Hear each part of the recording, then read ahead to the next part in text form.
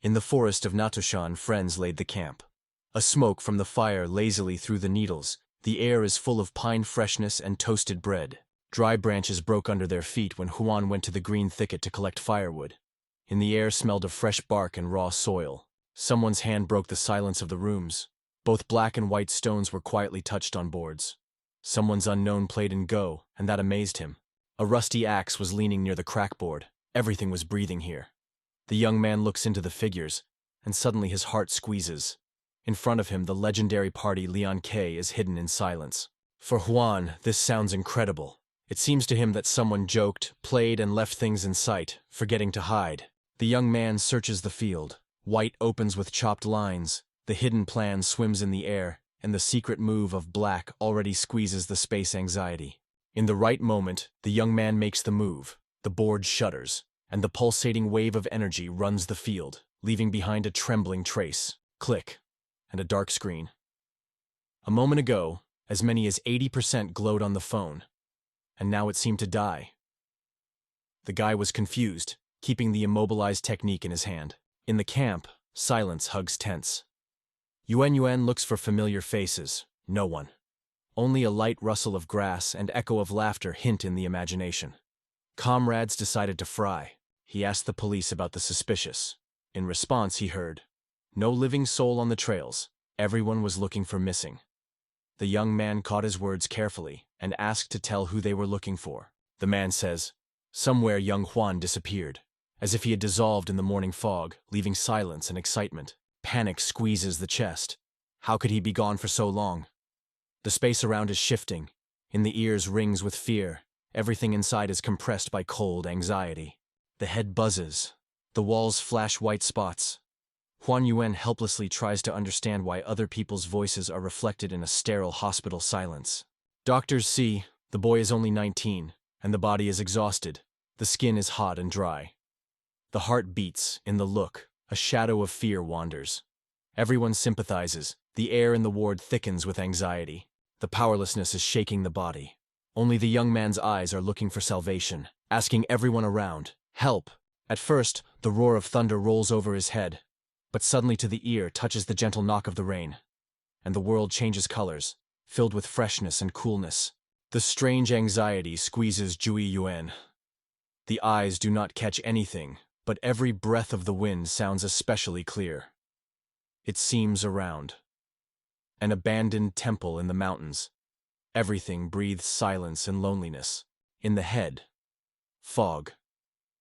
The white light of the hospital blinds the eyes. Somewhere in the hallway, quiet steps are heard. The reason for the local appearance is a silent mystery. Only one thing is clear. He was miraculously rescued after that strange party in NGO. The call escaped from the men's mouth. "Hurry up, but don't lose vigilance." The road in the rain became a wet swamp. The legs were difficult to squeeze into the sticky, warm rain. The relief flashed in the chest. The first voices appeared in the silence. The group of people was approaching, and now loneliness was back into the background. The rain is merciless. Jan Lin feels the water eating into the clothes. The skin is sticky. The hair flows with cold streams. The whole is a solid wet canvas. The smell of damp wood is already opened in the air. Li Gui will light fire. Others carry things, seeking to fill the camp with warmth as soon as possible. The old temple is still holding on to all. Their shelter. If he was swallowed at times, Jan Shay, and cannot imagine where his feet would have taken, and whose roofs would let in the soul. The wonder, a stranger lies before his eyes. The face is stranger, never met in the crowd. The young man decides, Juan apparently came from another village. The guy's forehead was burning, his knees were shaking. Not understanding why his name is a beggar, the young man quietly asked to call an ambulance. She sighed carefully. This poor man will probably not last long. The man ignites the fire. A pot is gurgling above the fire. The water for the young man will boil. Zhu is staring at the strange clothing of people, catches unknown words that sound from another world. The world leaves them a choice, only a fire and a short heat for everyone, even for a beggar. The crack of shrubs, the soft glow calls, and the Huan Yuan silently clings to his eyes. Do not let go. The city was rumored about anxious events in the mountains, and one of the men mentioned it, listening to the noise of the rain. Friends decided, they stay here at night until the drain drums out the windows. Dinan Shu said calmly, as if the wind whispered through the grass. He sees no problem here. The man thinks. It seems that this beggar here is not the first day. Despite the fever, the strength is still enough. And Huan is lost in guessing.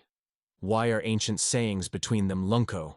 Xiaodun asked not to intimidate him, but Jan caught anxiety in his voice and suggested to work out. In the forest that stretches for hundreds of miles, something unknown is always hidden. The powerlessness presses on the detachment, but the thirsty Yuan is already squeezed out of the lips of the shed. Water is needed. The steps of the young man are barely audible. Exhaustion compresses the body in iron arms. Sometimes it seems like John Shea is a true friend. In his words, the echoes of distant times, forgotten voices of the past are heard. Suddenly silence. The knock of drops went out. One of the guys inhales fresh air, raises his head, and looks through a clear sky. It seems that the rain is finally verse. Staying here, Jan decides. The night hides danger, and it makes no sense to go through the darkness. It is better here, under the rustle of herbs and singing of the distant cricket. Amazing consolation. To know, if death comes, it will not take it lonely. Huan felt unclear heat in this, as if someone invisible touched his shoulder. The door was squeezed. A young man appeared on the threshold, frightened, all in the leaf and gray dust. In the woods he was lost after playing with friends. He asked to let the campfire. Fear could not interrupt the thirst for heat. Jan Shi calmly assured, everything is well with them. There are no bandits here, only peace and good intentions. The wonder, no sacred, and already near. The young man appeared as if it were out of the shadow. Huan Yuan had a breath of surprise. At once, someone threw, monsters live on this mountain. And it is under the black night sky that a scientist suddenly appears. An amazing coincidence that the cold beats on the back of Huan. Lu, whose real name Ji, lives among the flowering baymen in Narcissus. At the Academy of Twin, where the silk of the leaves rustles, with his friends went to conquer this mountain during a training trip. Jan Shi felt that hay grumbles in her stomach.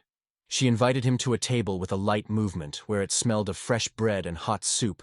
For someone else's ears, the young man was lying skillfully, as if he was painting his neck.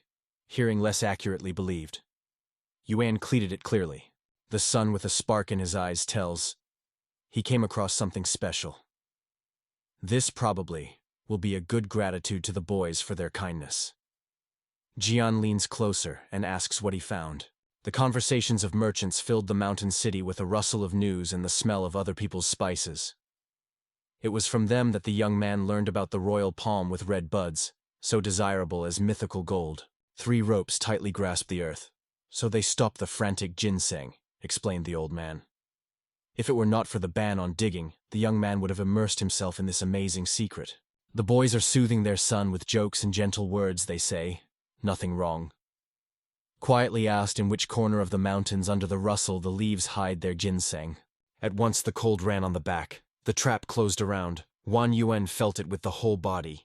It is close. We will handle back and forth until the incense is gone, the guy convinces. Jan was excitedly waved. The downpour is sliding outside. The clay under his feet slides. The idea is dangerous. The son anxiously tells, hunters and herbalists have already come here. It is necessary to hurry. Otherwise other people's hands are the first to pull the bushes out of moist soil. Everything burns in the breast. Huan wants to pull out the warning, but the lips remain firmly stained.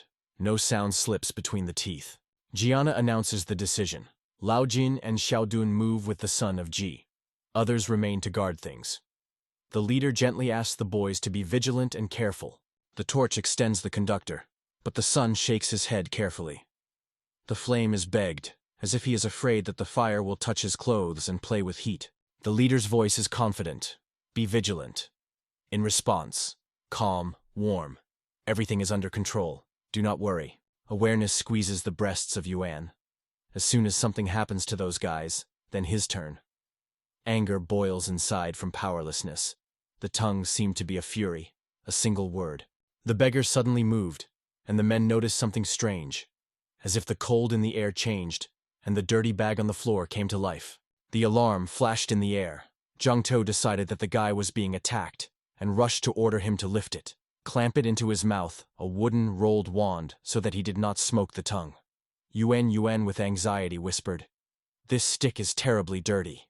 In the dark, The detachment silently digs a pit. Certain. Dawn does not wait. The earth is hard knocking under the blades. Near Yuan trembles. His eyes are big and frightened, like a driven beast. Here it is. A strange growl cut the air, as if the tiger slipped somewhere nearby, forcing the boys to froze and listen to the river rolling. The burning anxiety squeezes Jan's chest, as soon as he realized his mistake and mentally seeks Xiaodana with Lao Jini. And yet, the roar of the tiger burns somewhere in the valley. The loud rick of the tiger broke silence, and Huan Yuan sharply fell out of the shadow of sleep. A man gnawed nose, a beggar of consciousness. The guy is confused, something strange with vision, but the relief is covered with warmth because the blindness has never covered his world. John squeezes his fists, his lips tremble. Let them leave him alone, even breathing hard among other people's words and looks. The world was shaking, the body was poured with cotton wool, and the head was spinning as if the earth was leaving from under his feet. Swarches of Xiaodana break the silence. It runs to the camp, his breath confuses with the crackling of branches, and anxiety with his soul flies with him. The detachment is intercepting anxiety. Why did he return alone where He and Lao? The guy explains restrained. The scientist stayed next to Lao, so it is necessary. Mountain ginseng sprouted on the slope. He was barely pulled from the ground as silence broke up with a tigran roar. Lao and He rushed up, but the fear was shaking, and their feet were betrayed. They slipped on the damp earth. Anxiously squeezing his hands, Jan began to ask more. The young man assured, "The slope is low." But Lao Jin injured his leg, so Xiao ran for help. The leader nods Li Gui. Follow the following, and Liu Quan asks to watch things so that no trifle disappears in the quiet of the camp. The unusual intonations sounded in the voice of Xiaodana, and no rustling steps. Yuan listened in vain to silence. In the air, it is surprising. Did no one notice how long ago there is no humanity in the Sio's gaze? She broke out in dusk along with a deaf growl. One wrong step of Jana, and only smoke would remain, and a deadly threat would hang over. Xiao Dunya is surrounded by children. The eyes of the lights, the hands stretch forward. Become a guide, asking us, in the voices of hope and a little anxiety, as if they trust the most expensive. Huan's calls were through tension. Do not rush after me, please. Stop, look carefully. In each of his words, an alarming request was swollen. The voice of Xiao cut through the air. It is enough to dream, he threw a beggar, and then turned to his comrades. It's time to go on. Their gait came to the pavement, struck deftly in the morning haze. The young man begs to stop in his voice. He explains, Xiao Dun is already dead. The fight loses meaning. One of the detachment is waving his hand. Do not listen to the beggar. We will move all together, not to keep up with anyone. His voice is heard like a bell among the silence. The strange expression flashed on his face. Jan immediately asked if everything was fine. Yuan is convinced that Xiao is a tiger servant, a shadow in the fog, which lures the unhappy just to the predatory jaws. You promise to return, but you step after him, and there is no way back. The surprise flashed in the eyes of the leader, but Xiao only waved his hand. Do not worry in vain, follow me, whispering, and the floor under your feet is barely audible. The flame in his hand trembles, sparks sparkling. Jan waves a torch and warns, a step, and does not promise mercy. The flames of the torch seems to pierce the body of a man, throwing bizarre shadows. The heat touches the skin, but it does not feel pain. Only the radiance and the ghostly movement of light. In the air it smelled of fear.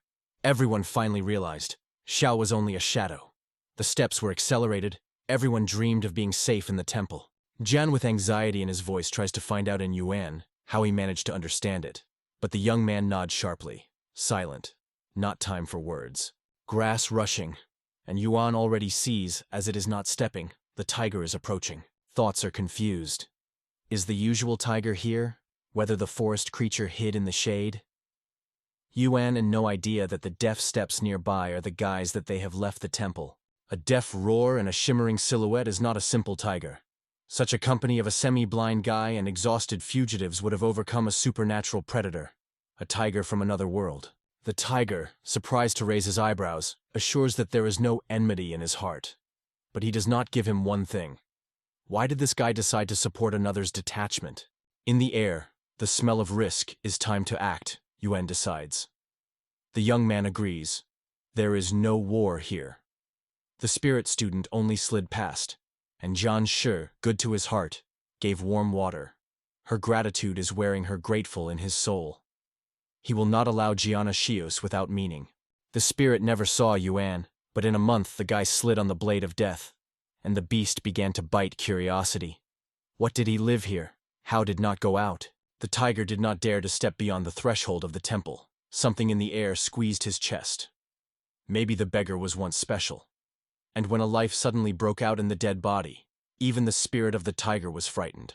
The last chance to grab life by the tail is that this strange agreement was given.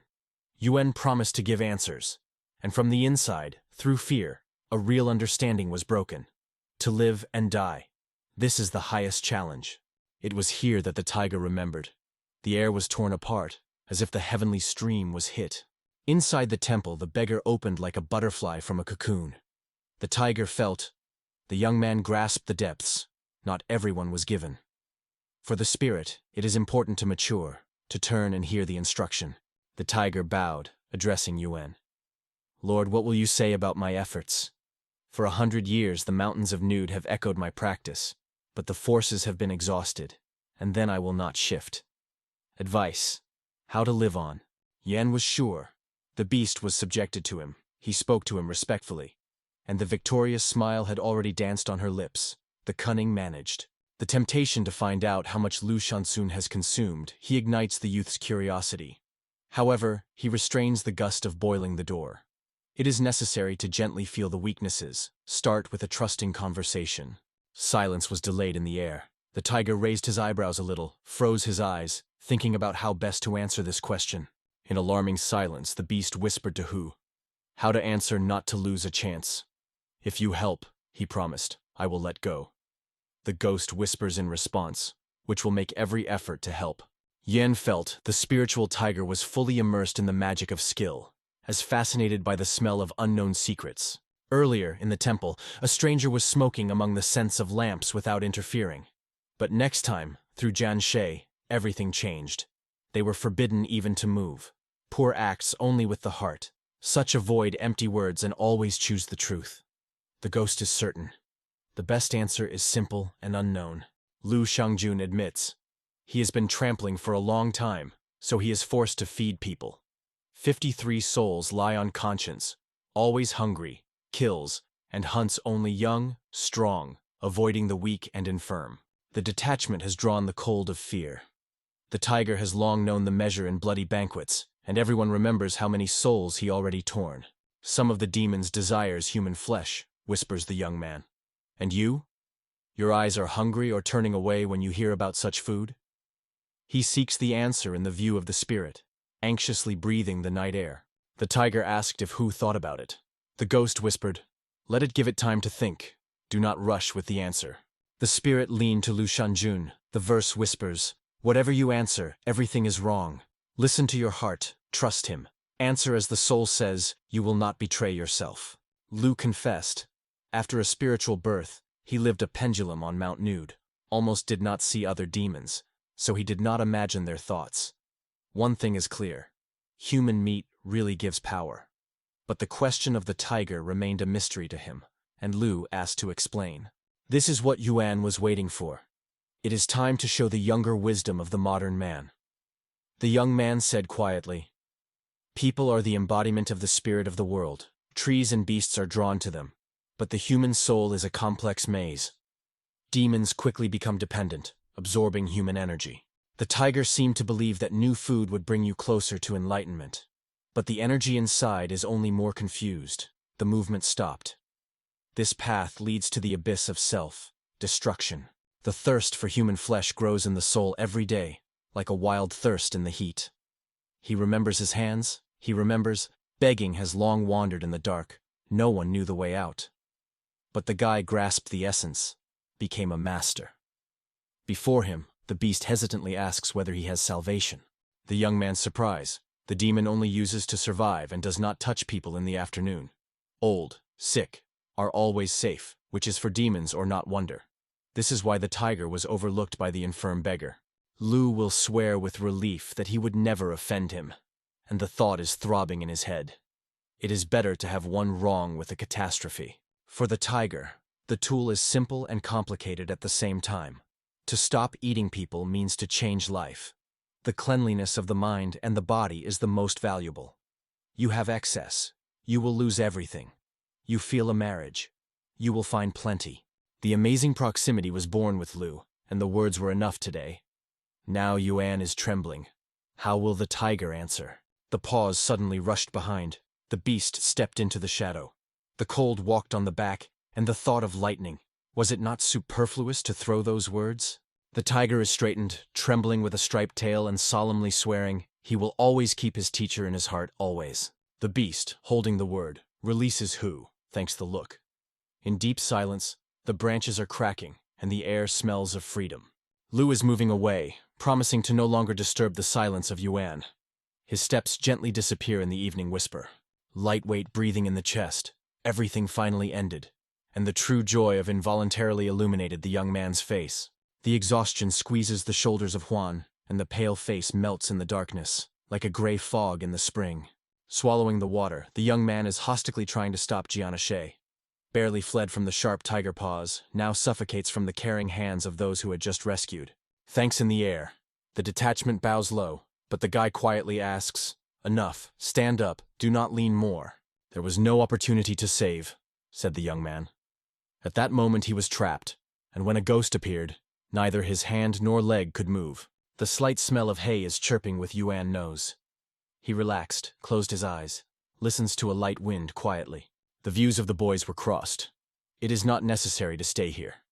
They slid away, leaving the room in silence, quietly, whispering the she, not to wake our savior. Even breathing subsides, the air is filled with tension and gratitude. The red fox was shaking into the temple, leaving the wavy trace of dust and the smell of wind. The nose itself stretches to the bag, but suddenly the air breaks the easting stench. The wool is tied, the body squeezes sharp fear. The sweet dream has finally come. The young man woke up, feeling light in his body. But the fox has already disappeared, leaving only the trembling of the morning air. Where did everyone go? In the head of Yuan, no crumbs of memories of night words, only anxious void and silence that hung around. The smell of fresh food touched his nose. So, among them, at least live a crumb of conscience, thought the guy, and barely smiled in the corner of his lips. The steps of the moon beat on the cold floor, and the temple like a lost yard, noise with other people's voices and wind. The young man stands, confused in front of chaos that breaks into the sanctity of silence. Among the silence of old stones, voices are heard. Friends are passionate about something, giving rest to the body and thoughts in the cool walls of the mountain temple. The smell of dry grass and echoes of human voices are given. Here people often stop relaxing. Yanfen throws a careful look and warns, care is needed by everyone. The young man's gaze came across a beggar. Or here. Short nod. The beggar studies everyone with a taste of distrust. Their aura is not the one that was in the past. New strangers from passers-by are not like. Lei Ninshuan is amazed. How did the young man decide to step here alone, when the tiger man is scratching around, and in the air he still snorts with fear and a dreaded leaves? Yuan was getting rid of. Friends have already gone as he slept. The blurred look, helplessness in the voice, not to cope with the mountain. The note of hope sounds in every word. Maybe someone will support? According to Lu Senfen, luck smiled at Yuan. They will defeat the tiger. They will be able to take away the little one with them. The quiet breath of the guy mixed with anxiety, if it did not concern Lu Shanjun. The wind rustles with grass when Yuan carefully asks about the purpose of the hike. Senfen and friends confesses that there is a human-like tiger here among wild odors. The heart commands them to purify this mountain with fear. The baby stepped into a cold shadow of the forest with weapons in her hands. In hearts, fear and determination were throbbing. Today hunting for the beast. The anticipation of the inevitable death squeezes Yuan breasts, as if the icy wind touches the heart. Everything is cold inside and fading. A pig slipped out of the sack brought by the detachment, and then sheep, shaking the hooves on the ground and scaring the silence with a sudden grub and quiet mushroom. They stand confidently, and Yuan can't hold back curiosity. Do they have the strength to overcome Lu Shangjun? The town in the town. A tiger man has long been hiding on the mountain. People disappear without a trace, and the locals are whispering, not a beast, but a real demon in striped skin. In the air, curiosity hung. If the demon was really, Senfen would dream of looking into his eyes. Awareness lives with a sudden breath. It is real. It is here. In this world. In the smell of rain and warm palm. Everyone turns sharply to the sound. The views flash like sparks, and silence strains the air. In the eyes of a young man, respect for every warrior shines, but his voice sounds restless. Do they know something about the tiger, and do they have a spare plan if suddenly everything goes out? Yanfen noticed how the beggar speaks confidently, and in his voice swells a force that cannot be hidden. The elders always said, not the courts of appearance. Rear shadows were waiting. The beast always comes out on the night, and they already have a plan to lure and attack. Surprising their confidence despite the naive tactics, Yuan squeezes his fists. We must show. Everything is not as easy as it seems. And will it be enough for them, when not just a tiger flashes before the eyes, but the same spirit that escaped from the flesh and became a breathing demonic horror? Somewhere in the city whispered the same alarming words. Lot's Ninshuan caught them in the air, as a barely audible rustle of leaves unconscious. With caution in the voice, the young man threw a beggar. Do not shame himself. Do not laugh at his own trouble. One word is enough, and knightly pride will easily flash. Yuan raised his voice. His lips trembled, as if the wind whispered to them for caution. Yanfena is gratefully catching the words, but the decision is already made. It remains to go forward. The young man warns Yuan, if something happens, he does not blame himself. Just take it. Comrade nod. To retreat now means to disgrace. Returning in the middle of the way smells of fear, and in the air was barely felt the bitterness of the unveiled defeat. Any confidence is felt that the forces are lowered and the words have disappeared in the dark.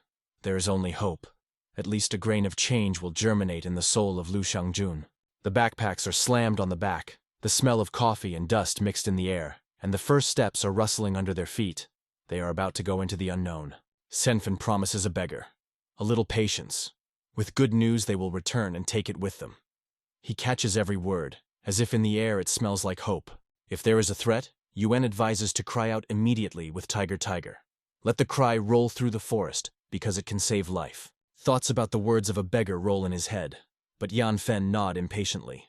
It's time to move on without stopping. The order rings in the air, to prepare a sheep and a pig. The camp is already heard alarming, and the smoke from the fire is thrown by a tart smell to the sky. The animals were left near the trunk. The ropes were shaken. People quickly crawled up, between the rough branches, in the resinous smell and the rustle of leaves. The girl barely managed, confident in silence around as her face suddenly changed.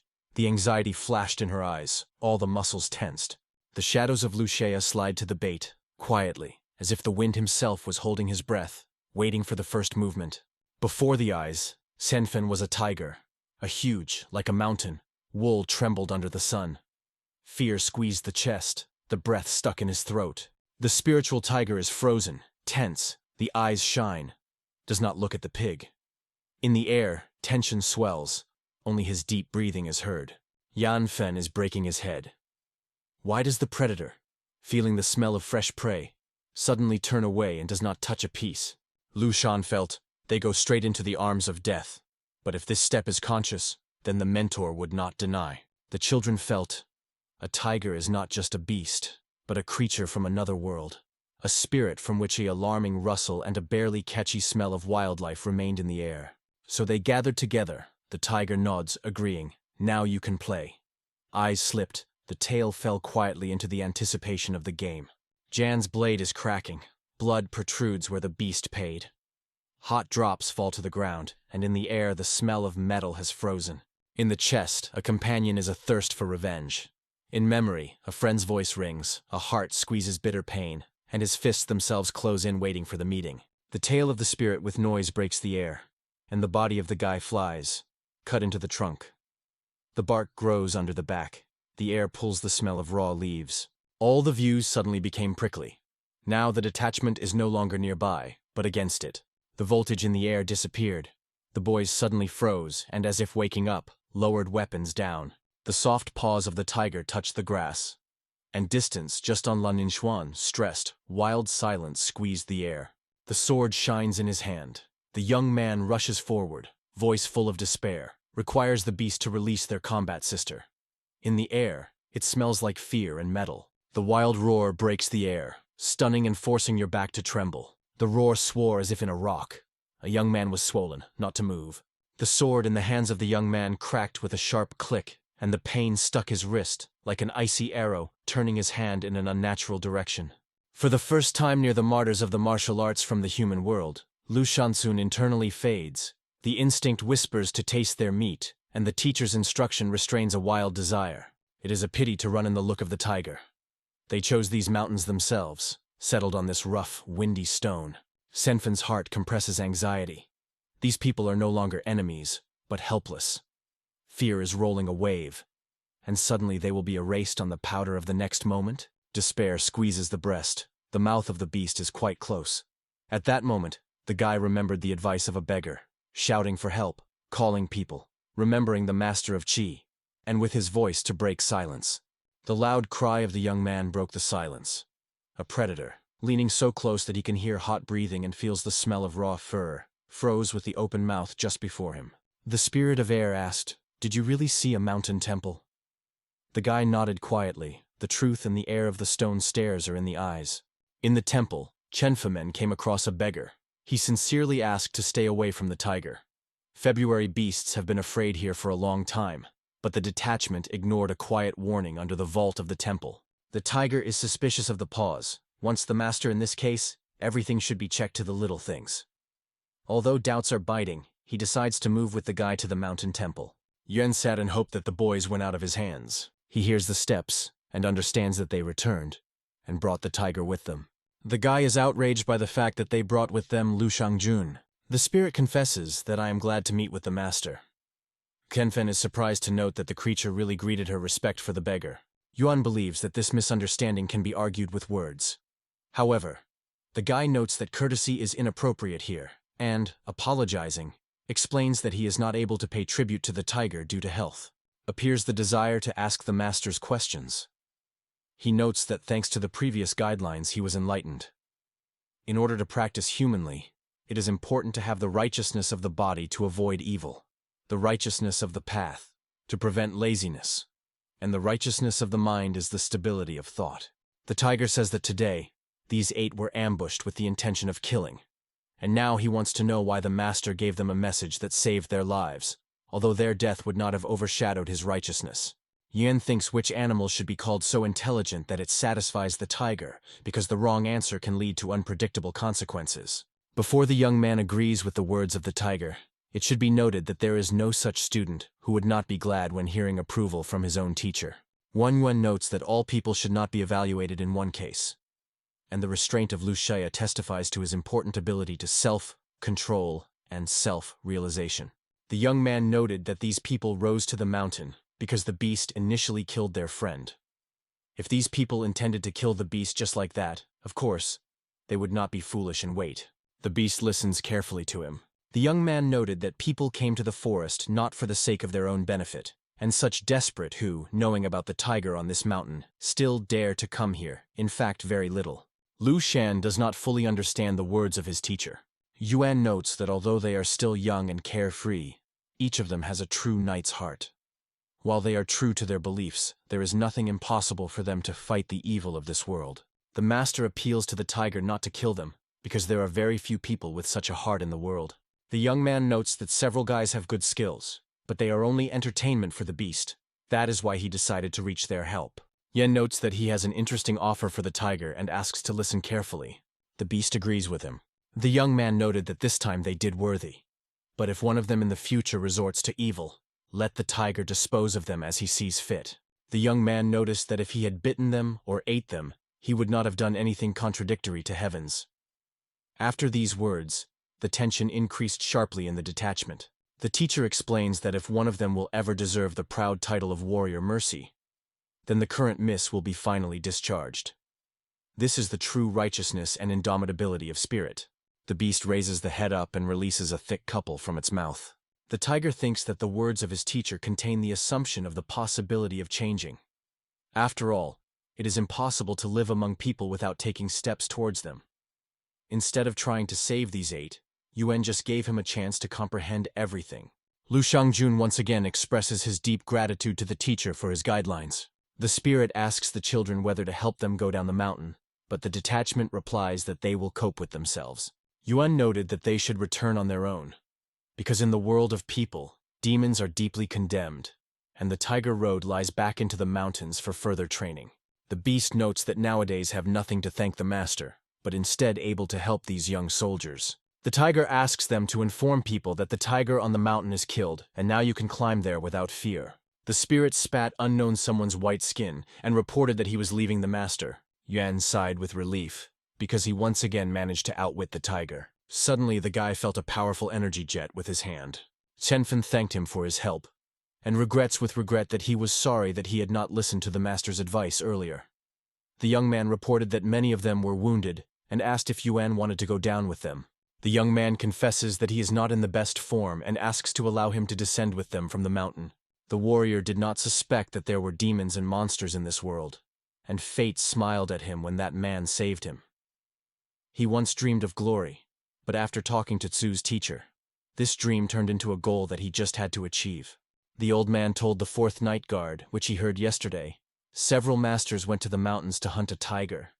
The guards reported that not ordinary tigers were found on that mountain, and even experienced hunters did not dare to stay there for the night. The guard notices someone's figure in the fog. Yanfen, along with his companions, descended from the mountain, carrying with her tiger skin. After dawn, the news of the death of a tiger man instantly flew the whole district. Representatives of the local magistrate from Ninen came to see the accuracy of the event, and took Shenfen, Huan, and other boys with them. The height of the predator was... Yuan asked Shenfen how his companions felt after his wounds. He replied that there was nothing serious with them, only many broken bones and dew, and now he is unlikely to be able to engage in martial arts. Yuan asked the master if he could somehow help Du Hen. The guy is badly understood by medicine, but if they manage to overcome this obstacle, everyone is waiting for a bright future. Shenfen sincerely thanked him for his advice. The detachment did everything as the master commanded, and kept in secret any information about him. Now everyone thinks that the brave guys won the tiger on their own. Shenfen still gives him a reward, 150 tael of silver for the skin of the tiger. The young man does not refuse because he has no money. The warrior reported that the next day they had to leave Ninjan County and suggested that the master join them. Yen replied that he was preference for rest and would remain here for a while. The young man is still moving about this world, so now he is better not to get involved in any business. The young master heard that the average annual expenses here do not exceed a few tael of silver, and the house can be purchased in only a few dozen. The city has a good reputation, so the guy thought about buying his own home here. Shenfen promised Yuan to help with searching for a new home. Yuan decided that if he was not destined to return to his world, he would have to be equipped here. A man is inspecting the house.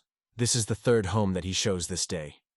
Suheyuan Zhuanyao is a cozy place, a yard with their own well, although no one lives here for a long time.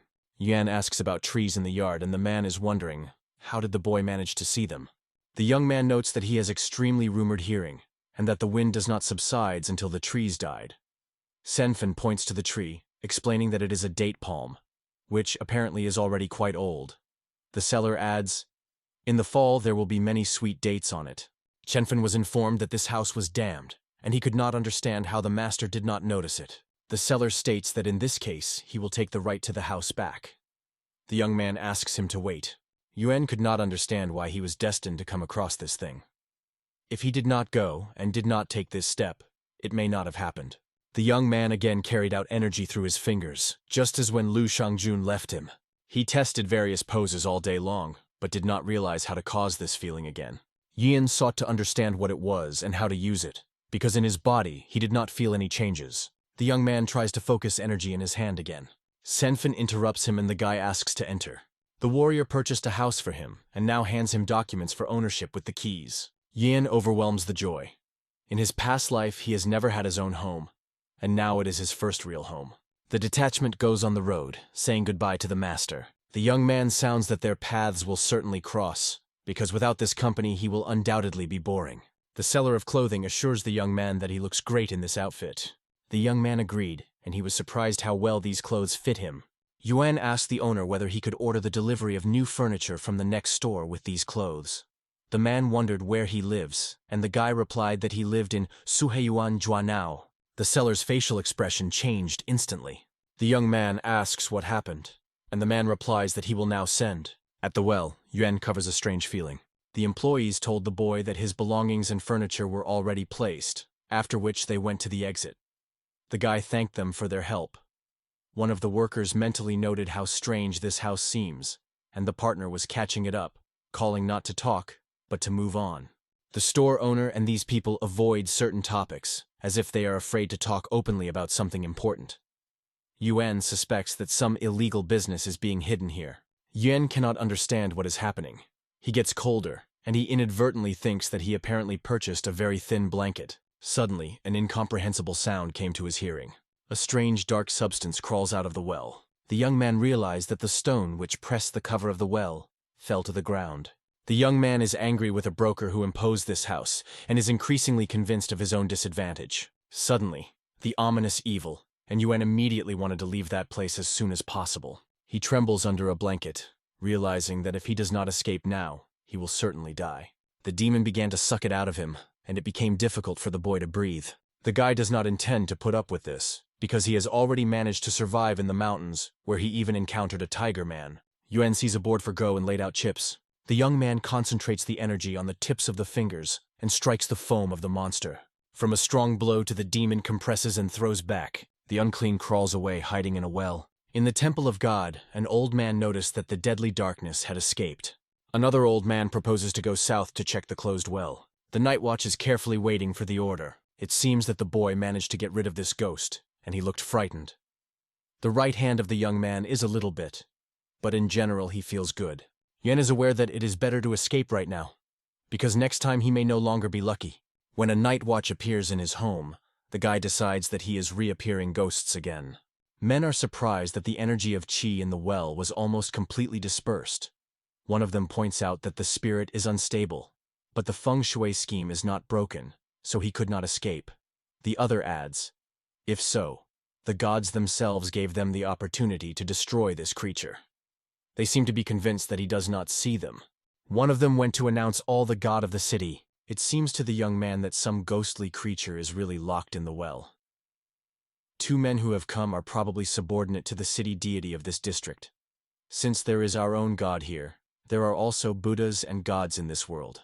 Now that they are already here, the young man does not intend to flee, because he paid 36 tael for this house. In addition, he is in his own eyes to see how to curb the demon. The guy thinks whether you should just forget about it and not interfere with other people's affairs. The night guard cannot understand why this person does not go to bed. He believes that Yuan woke up because of the influence of negative energy and is now unable to fall asleep. The young man caught the subtle aroma of sandalwood that came from the temple. He realized that the city god decided to come here personally. The guard welcomes all the hosts, Dina Upana, Jianggan, Fei, and Juja, and the young man does not realize why there are so many. The old man noticed a new resident in this mysterious house and asked the night guard whether he noticed something unusual in the boy. He replied that the boy had problems with sleep because of the energy attack. Upan noticed as the aura of the evil spirit suddenly died. The guard reported that the spirit was rushing and beating that night, and it seemed to him that he had suffered serious suffering.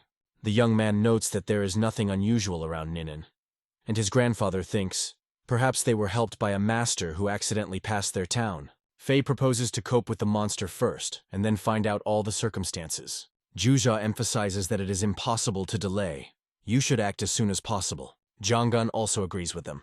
Yupan appeals to the officers of each unit with an order to prepare a formation designed to lock the soul. He orders them to apply a castle capable of placing the soul. Yuan is surprised why so much effort should be made to combat this spirit, and why, for some reason, no one tries to ask him to go. The guards spend a considerable amount of energy to build a protective barrier. They use chains and order the spiritual messengers to deal with the enemy. Warriors pull a monster out of the well and roll it into iron chains. Yen wondered what he was a wonderful creature in front of him. The spirit tries to attack one of the officers, but he effortlessly evades the attack. The guards rush to him with swords, trying to strike. Yupan states that he wishes to the spirit of death today, and is convinced that the retribution for his past crimes will soon come. The old man, along with Juzuche, rushes at the spirit at the same time, letting their special tools. The spirit releases a powerful energy flow. Yuan's vision was unusual. He usually saw nothing, but for an unknown reason, he opened exactly what remained hidden.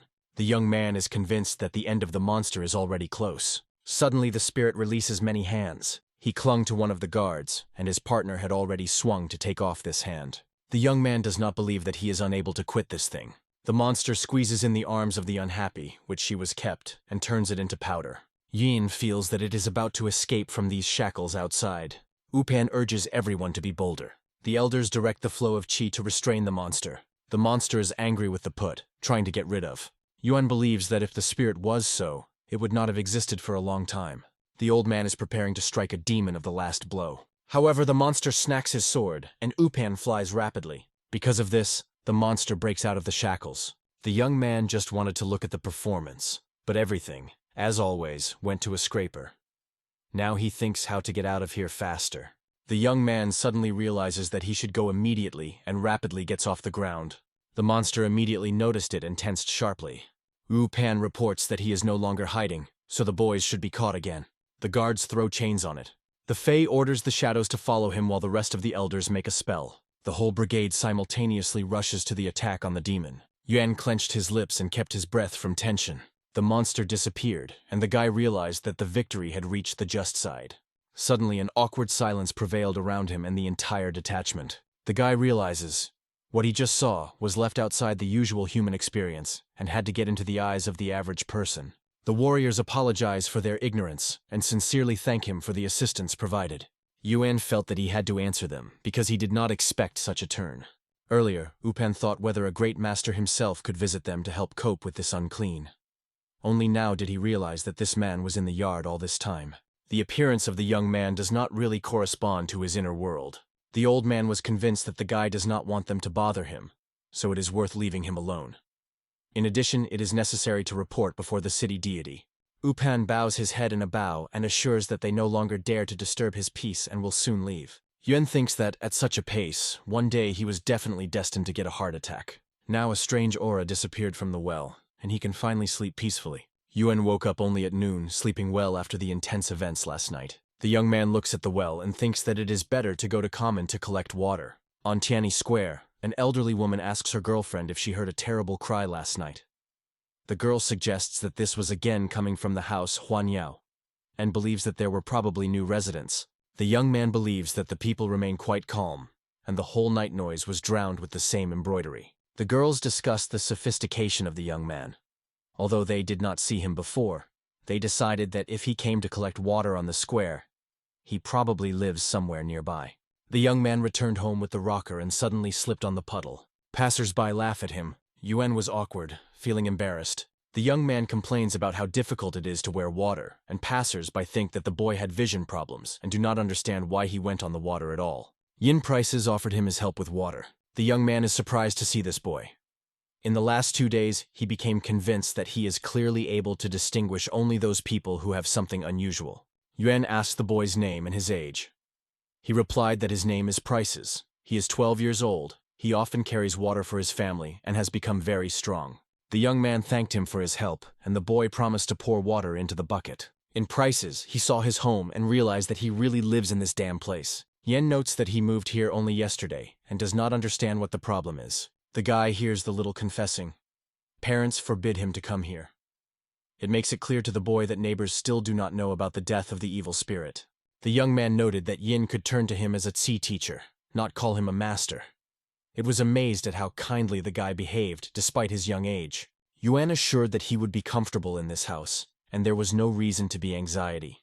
He asked him to go home so that his parents would not worry. Suddenly, the young man notices someone behind. A daily duty guard is pleased with the pleasure. He holds the post of officer at the city of Ninjan. The young man wondered what they needed. Guard explained that the city god invites him to visit the temple. Then the warrior suggested going there immediately if it is convenient to the Master Qi. The young man asked to wait a little until he brought into the house of a bucket of water. Yuan explained that he had recently arrived in Ninjan County and did not know where the temple of the city deity is located. The guard in response indicated him the way where to go. The young man is awkward that he is only treated because of his low position. He notices Yin Price in a narrow lane. The boy thinks that the young man communicated with the ghost because there was no one next to him. Yin is convinced that the ghost at the Jiangsao house is with Yuan. Yinchen tries to tell his mother about that man and ghost. The father is interested in why the son has such a fragmentary and vague language. Mu tells that Sin's father was chosen by a teacher at a new school. The guy rejoices in this news and is interested in when it happened. Jiaoxian noted that only a few days remained before his work. The man explains to his son that when the time comes, they will go to school together to study the books of the sages, to get a good name in the future. The father asked the boy why such a fuss came. He replied that in the house of Zianoso, someone was settling again. He was an extremely good person, but the young man had a conversation with a ghost who lived in his heart. The mother asks him to remain silent, because it cannot be said aloud. Jiaoxian asks his son where he knows it. The boy watched that Tzu was picking up water on the square. Due to bad eyesight, he did not cope with it, so Qin helped to bring water. However, the boy did not have no idea that the guy lives in the same house. Mu asks the boy if he went inside, but he shakes his head. He explains that the parents ordered not to go there, so he did not dare. Left the bucket at the door. Subsequently, Qin saw the master stepping the street, as if following someone invisible, and talked to him. The boy asked his father with his opinion, whether the spirit of the house could leave him with the owner. The man stands silently with a gloomy face, scratching his beard thoughtfully. The mother asked him to go there anymore and discuss it on people. The wife appeals to the husband to take their son to the temple of the city god to clear him from misfortune. Jasosen promised that he would spend it there after lunch. The daytime guards reports to the city god about the arrival of Zhu Yuan. The old man appeals to the warrior, allowing him to go, and he asks to be left alone with Z. The young man could not imagine that the city god would be a regular mortal grandfather. The son Shichan thanked the young man for his help in combating uncleanness. The young man modestly noted that it was a great honor for him because in fact he only slightly joined the battle. The city god considers Yuan quite modest, so the old man invites him to join the table in the building near the temple. The old man assured that he should not be ashamed. You can safely treat food. If there is some need, he advised to contact him immediately. The young man, along with the old man, thanked the tavern. The employee is surprised to note how courteous these two guests were.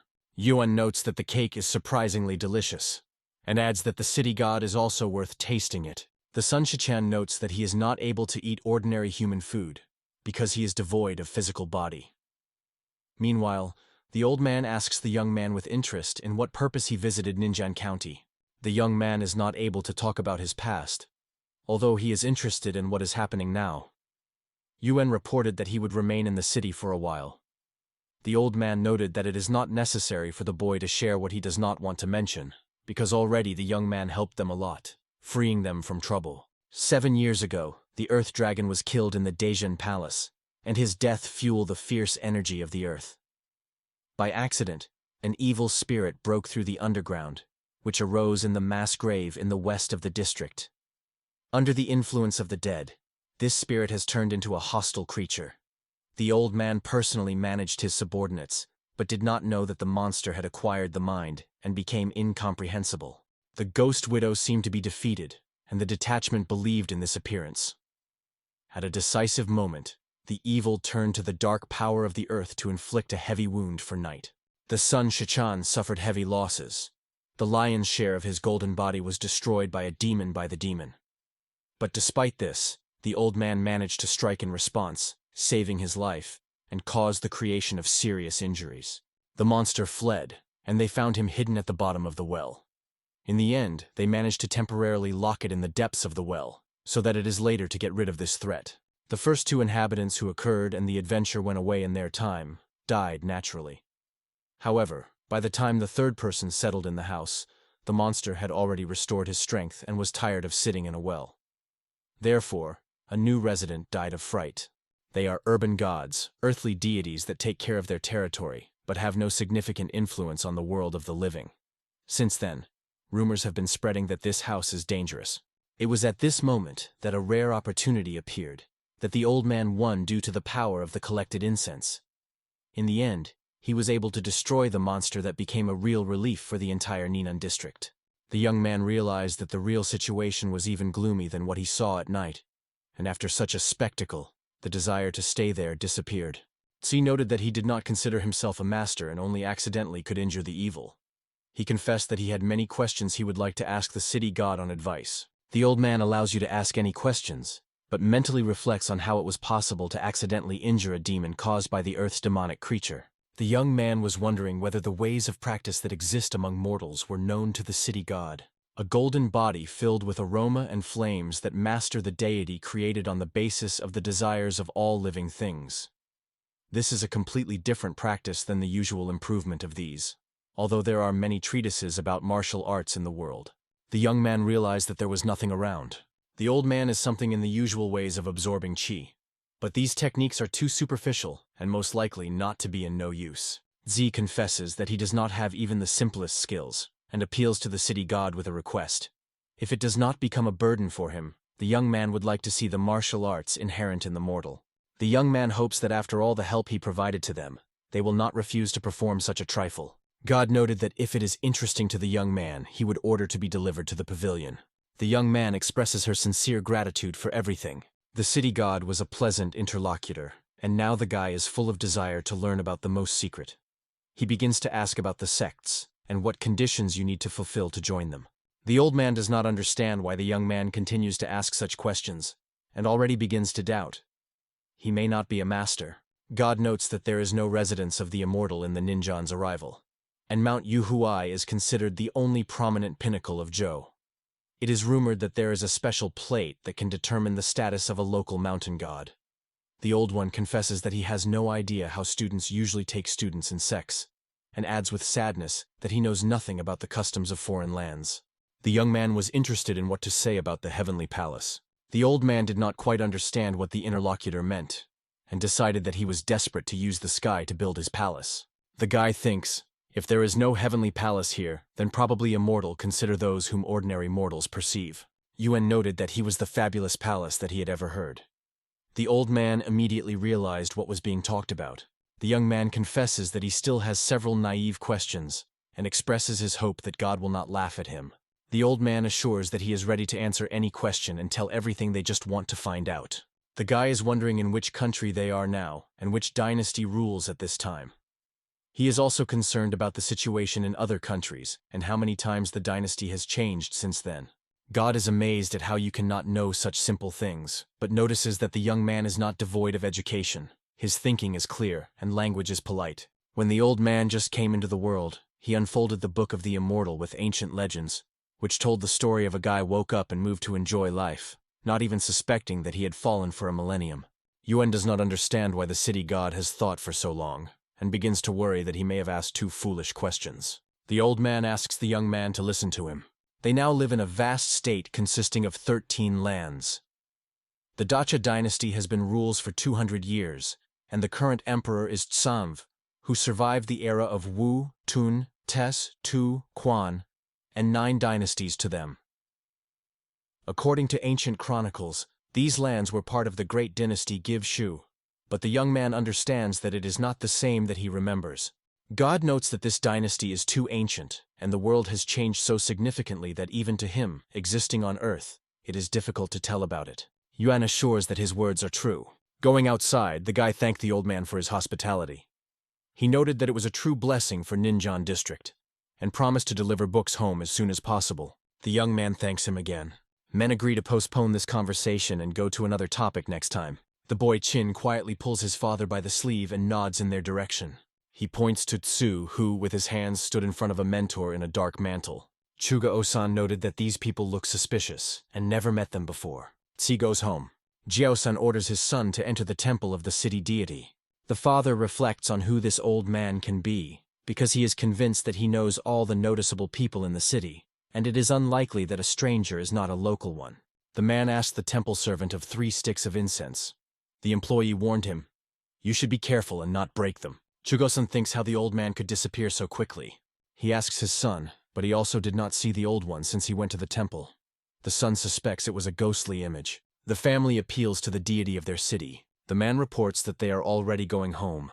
The boy does not leave, and his father asks what happened. King notes that the statue of the god of the city strikingly resembles that elderly man, Jiao-san, and really begins to notice some resemblance. Lord Su remains a mysterious figure, and if he manages to hold on to more than a crescent, the man promised to take his son and visit him together. The young man broke the stem and wondered how difficult it was once the ancestors to clean his teeth. It would be best to use salt, but it is not cheap. The young man was bored. There was neither the internet nor the phone, but talk to anyone at all. Just wandering the streets did not attract. He dreamed of getting to some bright fair. Yuan recalls that the same gambling feature for Go, which then appeared, eventually became black. This black feature looks surprisingly realistic, and it thinks whether it is possible to use it in the game. The young man assumes that the chip is blackened because of the action of that unclean. But no matter how it is, he decides to try to focus his energy. The young man gathered so much energy that he felt as if he was lifting the bar with one hand. At first, he decides to dispel a little, and then try to comprehend everything. It was time to gather, but suddenly he was pierced by hell. The young man sank to the ground. Fortunately, he managed to scatter most of the energy at the beginning. Otherwise, it would be even ridiculous to die. The guards report that they brought the boy's books. He asks them to come, explaining that it is too tired and cannot open their door on their own. Daytime Watch argues that the city god has instructed him to deliver books personally. Yen thinks why there are so many here. Day takes carry books with books just through the wall so they cannot be ordinary physical creatures. The warrior puts the box on the floor, and at the same moment a loud roar is heard. The young man is aware that he is quite real material objects, and it is this method of transportation that causes him a great admiration. The boys report that the books have already been delivered, and Yuan thank them for their help. In the boxes, there are bamboo boards with cutouts. These recesses make it easier to read for the blind. Even the city god has a heart. The young man considered himself a real genius, because he could grasp such complex things. 5 elements of yin and yang, 8 elements and 6 meridians, spiritual energy of heaven and earth, purification of the body, and improvement of his own true nature. Even if it was only a basic textbook, for an ordinary person, such a book seemed like a real miracle. Tsu closes the scroll and decides to immediately go to practice. The big world is spread out outside, and small is hidden inside. The path of cultivation is the knowledge of the boundless spaces of heaven and earth to grasp the power of the great Tao, the unity of the sky and the earth. The young man is able to see qi that surrounds him. Although the energy remains less than once, the feeling of numbness and pain that has tormented it has disappeared, and it makes it easy. For him, it was the only correct way to absorb qi. The young man decides to get acquainted with the basics of spells. On the board, such techniques as smoke curtain, basic fire control technique, initial water movement skills, and some other skills were listed. Although these techniques only belong to the initial level, the young man is enthusiastically immersed in them. For Yuan, this world is full of beauty and wonder. The young man looks to the drawer, hoping to find something new to read. He finds information about martial arts under the names Iron Might Pillar and Eagle Hobbies. These 2 techniques are known together as 6 states of iron capture. The master conveyed all his experience in this book, so this powerful and at the same time simple. The technique is considered one of the highest quality. After reading 2 books devoted to practice, he had to find time for martial arts training. The rooster shouted to the whole yard, and the morning came. The young man did not feel as he spent all night reading books. The young man is sure that this date palm is so majestic that it must be fruit when harvesting. Only this tree stayed with him in night silence when he was sitting over books. The next crescents of Huan spent in a state of oblivion. When the body is already able to withstand the flow of qi, the practice collects this energy and then directs it using the forces of the sky and earth. Since then, he delved into the study of martial arts and conducted leisure on a self-teacher with Go. In addition to the daily exits for lunch, it has become even greater than in the past life. The young man keeps balance on the very top of the date palm. The young man jumps out of her without any harm and begins to work out combat techniques. Thanks to his mind and energy, the pace of learning becomes extremely high. Huan believes that it is time for dinner, and it comes out. He came to Old Sun for noodles, and he invited him to sit. The young man asks everything to happen as usual. The guy ordered a bowl of noodles with salted meat sauce. Walking past the counter, Chin suddenly captured a familiar voice. The guy reported that he noticed Mr. Tsu. The man noted that after 2 weeks the young man still looks quite healthy. Chugoxian, together with their son, also go to the store and ask all the same as previous visitors. The family watches the Yuan with some awkwardness. The father appeals to the Ji and reports that he has heard about the appearance of a new resident in the city. He adds that he is happy to visit him if he has free time. For the first time, Chin watched his father skillfully depicting seeming feelings. The guy noted that he also heard about this man and recognized him as intelligent and knowledgeable. The young man was interested in what the family in fact wanted when she walked past him, suddenly turned sharply. It seemed to be done to meet him as if he had noticed them earlier. Yen notes that Zhaoxian had brought up his son with dignity. The boy, meanwhile, does not hide the surprise.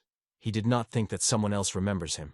The young man will never forget the kind of kindness that Qing has ever shown to him. Now he offers them to divide the table and sit together.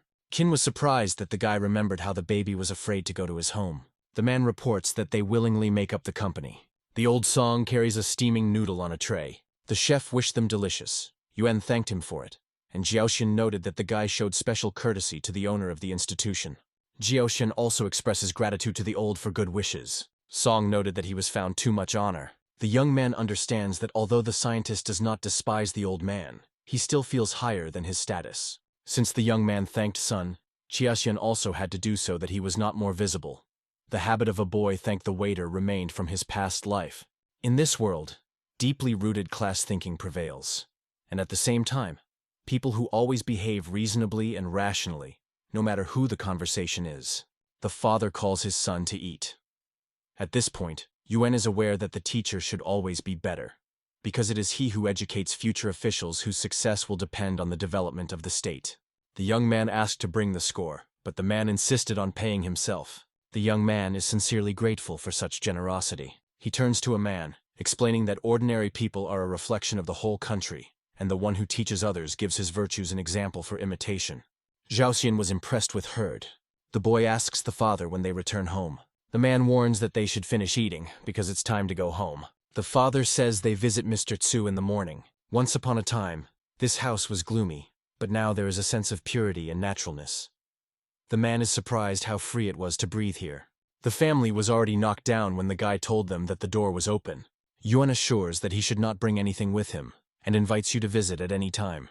Because this is their first visit, the man hopes that the guy will accept gifts. The man drew attention to bamboo boards. The young man confirms this by explaining that vision problems cannot read ordinary books. The young man seeks to congratulate Chugosian, because he became aware that he received the position of teacher in Ninan County. The man sincerely thanks for his kindness and reports that everything has already been prepared. Students will start classes in 2 days. The teacher surprised why the guy was walking outside, instead of picking it up from a well. The young man noted that the well was polluted. Although he never had excessive vulnerability, he did not want to drink from this source. Jiaoxian noticed the boy's admiration for playing and invited him to play several parties. The two of them started talking about the game. The more the teacher learned about the young man, the more wondered. He was fond of everyone, from geography to astronomy. However, despite the breadth of knowledge, the young man often turned to him for advice on everyday secular affairs. The father and son went on the road only at noon. Yuan was pleased to talk to an educated person, discussing a variety of topics. The young man noticed the wine that he was brought to him. With this force, he pours her into his mouth. It's a small water exercise, but it is a good start for a guy. At night, a mysterious man in a hat is cleverly reflected by a sword from flying slices. The pursuer stated Sangfeng that if he gives the sword equipment, his group would remain intact. The Shangfen is strongly reflected and refuses to accept the proposal. The man feels acute pain. Shuriken gets into his shoulder. He cut the branch into a few parts and threw them into those who chased after him. Sang believed that stealing the technique of possession of the sword would be much easier, but he did not expect that the old man from the Fan clan would be so fierce. Before his death he had time to take with him several of their people from Yanda. To destroy the thieves, the Fan family sought the help of the entire martial arts society Dean Yuan. If someone is able to win them, Xiang will receive the technique of the Sword of Will, and it will turn into serious losses for them. The pursuers claim that the usual thief cannot understand this technique of the sword. Meanwhile, the guy advises to go to the family of Zuomado's family to seize the secret technique of martial arts and a sacred long pricing sword there. Yando's thieves have to die because such a treasure cannot be given into unworthy hands. The tiger gives out a loud rick. The city god feels fear, because it seems to him that the demon is about to win. The spirit believes that in a few years he will be able to release himself from the eyes that imposes the class of demons, and after that he will be able to travel the world without obstacles. The beast felt that someone else was approaching him. Sangfeng thought to use these mountains for escape, but 6 pursuers left no chance. His comrades confessed that they were no longer able to run at that pace, and offered to stop and give a fight. A man pulls a scroll from under his shirt and jumps on a tall stone. Friends cannot understand what their friend thought. Sang warns the pursuers that, if needed, he will not hesitate to break this valuable scroll into pieces. One of them asks a man whether he wants to destroy the art of the sword in his last minutes. If the group returns the bodies of thieves, the Fan family will share with them knowledge that will contribute to their comprehension of the art of the sword. Sang notes that this is only this guy, but it is unlikely that Fan family shares her. After all, if their family's knowledge were really useful, Why did they still not get the most powerful sword techniques or divine weapons? The attacker realizes that he will not be able to take this technique with him, so he tries to find a way to escape. A man throws a scroll high into the sky. The detachment seeks to take possession of this valuable scroll. Thieves decide to escape, because this is a great opportunity for them. The young man nearly grabbed the scroll, but he rejected a little. His hand never reached the goal. It is annoyed because all their efforts were in vain. The wind was not joke. One of the boys wondered whether the thieves should be haunted, but the leader replied that first of all, they should find the technique of intention of the sword. A scroll rolled into the tiger's paws. The beast believes that quite decent words are said here, however, unfortunately, they have nothing unusual. The spirit goes for a walk. The tiger noticed the fox that he seems to have gained the mind. He addressed him whether he did not happen to him in his eyes a semi-silver master in the mountain temple. The fox recalls Yuan. The spirit spits a scroll and appeals to the fox to perform one thing for him.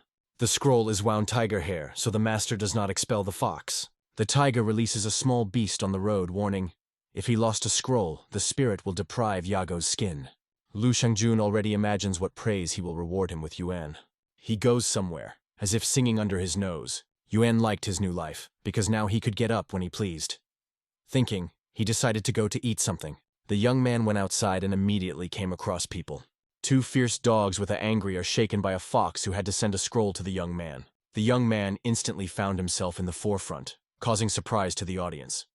One of the men, considering it, noted that such a fox would come a wonderful fur coat. The man with a stick ordered the dogs to spit out the prey. The dogs were mowing, and the fox, exhausted and shabby, lay on the ground, holding the scroll in their teeth. The hunter was already going to reach out, but the fox slipped out of his nose. The fox went through a crowd of people, getting dead. The small beast stumbles and falls, and the dog almost immediately finds over it. It is at this moment that Yuan appears and saves it. The fox bent in front of the guy in the bow, giving him his life. The crowd was amazed at the vicinity of the fox, and was vividly disgusted by Tsu Yuan, who has been living in the Wansao house for several months. The young man noticed that the rope on the scroll was made of wool Lu Shangjin. This ore fox is quite smart, but it is almost not bruised to death, so it is not a demon, and now it is completely exhausted. In addition, it was obvious that the beast was here because of Yuan, and his wounds also arose for the same reason. The young man appeals to the man to ask whether he will be so kind to give the fox for 100 wen as a service. The man noted that if Yuan wishes, let him take. Yuan handed him the money and thanked him. The guy did not find any goodies for dogs, so he only asked them to disperse. Dogs are slowly moving away. The crowd of viewers was stunned by the boy's abilities. The young man reports that he is going. It disappears suddenly, and it is surprising from the audience. The young man directed the energy of qi to a small creature that was already seriously injured and needed immediate medical care. The doctor presents the patient with tonic tea and advises to drink it once in the afternoon and once again in the evening. The man expresses gratitude to the doctor. Suddenly, like the wind, Yuan appears and appeals to Dr. Tong to help save this fox. Tong has never treated livestock, and even more so wild animals. The young man notes that the heart of the doctor should be responsive and kind, and the life of the fox also life. Therefore he asks to help this animal. The master instructs his subordinates to supervise everything around until he examines the animal himself. The doctor proposes the curtain, and again reminds his ward to obey all orders. This fox is smaller than the human hand, but its pulse remains powerful. This is strange, because in this state she should have a lack of vital forces. But throughout the road, Yuan was constantly feeding it. Obviously, Lu Shansen decided to convey this scroll to the young man, and now it is necessary to keep it carefully. The body of the animal was shaken by sharp teeth in many places. The doctor intends to use oak ash and several herbs that are used for knife wounds. The guy appeals to Tong to help. The boys who listened under the door sharply bounced, hearing the piercing scream of the fox. The young man turns out, carrying a tied fox in his hands. Tong reports that the consultation itself does not cost anything, and you need to pay 30 wen for medicines. He warns that the broth will be bitter, so the young man will have to invent on their own how to give it. Yuan thanks him for his help. The students ask what happened to the master, because the scream of the fox was truly creepy. The doctor confesses that he himself felt fear, because it was not an ordinary fox but a spiritual creature, and even more frightened that they were only fox. The boy returned home and heard the way as someone talking to his father about Mr. Qi. This morning, the ore of the fox appeared on the market, which was pursued by big dogs. In the end, the fox ran to his feet and bowed to him. The mother was amazed by his story. The girl asks her husband if it is true. Jiaoxin believes that it is, because many people have addressed him with questions about Ji. When that man returned, it became known that the fox was rescued by Dr. Tone. The guy did not even realize that the news would spread at that speed. Soon Yuan was already visiting the family. Jiaoxin invites him to go to tea, but the guy replies that he does not need anything. He only wanted to borrow them with a kettle to prepare a broth. The father reported that he would bring it himself. Qin brought him it, and Yuan thanked him. The young man assures that he will no longer interfere, and adds that he has many things at home. The man replies that if necessary, you can safely seek help. Yuan asked Qin why he was standing in the door. Qin confessed that he had never seen a fox before, and asked to go with him, promising to behave quietly. The father asks him not to joke and go home. The young man reassures that everything is fine and similar curiosity is inherent in children. He promises to return the baby to dinner, to which Qin, with relief and joy, agrees. Qiaxian apologizes in advance for the possible inconvenience, while thinking why his son did not offer to his father with him, because he himself is also incredibly interesting. Yen is surprised that the fox is already able to get on his feet. The guy reassures the animal, explaining that the son of his friend came to them. The young man appealed to Tin to not bother the beast too much because he was seriously injured. The boy nodded as a sign of consent. Qing assured the fox that he would not harm him. The young man informed that he was going to prepare the medicine, and thought that these two seemed to understand each other perfectly. Yuan brings medicine and persistently convinces the fox to drink them, explaining that it is necessary for his health. The animal tasted the medicine and immediately felt the surge of energy. The young man added a little qi to the medication, so the fox had to recover much faster. The young man explained the beast that he went to the market for food and now he would spend Sin home, hoping not to hear in the surroundings about the disappearance of cattle. The guy said goodbye to the fox. The boy noted that the fox is extremely obedient to Jui Yuan. Huan explained that the reason for this was that he became a savior for the fox. The butcher heard people discussing Yuan, committed today in the morning. Some were openly surprised, calling it a weirdness. Yuan appeared and reported that he wanted to buy a chicken. The plexers immediately turned away, and the man decided that he needed a fresh, just-clogged bird. The boy at the same time needs both dead and alive. The butcher asked if the guy really saved the fox. The young man thinks that although the times have changed, the human craving for gossip remained unchanged. He notes that he saw a beast that was in vain to escape, and could not resist this spectacle. The man noted that Yuan had a good heart. The young man replied, "It is always worth doing good and accumulating virtues." Wen returns home, holding a chicken. The beast greeted the chicken joyfully. The young man reports that chicken will be slaughtered today, and later, when the fox is recovering, he will get alive. The fox tastes stew with vegetables. The young man uses the technique of embodiment of heaven and earth on a small animal. He has a good appetite, so he soon recovers. Yuan decides to find out what Lu Shan passed to him in the scroll. The guy realizes that it is not just a word in front of him. The scroll describes the moving technique of possession of the sword. In this text, there is neither the energy of qi nor any mysticism, and it was written not at all in immortal practice. However, the art described here is able to embody the will of the sword, which contains wisdom and intention. The young man did not even imagine that fencing could be so sophisticated. The young man thought whether the one who created this scroll was still alive, because he seemed to have a truly remarkable talent. Yuan could not understand why he was thinking about it at all. This scroll seemed to be overshadowed by the mind. The guy still heard that calligraphy is a kind of martial art, and he used to consider it only good words. Now, he really believed it. Although there are no direct visual descriptions of the sword strokes in the text, all these words together are formed into a holistic image of the dragon, the same rapid and powerful. The young man carefully collects the leaves around him. The fox was so interested that he even stopped eating and began to follow the guy. Passers-by on the street also pay attention to the dragon, which is drawn from the leaves. The young man did not understand where he came from this scroll, but he would now call the movement he performed a flying dragon. All this time, the fox lived in the Wan house, feeding on a homemade chicken that was fueled by qi and healing herbs.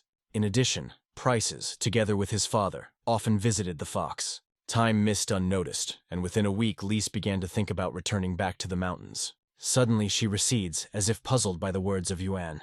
Yuan noted that if you do not feed a wolf but still pulls it to the forest. The young man noted the fox that he is the spirit of the mountains, a free creature, not a pet. After a long stay in the boy's home, all the wounds of the beast finally healed. The young man notes that tomorrow he will take the beast home. Here, the fox was fueled by chi energy, however, yet it is best to stay in the mountains. This beast has only recently acquired the mind, and now it is increasingly reminiscent of an animal than man. He has not yet a place in the tight yard of the house. The man understands. Lease off is really not easy now. And the guy himself did not understand everything in this life. The next day, Yuan came to the calligraphy school at noon, just at the time when the classes were already completed. The other chin is attached to the fox, and now the guy wants to go to the mountains with him, although the animal treats him with some dislike. The young man informs Jiaxiani that he would like to go to the mountains of prices to release the fox to freedom, and promise to return in the south. The boy appeals to his father to allow him to go with Juan. The man noted that once the guy asked, so everything was fine. The boy was happy, feeling the relief that he was released. Jiaxian wishes them a happy road. They have been familiar for 3 months, and Yuan's skills have been impressed. However, the man also wanted to go with them, but could not leave his students. Children pass by a large water wheel. The fox and the Saiyan had fun in the water, joking with each other. The guy thought to catch fish, but at the same moment noticed the fox was already holding prey in his teeth. The company has fun time by the water, looking truly happy. Children say goodbye to the fox, and Yuan assures that they will still meet. The boy asks the fox to never forget him. The beast jumped on a stone, and Qin noticed that the fox was not going to go away. Yen believes that the beast is only watching how they go away. Children exchange views with fox. The guy noted that because they have known for a long time, he prepared another gift for the fox. When the beast enters into cultivation, it will no longer be simple, uneducated creatures. Even if there is nothing left in his life, he must have a name. The young man reported that the fox would now be called June. King is surprised to watch the fox bows Juan. Yen advised the boy to return home. Yen brought the price of his father who worked at school. The man apologizes for the fact that he had to carry the baby on his back, but the guy assures that everything is fine, because he brought him with him. Xianchen and Wei Wei stood near the school building. Wei asked his friend what he looks so carefully. He replied that a person in green clothes looks unusual for this area. The man heard Yuan force the red fox to bow, and the dogs retreated as soon as his word came. Xian believes that these are just rumors. They can be both true and false. All this may be exaggerated, but the head of the county noted that this person is not intersecting at all. The man appeals to the Wei Wei, reminding that it is too late, and asks for permission to get in a carriage. Yuan noticed a strange aura that enveloped that Gladen's collar, and he was curious about whether it could be related to the immortals. Fortunately, the carriage drove quite near. The guy said whether to come closer and try to tie a friendly conversation. The young man noticed how someone was approaching. The robbers attacked Wei Uwe and cut his carriage in half. The rider noticed that these people have a great force. The man rushes to guard, going on a decisive offensive. Watch realized that among the attackers there is Sang Feng, one of the 30 famous robbers of Yangyi. We urge the carrier to hurry and go on the road. The body of one of the guards comes to the carrier. Xian lifted his sword to the throat of a man, and noted that in the Wei family from generation to generation passed blue jade to protect against evil spirits. Uvaye argues that it is only a blue pendant created by ancestors that has no hidden power. The thief calls for a good idea of the answer before answering again. The man noted that if they needed money or jewelry, he is ready to give both. Sang, without a doubt, seeks to get everything right away. Uvaye explained that blue jade would only appear on him 15 next month after celebrating his home. There is currently no pendant. The thief suggests that the man is looking for death. A wealthy man demonstrates to him that he is still a sky blue jade. Yuan realizes that he is a truly unique thing, and feels that the moment has come. Sang Feng had already reached out to the pendant. But suddenly the aura changed around the Uve. He tightened, preparing to repel. Uveus causes a thief devastating blow with his palm open. His comrades looked around, wanting to see what happened. But the man rushed forward with fighting fans in his hands. The head of the Wei family is undertaken to deal with the thieves. Yuan, I could not imagine that this smoothie would be a wolf in sheep's skin. Sang Feng felt it difficult to breathe. It seems like these 3 needles were poisoned. The enemy was genuinely impressed. The man not only possessed the martial arts, but did not go to turn to the poison. Uwa liked to watch the disappointment that was reflected in the face of a man. Fadiun noted that he could leave him alive if the Shang was telling where he learned of blue jade. The man is not at all like these scum, and always adheres to his own word. Yuan believes that, watching a few moments, it would be difficult to believe that he would be a simple and sincere person. Wedge believes that the thief does not want to admit voluntarily. However, his plans are suddenly violated by Suriken, which was put into the ground right beside him. A stranger suddenly appears in conflict. The wealthy man notices that the young man has a special technique of movement, not inherent in ordinary people. He is amazed. Why did the expert of this level still not enter the duel? Last time, Xiangfen lost his skill in his own sword, and this time the guy reached him again. However, 30 Yandi robbers seemed to be futile, so everything had to be solved on their own.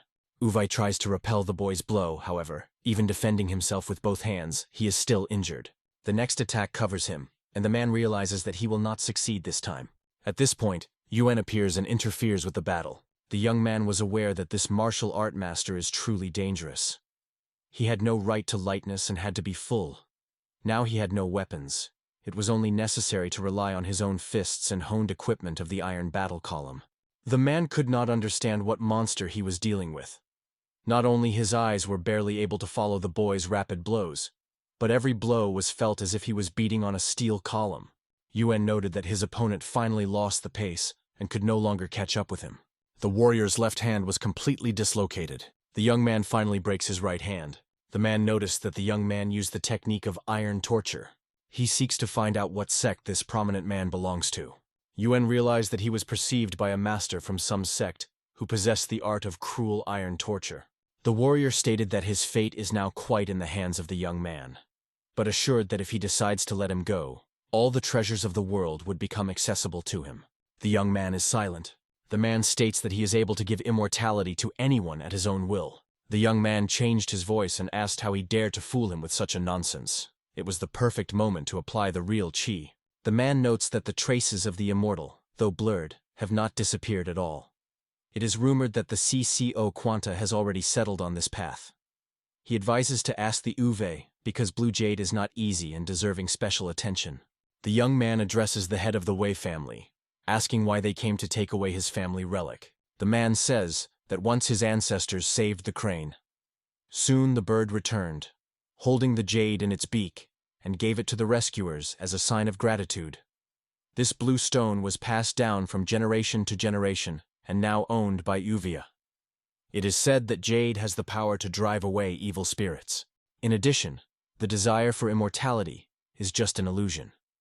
Emperor Dajin Zhenuan, dedicating most of his life to the search for immortality, died in a deep depression. Likewise, the CCU Kantun, known as an immortal sword, died without getting rid of hatred in his heart.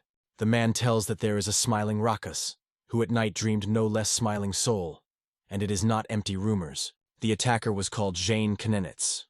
5 years ago, he smashed Chunmu Hlaishik with a heated wine on the banks of the river, and this act attracted the attention of a gigantic black turtle. This turtle, who was able to speak the language of people, asked him a good wine to sacrifice him to the god of the river Chunmu. Since then, the 15th day of the 15th month has been sending wine to the river. It is constantly surprised in Uwa. Yuan believes that it sounds plausible and does not look like a simple set of words. The turtle shared with him a story about 3 places where an immortal fate awaits him. The old turtle noted that the first of these places is a hidden sword technique that is stored in the Fan family in the Din Yuan house. This technique will help to find a long lunar sword, and its possession will be a great blessing. She called the second place Blue Jade. The third place where the immortal fate is hidden is 1,000 miles in Tunzhou. If a young man releases a daughter, he promises when he recovens, tell him how to use Blue Jade to gain immortality. Uvaye emphasizes that the young man saved his life, and no Blue Jade is compared to this service.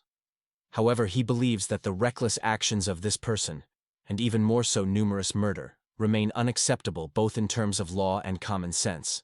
A man does not want to part with the treasure, but he is afraid that if he continues to stay for him, it can lead to death. Yen considers this proposal quite attractive. The guy notices how the whole body of the site radiates chi at the moment when he tries to convey his opinion. But despite this, it is difficult to call it a real good guy. In addition, Wei Uvai is not simple, and probably has its secrets. The young man understands that for his own safety, he should learn about the immortal as much as possible. The young man thinks, is he really such a person? After all, he taught the tiger to behave humanly, and the fox is not greedy. If someone, seeking immortality, believed that it opens all the doors before him and lets everything in the world, it would be just funny. Immortals should be free, but do not forget about gratitude, and be able to find joy in everything that gives the world. Moreover, the young man has already mastered the art of owning a sword. Yuan wondered in a man whether he really intends to give such a valuable thing on the way to immortality. In response, Uwe confessed that during his life the greed and fear of death was marked, but not so heartless not to thank the one who saved his life.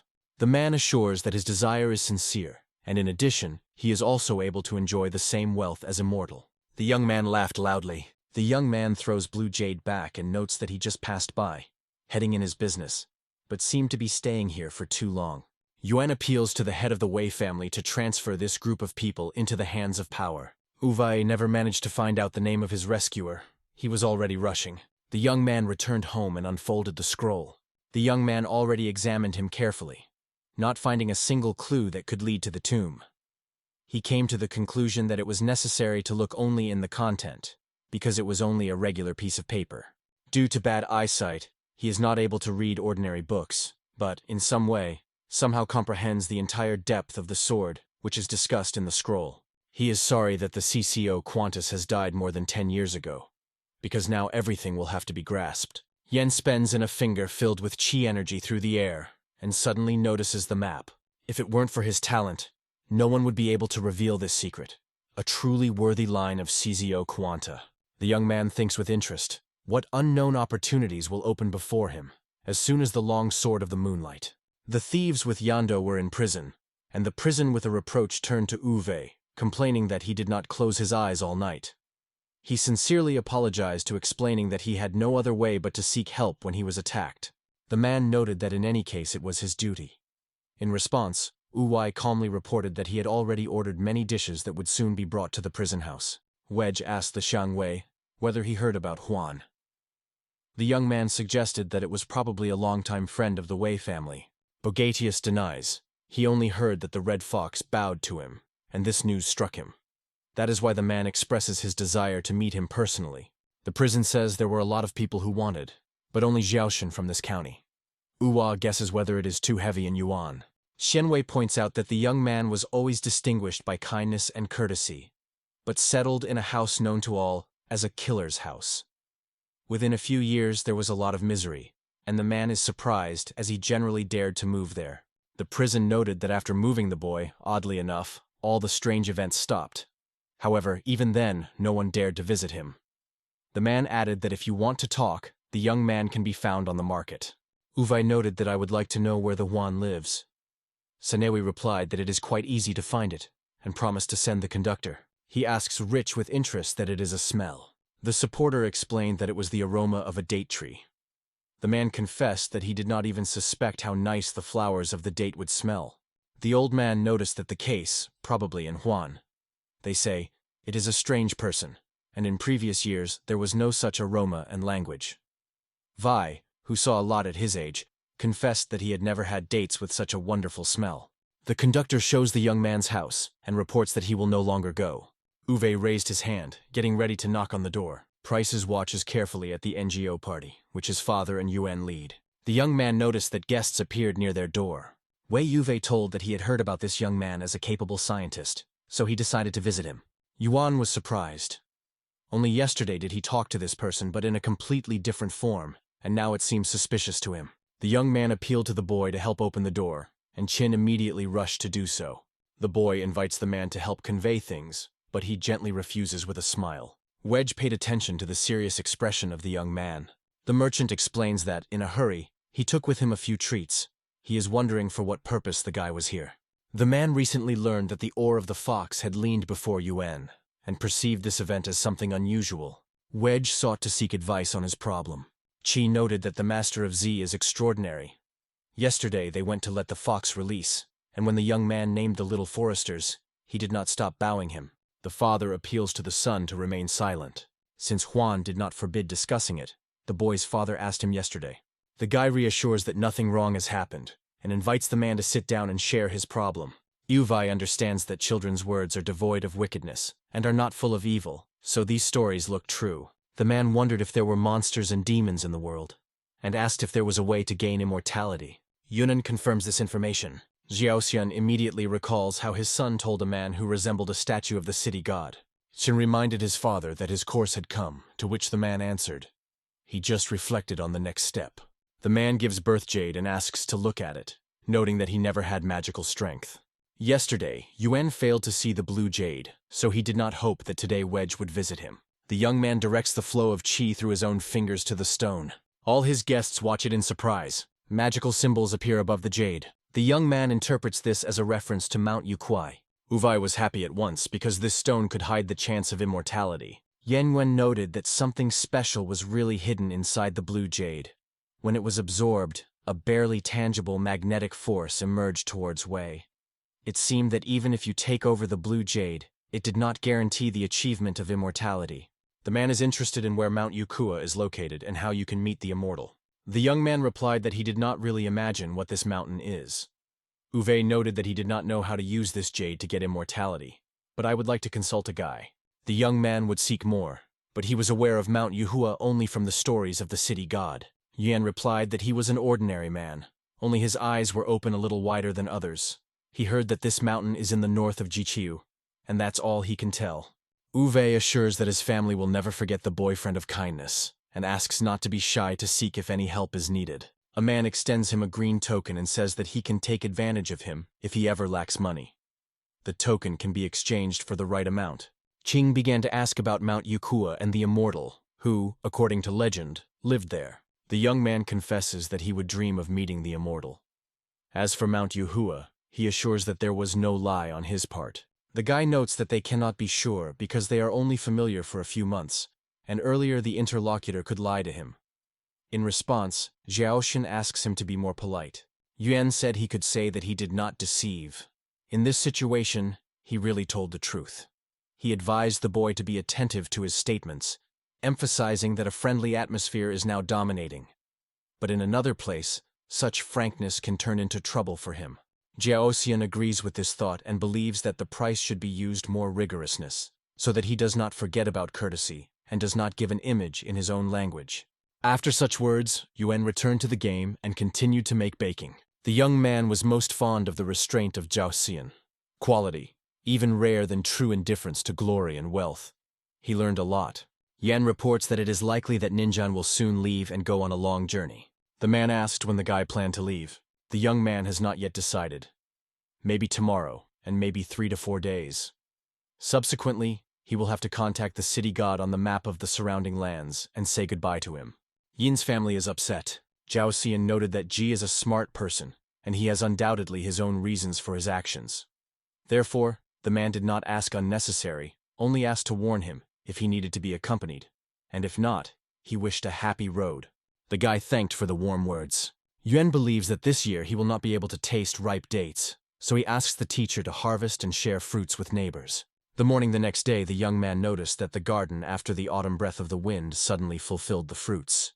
The young man does not know how much time he will not be, but decides to leave something for Yin family. This time he decides to try himself as a writer. Qin came to his father and excitedly told him that the Master Qi had left a letter on his own doors. Qiaxian realized that if the young man only left a letter, then without saying goodbye, he left. In his letter, the young man wrote that he lived in a small pavilion, and only Jiaoxian became his only friend in the surrounding lands. He mentioned their first meeting at the table, and reflected whether he did not give the impression of a bold or too proud person. Yuan believes that although a man is only an ordinary teacher, he is worthy of the books of the sages. His words are full of content, he learns knowledge well, and clearly understands what he wants.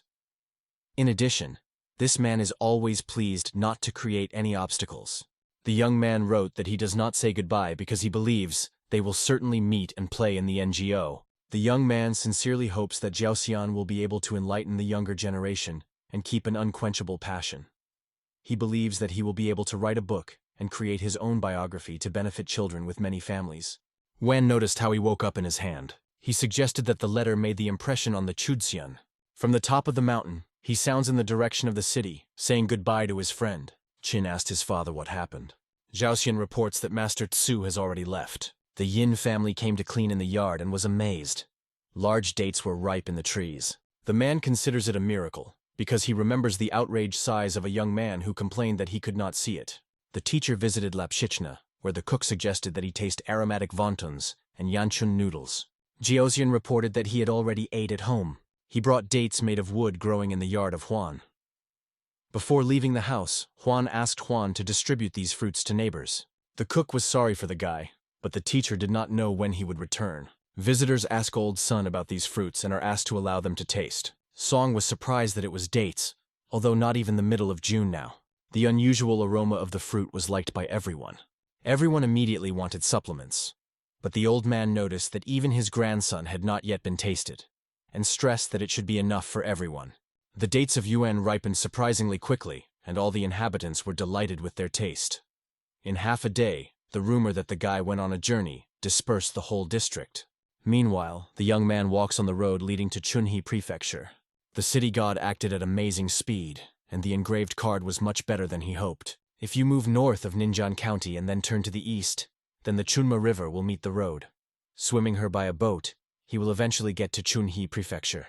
According to the scroll, the grave of the great warrior Czio is located far in Ichijo, so it will not be possible to get to it quickly. He is wondering if he will be able to find an old turtle in the Chunma River. And Yuan rushed forward, which was a lot of surprise the driver, who was sitting in the respective. He is unexpectedly faced with the villagers who are interested in who he is. The old man asks the young man who brought him here. The young man welcomes them and explains that he is only a simple traveler. The old man paid attention to the fact that the boy had blurred his eyes. Yuan explains that he has weak vision and is not able to move freely, so he hopes that he will be allowed to stay overnight. The old man notices that his pupils became white, and under his feet is still a shadow. He calls the young man to himself, and he thinks that life is like a play in which you should learn how to play their role skillfully. The old man invites him to come in, promising to help. The young man believes that, by the way, he measures the temperature. The owner of the house invites you to divide a cup of tea with him. Behind them, the gates were closed, and Yuan immediately felt a strange, tense atmosphere that enveloped this village. Grandfather explains to Yuan that the house in which he spends is designed to protect the village. This dwelling belongs to everyone, so it is a draw. Sui invited him to sit side by side, wanting to find out where the young man came from. He recommended him. The old man believes that his behavior could seem incomprehensible, and therefore offers a young cup of tea. He spoke of a saying that calls for caution, and the guy agrees. There is never too much such wisdom.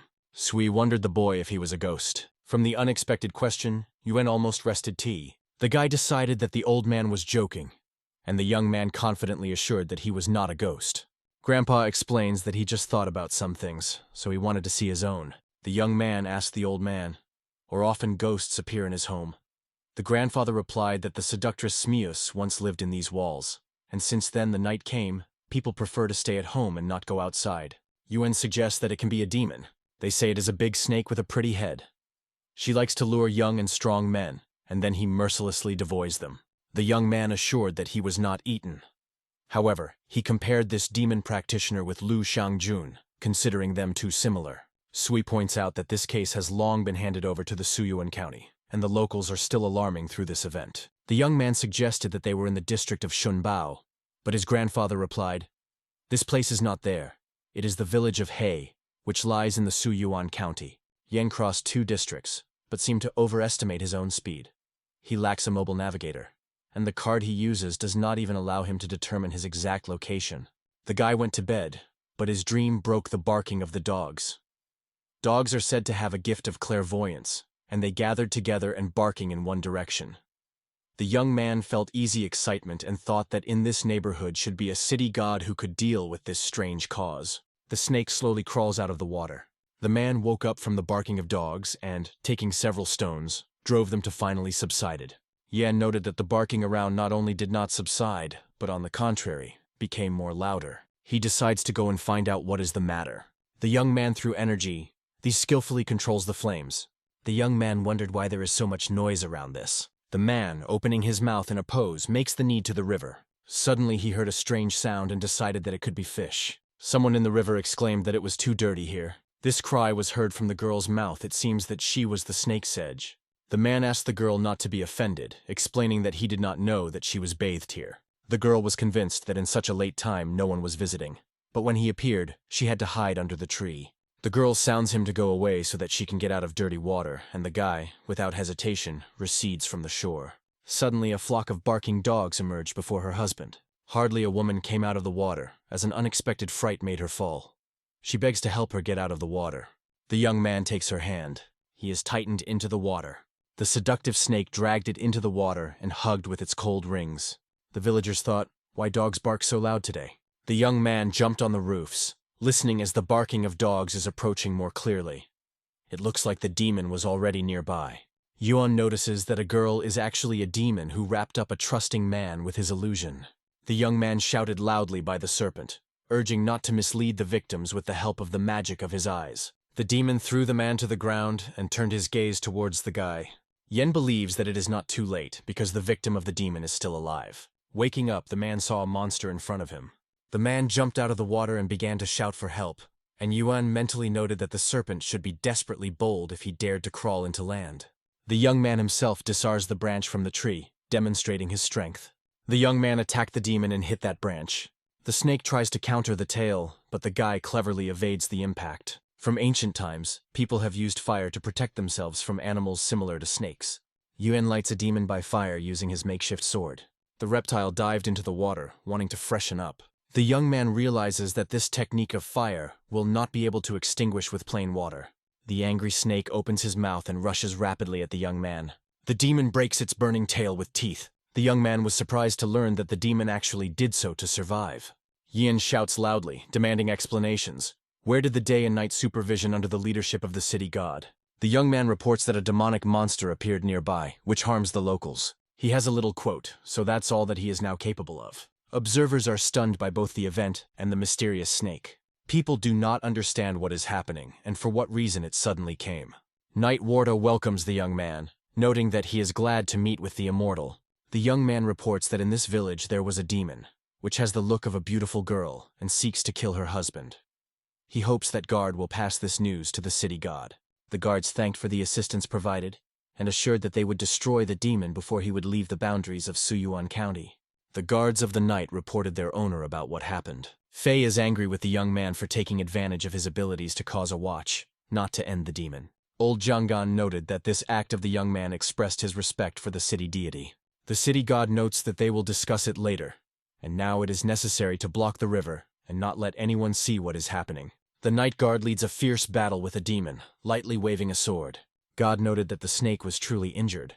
In the afternoon, they will have even more troubles, so they should finish everything before dawn. The man said that today they will deprive the life of a demon Smee. The guards hamper the snake with the help of Qi, limiting its movements. God proclaimed how the serpent died here, and, without hesitation, plunged the sword in his head. He appeals to the envoys of the souls to release the demon's soul. With the help of chains, they managed to pull it out of snake hugs. All residents of the village gathered together and expressed their sincere gratitude for the fact that he saved their lives. The young man asks the victim not to forget that next time he may not be lucky to be saved. A man seriously assures that he remembers this lesson for life. Then the young man adds that he is not immortal, he just has some skills. The old man asked the merchants and learned, if the boy needs to get to Chunhi, then you should change the direction and use the other way. It will be so faster.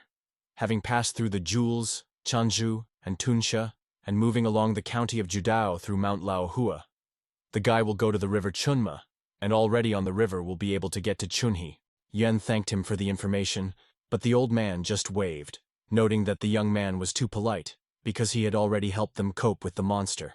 The young man says goodbye to everyone, because he is waiting for a long road. If he does not disappear as soon as possible, he may have problems because of interest from the authorities. The young man left the village and saw the city god with others. The young man introduced himself and admitted that in yesterday he lacked both effort and time to understand his own. Therefore, he sought help from the city of the city and sincerely thanked everyone who was involved in the case. The city god also expresses gratitude to him, because it is through his help that they managed to cope with the demon and conquer his soul. Yuan explained that it was this demon that had been cheating on the merchant. The man added, that creature had no eyes, so she fell under the sharp sword of Tzu. The nighttime noted that the fire that was erupted from the tail of the snake, the jets of an endless stream. The city god only regretted that he could not see it with his own eyes. The young man notes that he is too praised.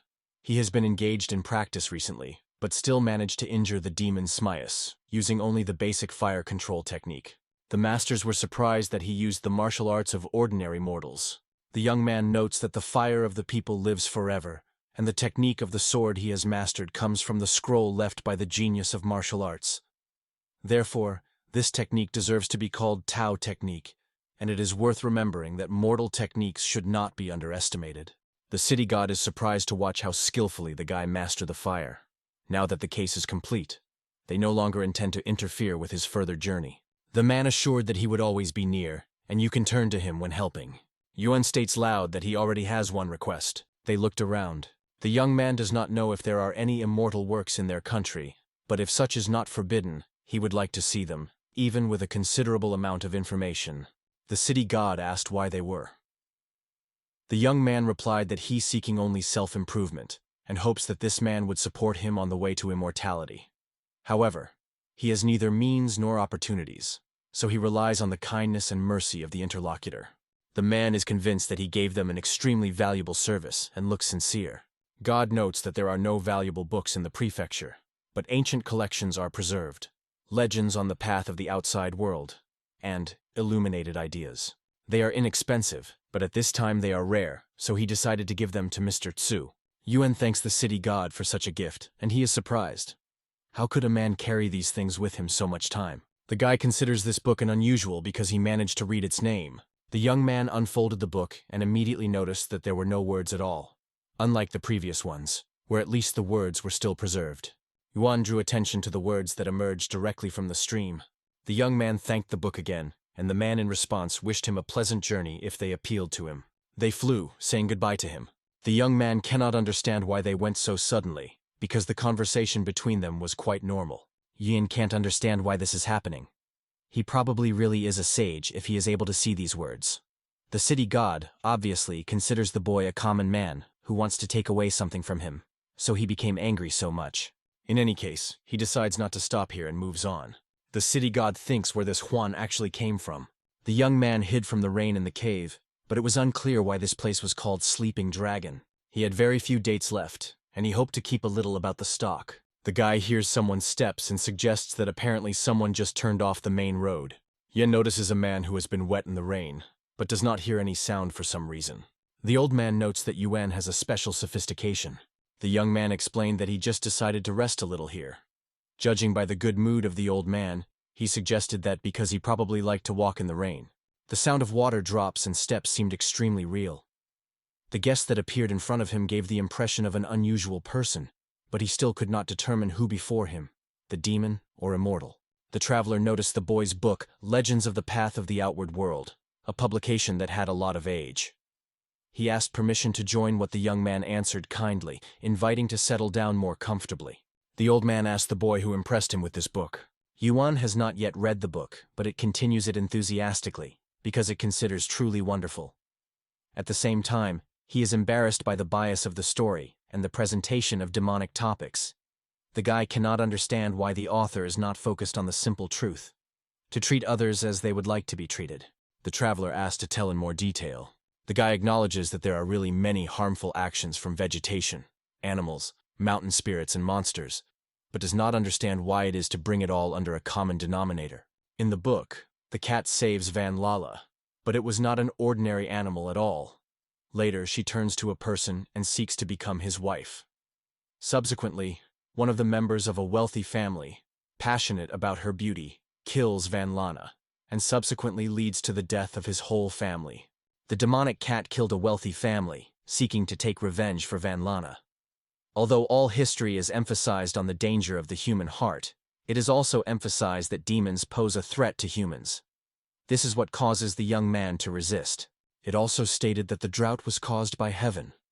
People sacrificed animals, begging for the rain, and when it was the liked dragon, it sent rain to alleviate the suffering of drought.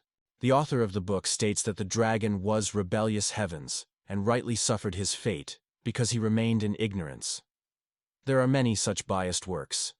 They only have fictional celestial stories about immortality and paradise, but the topics of righteousness are often bypassed. The old man asked Yuan if it was known about the origin of the mountain wall, which was called the Sleeping Dragon. Yuan confessed that he did not know anything about it.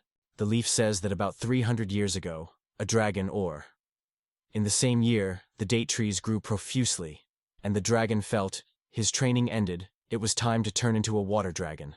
Did he train too long and sought to rise too passionately to the rank of water dragon, forgetting about the measure? This was the reason for the pouring rains that lasted the crescent of that year. This caused the flood in the prefecture of Dels, which later covered 3 more adjacent prefectures. People in the area were among the ruins.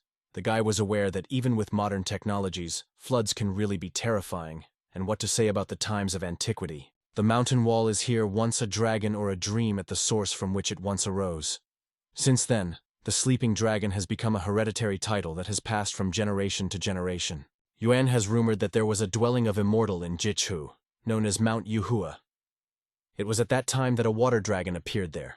The old man says that the dragon, rejoicing in the long-awaited freedom after hundreds of years, involuntarily attracted the attention of the higher immortals. Although the immortal prefer not to mention it, only the city god of the Ministry of Federation decided to destroy his own golden body to sober the dragon and open his eyes to his guilt. He sacrificed a spiritual life, which he reached a long time for a long time. At the same time, it causes both sadness and deep respect. The young man realizes that he is a truly unusual personality, and suggests that it may be the same dragon. He asks the old man what happened to the dragon. The old man replies that he had managed to turn into a water dragon, and for 200 years he could move clouds, bring rain in Jishu, and restrain many water beings. The traveler is interested in how the guy evaluates the dragon's awareness, and whether she answers what is described in the book. The young man is aware that he is awaiting a clear answer. Yuan was fond of this dragon for his ability to protect and help.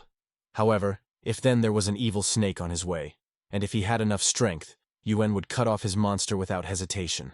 The old man asks if 200 years of service can atone for the flood. The young man believes that a dragon really faces him, and therefore neither praise him nor feel fear.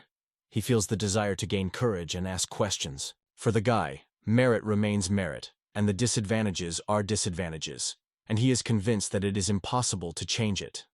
The former sinful dragon he despises, and a true dragon, which he admires and has no claims, in his perception is 2 unchanged entities. The traveler is surprised by his thoughts and notes that it is said very accurate, and the young man only exhales with relief. Suddenly the old man returned to the young man. The young man extends him fresh dates, the fruits of a date palm growing in his yard. They have nothing special, but they are extremely sweet. At this time of year, the dates are infrequent, but the old man notices that he will have 2. Yuan reports that he has only 4, because he had already given half. The fox liked these fruits. Their aura, though it was barely noticeable, but the taste was surprisingly pleasant. He became wondering where the guy lives, because he would gladly taste them again. The young man said that before going on a journey, he asked his friend to give a friend to the neighbors. However, this has recently happened. The old man noticed that if friends are really allowed to use the young man's fruits freely, then he asks to share them with him. The young man said that his friend is an ordinary teacher who has no special abilities. The old man was surprised that the boy's friend was ordinary mortal, and could not understand how a simple man from the village could be his friend in general. Yuan noted that it is only important to him that he recognized him as his friend, and all other abilities did not matter. The dragon notes that the guy said well, and adds that only he himself has the right to choose who to make friends with. The grandfather wondered if he had a demon, and whether he had the qualities he needed to become Mr. G's friend. The guy in response said it all depends on whether his grandfather invites him to drink together. It rains over the walls of the cave. The old man invites you to go to a glass of any moment, and the guy in response notes, "It is not in people, but in wine."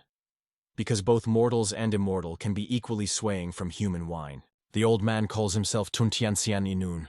He still has to shed rain on all the date palm trees of Jitchu.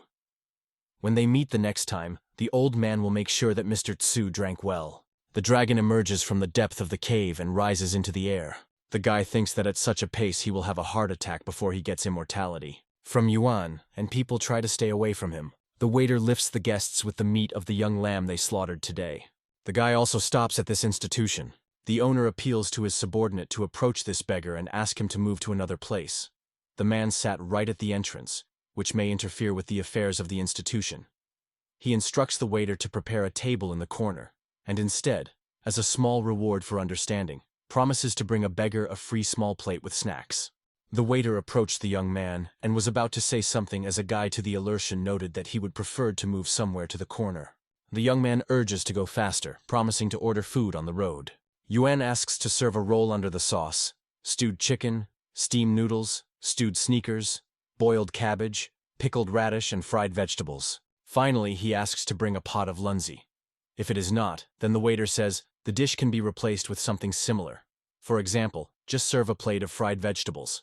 The young man said that he still had money to pay for everything, so he asked to inform the cook to prepare the ordered.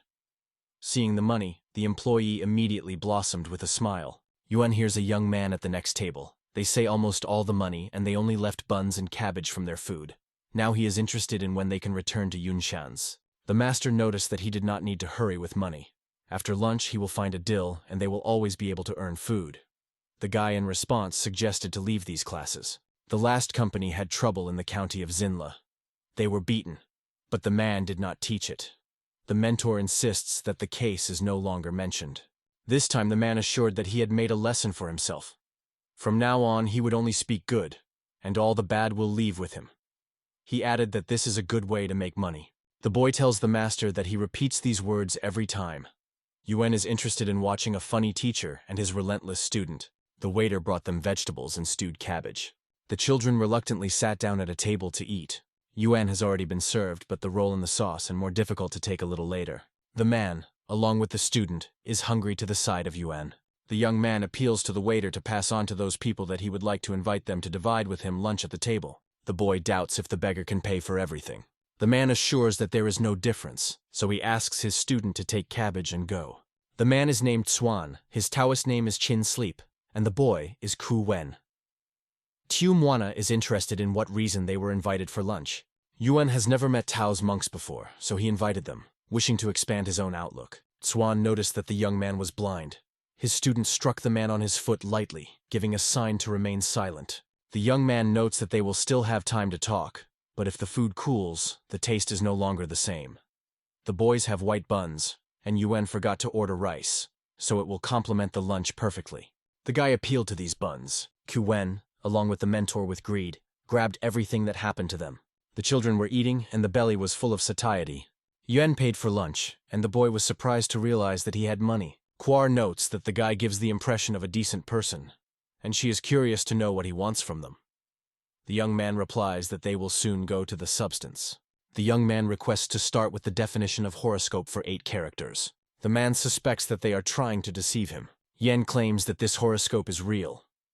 Although in the present life the guy does not understand horoscopes, he is well remembered from the past life. Tu Xuan points out that if these horoscopes were indeed accurate, the guy would not have lived for a long time. The student, noticing the alarm of the master, asks him to calm down. The man apologizes, recognizing his mistake. Suddenly, he began to strangle his cough with blood, and he fell on the floor with powerless walking. Ki-Wen appeals to his mentor to leave him. The owner of the establishment tries to quench the panic of the visitors, assuring that everything is fine with their food. The young man lifted the man on his shoulders and turned to the boy, explaining that he was still alive.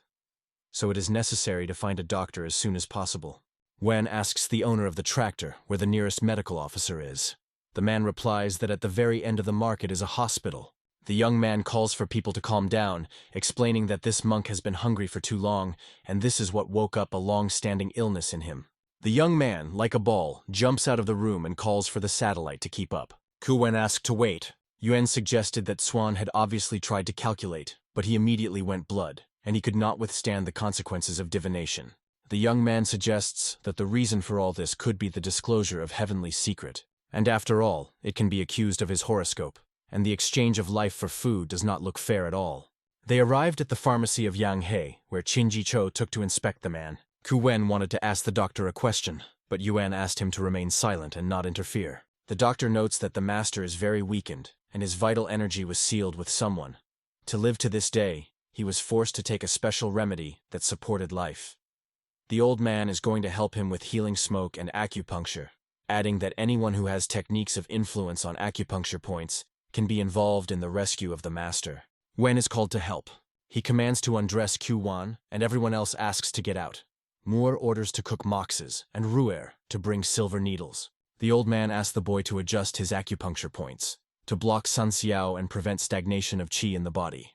The doctor asks the young man to protect the pulse of the man with his own qi until he gets the needles. Yen believes that this doctor is better than the one in Ninjan.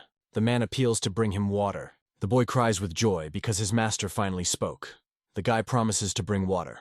The young man apologizes for everything that happens that way, and the man confesses that now he understands how it is not known in the celestial numbers. It seems to the young man that the Taoist master no longer wants to consider his proposal. The man assures that this is not the case, explaining that he just came to his senses. Chusanu noted that he was ready to listen to the offer. The young man realized, this man of those who die faster than recognizes a mistake or will make a lesson out of the situation. The deeper the man looks at the source of the fate of the boy, the more his mind is overshadowed. Qiu Xuan believes that Yuan is not an ordinary person. Yuan notes that the master of Qiu must restore strength after illness. The young man believes that in the future, men should avoid hasty decisions. The monk agreed with this thought, and assured that he would think about it when the time would come. The man noted that it is better to speak only well and avoid evil words, to express what is really necessary, and to be silent when the words are inappropriate. Ku Wen listens carefully to the teacher's advice. The doctor, along with the subordinate, brought the patient tea. The disease of the man was extremely strange. She resembled a heart attack. He was incredibly lucky to stay alive, but he was ahead of a year of constant treatment ahead. These Zhuan is genuinely rejoiced that he has been survived, and thanks the doctor for salvation. The old man tells that he once had a student, exceptionally gifted, who later went to Ninjin's County and opened his own medical clinic there. The guy guesses that we are talking about the tuna. The doctor asks the boy if he was familiar with his student. Yuan noted that he had already told something earlier. But if you remember more closely, Tong never mentioned his teacher, although the guy did not focus on it. The young man asks the doctor if it is possible to cure his chronic illness. The old man asks to tell what has happened to be able to examine and diagnose. The young man confesses that he suffers from blurred vision. He hoped to cure, practicing the art of immortality, but notes that this grandfather is a skilled doctor, so he may be able to help him. The old man was amazed. The young man had just helped him to treat a person, and now it turned out that he was also blind. The doctor confesses that for 70 years of medical practice, he faces the first. Shinjicho points out that the young man is not just a blurred vision, but a real blindness. The young man notes that if he thinks, his vague vision does not arise through his eyes, or, conversely, his eyes are blind only for ordinary people, but in fact, everything is fine with them. The old man suggested that the boy a few injections for the study, emphasizing that his eyes were the most important part of a person, and promised to treat needles very carefully. The doctor does not inject, and from his finger suddenly begins to drip blood. Yuan asks if everything is fine with his grandfather, to which he replies that nothing wrong has happened. Shinji-jo did not hope that it would not be possible to strike because he was in front of him with a protective cycle of the martial arts. The young man does not understand what is the matter because he did not resist. Even his ki, as if in the introduction of a silver needle into the acupuncture point, completely retreated. At the moment when the guy had time to react, the needle had already bounced from his body. The guy suggests not making attempts. The old man understands everything, and he is genuinely sorry. Today is the 5th day of the 5th month, and the 15th he has to go to Chunhi to see an old turtle. The young man has to go on a long journey, so he will not be able to stay with them. Therefore, the guy asks to accept silver from him, as a sign of gratitude for the fact that the travelers were delayed through him on the road. The young man asks the boy to look after his teacher and give him a request. In the future, not to anticipate anyone the future if he cannot restrain himself. Yuan says goodbye to the boys and they wish him a happy road. This gift of divination is striking, and if he was not so dangerous, the guy would definitely want to master him. The young man sat on the old birch hill of the 8th day of the 5th month. His scroll did not contain a true method of gaining immortality. It was rather a collection of experience and reflection, which explained the difficulties and dangers of practice. Key practice leads to the transformation of the spirit, and the awakening of the spirit generates energy that combines magical and spiritual power. This information may not seem too important, but it is able to save life. The old city god gave him only a way to manage chi but did not open how to reduce it. Yuan thinks that there is no fish in this place. According to the legends about the path to the outside world, a special fish, which is called the essence of water, should be kept in this reservoir. However, in the south, he never saw anything like this, and now thinks whether she is only pecking in the evening.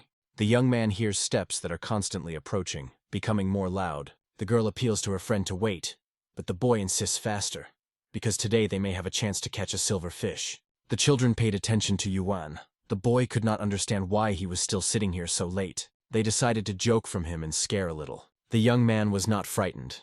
and the girl inadvertently decided that he probably was deaf. Yuan wondered if they had fun, but the children were getting rid of the surprise. The boys are outraged by the fact that he's scared of them, and even more annoyed, learning that he is not deaf at all. The young man clearly sees these children, but they have no demonic energy that seems extremely strange. The young man could not imagine who he was dealing with because, in his opinion, 2 children could not wander the mountains on their own without the supervision of adults.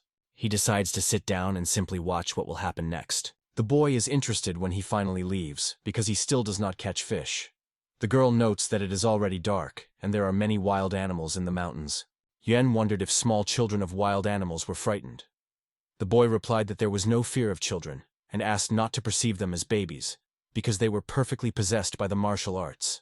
The young man assures that he is also not inherent in fear, and that in the martial arts he has achieved a great skill. And the boy thought convinces that even if the fisherman sends near the reservoir all night, he does not wait.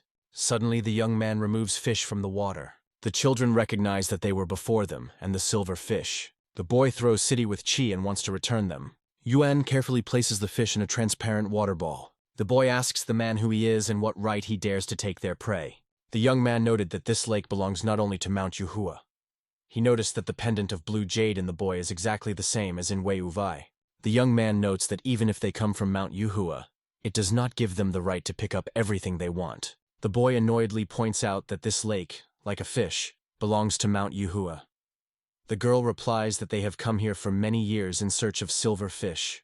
Yuan noted that this place does not belong to anyone, and ManhwaCapped is located 800 from here. The guy wondered if they had an older one and how he could afford such upbringing of his children. This hairdryer appears and agrees with the guy's words, admitting his guilt. The young man did not understand where this man came from, and did not even notice any signs of his presence. The man does not understand who this fisherman is. He does not feel any breath in him, as if before him an ordinary mortal person, completely merged with the outside world. There was no drop in the forest. Here they used an elementary way of controlling water, but it was done with such a skill that the impression of true skill. In addition, the guy is able to see this hairdryer through the jade mascot of the void transformation. Yuan did not hope to meet someone alive after that anxious cry. Yuan explains that he exclaimed it unexpectedly, without thinking, and did not expect to meet the elder here. This hairdryer paid attention to the book, light-minded. It was a tom with a heavenly seal, and its owner himself aroused special interest, because he clearly did not belong to ordinary people. The man apologized to his boys, explaining that they were just too excited, because in these parts there is only 1 silverfish a year, and it is extremely useful for their practice. This hairdryer noted that this person has extraordinary power. Since it is just a silverfish in front of him, it is better to say goodbye and go. The young man calls his name and tells that he heard about local water spirits, so he wanted to find out more about them. The man stated that now that the guy caught his silverfish, they no longer dare to bother him. With these words, he ordered his students to go away. Yuan noted that the man acted with extreme caution. The girl cannot understand how they could pick up a silver fish, and this hairdryer is surprised that they really consider this lake to be their own. The boy could not understand, as the young man was not ashamed. The man made a restrained remark to Hua, reminding that these children are the descendants of his brother, and they should admit that they are characterized by some unpretentious knowledge. Yuan recognizes that the guy is right, and adds that he is really a little ashamed to pick something from children. This hairdryer felt anxious and thought that the guy could listen to their conversation. The young man reassures that there is no reason to be nervous. These are just emotional words of upset children, and he will not be able to take them close to the heart. The young man notes that it is quite natural when the older teaches a child who does not follow what he says. The man believes that Mr. Tsu is about to give him advice. Yuan notes that he is unable to give advice. However, if they like this fish, he could exchange it for something else. This hairdryer confesses that he does not understand what the guy wants, but he promises to do everything possible to get it for him. The guy confesses that he is particularly attracted to the knowledge and experience of the immortal, regardless of whether it is a complex technology, a wise book, or even the easiest way to train chi. Ye recalls that he has a basic technique for training and offers to exchange it. The man does not understand how the simple transmission of the basic practice of chi from free distribution of it, because he has never seen such rare ancient books. The young man seemed to be admired by unusual things. This hairdryer explains that he has no treasure, but I am sure that this ancient book may be interested in a young man. This is an excerpt from the book of God Jui, which he studied for over 10 years. Although it does not describe any specific technique, it helps to better grasp other arts and organize its own thoughts. God Jui is a really magical technique mentioned in the book, and, without a doubt, it is not empty in fiction. The guy, of course, is glad to have this opportunity, but now he would prefer exercises in the possession of chi. The young man noted that the silver fish was not worth the money, and thanked the man for this book. This hairdryer says goodbye, saying that once Huan will visit Yuhui. The guy assures that he will definitely come as soon as the opportunity appears. The girl runs to the young man and extends him a scroll. This is the basic technique of QU training, which she mentioned earlier. She is not sure whether it will use him, but nothing has to offer anything. Yuan assured Yu, if in the future it happens with a disaster, she will do everything she can to help. The boy does not understand why his uncle is so satisfied. The man explains that there is a special type of people in the world, light, innocent, and free. To meet such is real luck. This hairdryer notes that it is difficult for them to understand it now, but in the future they will have something to envy.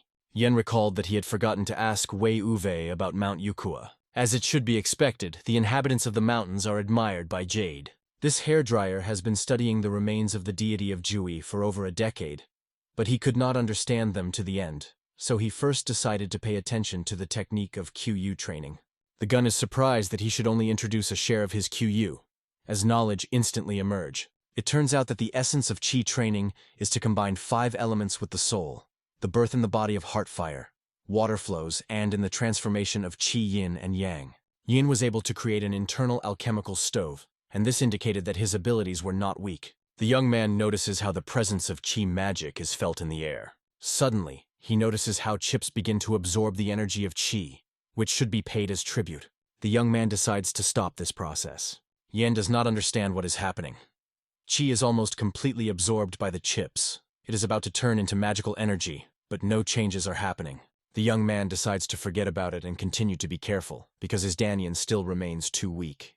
The first figure appeared in him when Lu Shanzun chose the path of truth. The second, when he called the Orfox in the name. And the third, at the moment when he first read his farewell letter. The young man suggests that perhaps this letter inspired Chiassian to focus on his own achievements. However, he cannot understand why the young master Lu and Wei Wei's did not become chips. The point of lack of skill, or that they lacked talent to become a chip? In addition, the boy remains a mystery why the Lu Shangjun's chip was black. Yin suggests that the reason lies in the influence of evil or something like that. He is wondering whether the consumption of tribal chips has a greater impact on him, whether it also affects the person for whom the chip serves as a reflection.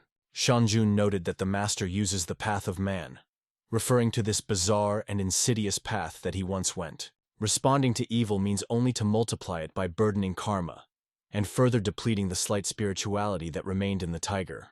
Over time, demons will be born, and this will no longer succeed. The path of heaven is the harmony of yin and yang. In the evening, mouth of the Yuan River floats on the ship, and the satellite notes that it is still far to go to the final point, adding that the food that they taste like during the river trip are always the most delicious. Fishermen have a great catch today, and he tells everyone to be waiting for a fishing soup of fish heads, as well as steamed fish with dried vegetables. Everyone was genuinely happy on the boat. Yen is especially fond of steamed fish with dried algae, and the old boatman is really knowing his business. Suddenly, shouts were heard from the crowd. Someone noticed that a drunk man had fallen on board. Men ask what happened, and their friend explains. The gentleman fell overboard, and he cannot swim. At this moment, several guys immediately rushed into the water. Some from the crowd notes that, despite the fact that many people had already jumped, they never managed to get the man.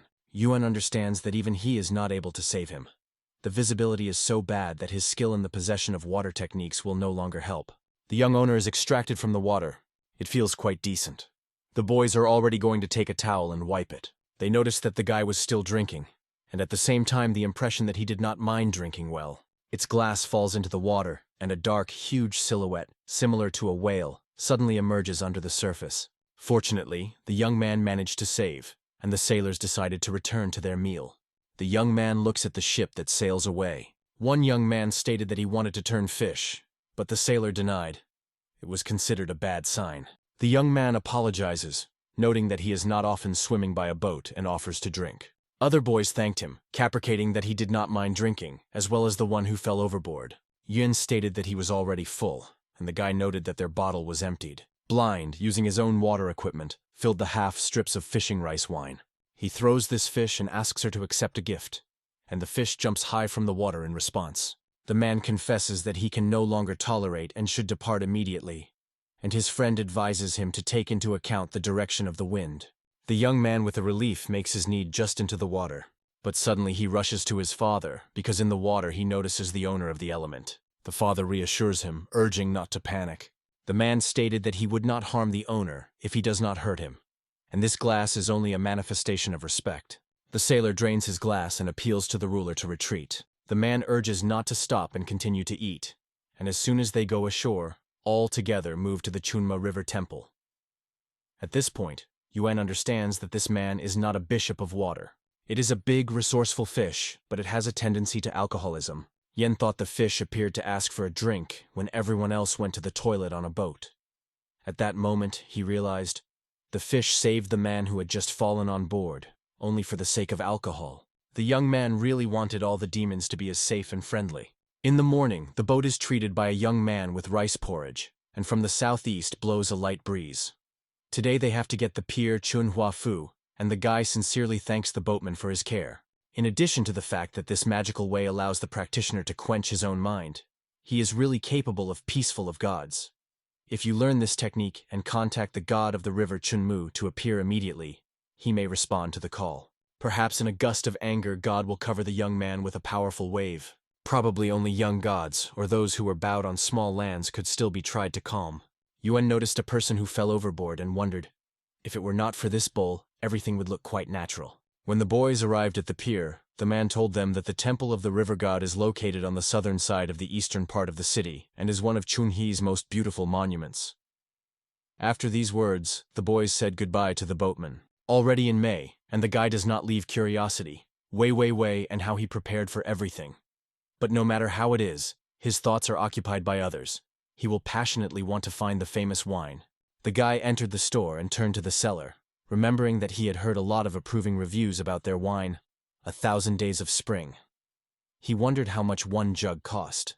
The merchant reports that 2 silver taels ask for 1 jin of this wine. Yuan was surprised that it cost 2 taeli, because for such money it would be possible to buy many dishes. The guy wondered if you could buy a tasting cup. The man noted that the young man was not at all like a wealthy owner. However, the signs of a non-piercing brawler in him was also not visible. The merchant realized that the guy only recently arrived in Chunhi.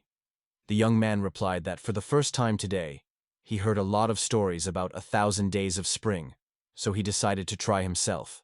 The merchant poured wine into the bowl and reached out to the young man, asking to taste the drink and share his impressions. Yen immediately pointed out that the aroma of this wine did not meet his name. The bitterness in taste is absent.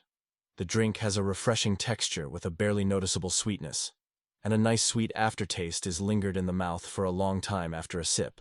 In his past life, the young man was not fond of alcohol, and he did not even think that he would now dare to taste something like that. The young man notes that it is really wonderful wine. It is quite worthy of the name 1,000 Days of Spring. He appeals to pour another gin. The man only shrugged, saying, and knew that 1 glass would not be enough, and asked to wait a little. Yen noted that this wine was so expensive that even the immortal could not afford to taste it. The reputation of this wine is based not only on its taste, but also on a dense consistency. Even the most wiped ceramic mug has to be wiped several times to completely clean it. The inner surface of this cup, surprisingly, remained completely dry. The bench realized that this young man was the same immortal. The man wanted to ask him to wait, but the guy had already disappeared, leaving no trace. Wen decides to once launch. He only had to wait until the 15th of May, and the guy thought of how Wei was now feeling. Currently, the guy wants only one thing: to find a place where you can have an inexpensive snack. In the evening, the employee reports to the guest that today's drunk night and duken wine from the estates of Dean Yuan and Dimina have already arrived. But the wine Golden Nephritis in the capital is unlikely to be prepared in time, even if you hurry. Wei believes that these quantities of wine will be enough, and is interested in a man which one is better to choose. The man notes that of all local wines, the best is 1,000 Days of Spring. He has proudly prepared more than 30 varieties of excellent wine and cannot believe that this old turtle will not appear. The rich wondered where Huan disappeared, and he mentally noted that it would be nice if he had made him accompany on a journey. The man thinks that he will happen if he still heads up the immortal mountain, and whether he can return home for the new year. Wei orders to pour down jugs with thousands of days of spring and dushang. The subordinates obediently execute the order and pour the wine into the water. Yuan considers the real inconvenience to pour out such a rare jewelry as thousands of days of spring just into the river. Everyone suddenly noticed something giant in the water. The turtle suddenly jumped out of the water. She noticed that the boy was not present among those present, and his fate seems to be unknown. The sage believes that the boy was in their hands, but he does not in any way. The turtle removes the front paws on the land and pours the remaining water on the shell back into the river. Wine from the carts spills along the shore, and the sage asks in the arrivals what they are looking for. Wei Yuwei addresses the presentation, noting that his ancestral jade comes from the immortal home on Mount Yuhuai. He confesses that he does not know how to enter the monastery of the immortal, and therefore asks the teacher to enlighten him. The turtle appeals to the man to approach. The master cannot understand why his own fate remains so incomprehensible. The sage noted that Uwai is an ordinary person. Some really are able to persistently change their destiny, but it is impossible to override it or distort it. The turtle thinks like this. If a man visited Mount Yuhua, therefore, in his way, a master of his craft certainly met. Uwa is not sure whether he has the right to disclose information about Huan. The master noted that the man had to meet such a person. The sage asks if he can talk to this expert in person, or at least convey his words. He is annoyed, because Uwai is silent. The guard waddled and shrugged the sword's hand. The man reassures the guard, and assures the turtle that he really met with the expert. The turtle apologized for the frightened Uwe and asked him not to stop. It seemed like a conversation no longer, but the owner of the G was absent, so the turtle could decide that he was talking about. Uwai confesses that he really considers meeting a great good luck for himself, but is afraid to be disappointed if he opens his personality. Therefore, he decides to share only what he can afford, and the sage agrees to listen to his story. At first, a man learned that one warrior from the prefecture Dashan killed a tiger hunter in the mountains and gained a whole skin of a white tiger, a real rarity. Since a birthday in his family had to take place soon, the man decided to buy this skin. It was in this district that he first met a young man. Then he looked at the man and now believes that the guy would have to feel the danger. The turtle wondered whether he visited him with a daughter. The man tells that Zhen gathered people to grab him, and acted so carelessly that he managed to injure him and poison him before being captured. At the same time, he intentionally does not mention Yuan, wanting to check whether the turtle is able to read every word. Later, Wedge returned to Ninjan, and only then did he first got the opportunity to visit the master. Then he learned that hunting dogs were pursuing a fox in the district recently. Seeing the expert, the animal bowed to him and wept bitterly. The sage wondered if the lord managed to save the oar fox. The man confirms this story, saying that the guy really paid with the hunter, cautiously drove away the dogs and drove the bald for treatment, then took him home. According to the child who came to the man, it is known that after recovery of the fox so much sadly for the will that the guy, after all, released her. The turtle was angry with the fact that the fox decided to go on her own. Yuve asks to listen to him and confesses that when he was recovered after injury in the county, he heard this story from Chenachianka about the immortal fate. That is why he decided to visit the owner. During that period, he played with a friend when he touched blue jade at the request. On its surface, 4 small symbols of the Holy Kingdom of Yukua immediately appeared. The owner only noted that the jade comes from Mount Yuhua. The sage wondered if the man was known when the young man would return from the journey. Wei Uvai replied that he did not know that, and Yuan, staying away, listened silently to everything that speaks of him. The man said that before the journey, he asked his friends to share dates with the villagers when they reached in the fall. And the next day, the fruits reached and replete on each branch. The turtle realized that the person with whom the gentleman played was ordinary mortal. The man reported that he worked as a teacher at a local school and was still a neighbor of the boy and his only friend nearby. The sage was glad, hearing the reviews of the virtues of the young man. Uvai assures that he really does not know where the young man is now and when he returns. The sage asks to say nothing more and promises not to ask uncomfortable questions. He adds that if you want to get up Yuhuai Mount, you need an heir with outstanding abilities, or in the Wei family, should have a child under 5 years in a straight line of ancestors, which can be sent to the mountain. Cranes have been changed there every 20 years, and from the first month of next year, this honorary mission will be entrusted to the one who has long been associated with the Wei family. The tortoise advised to bring with her a jade pendant, assuring that the crane would necessarily appear. Then you should ask him to accompany the child as older for 3 years. Crane will do everything possible to thank for this service. The sage also points out that it is here that Mount Yukua stands. The sage draws the attention of Wei Uwe that everything is now depends on him. The man thanked for it and promised that next year his family would bring wine here again. As for Mount Yuhua and family relic, he may have really lost a chance that was much more valuable. However, unfortunately, there is no medicine from regret. Relatives turn to the head of the family, interested in his well-being. But the man asks them to keep silent even before the closest, and not to mention the events that have happened today. Uvae, along with others, exclaim that tonight they will certainly drink well. Wen realized that the turtle request concerns cultivation, but at its present level, it was not able to help. Looking at the full moon, the young man felt a strange void in his heart. He could not understand why his own fate was more complicated than in Uwe. The next morning, the master visited the wine shop and confessed that he had time to miss thousands of days of spring. Zhu reported that he had already prepared wine. Van Tzu Chun thanked the owner of the establishment. The young man throws the first glass. The old man looks carefully into the bowl. The young man noticed that the old man was watching him closely, and asked what he was so closely looking at. Zhou asked the third master to what level his martial art reached. He replied that his skill exceeds the first class. The owner asks him to drain the glass with 1 sip, so that there is no drop of wine in the glass. The young man cannot understand what is difficult in this, and calmly drains a glass of wine. The young man appeals to allow him to see. My grandfather noticed that there was a little wine left in the glass. Van guesses that the man thought something. He invites him to drink wine, calmly and to a drop, so that even the bottom of the glass remains dry. The young man noticed that it was impossible. Even if the wine should be shaken, the precipitate will still remain. Even the most outstanding craftsmen are not able to force invisible water to do what they will be ordered. The old man thanked for the explanation. Someone went into the room and asked if he could buy wines if he brought his own jug. The man immediately cheered, while the master was surprised. Zhu noted that, of course, it would be cheaper. The master does not understand why the owner treats the young man. The old man explains that he will bring him a 20-year, 1,000 days of spring. The young man stood up without understanding what was the matter, because the old man assured him that there were almost no 20 years left, and they were not sold. Thousands of spring days last no more than 30 years, and it is the 20-year age that is considered the happiest. In the wine cellar they are very small, and in this store in general, only this small jug is a real rarity. The older the wine, the less often it is being wound. The master noted that he repeatedly asked for this wine, and if the owner wants to sell it, he would become the first buyer. Yuan looks at the wine with interest and asks whether it really costs the same 2 tel for gin. Van decided that the guy was joking, because such wine could not sell at the usual price.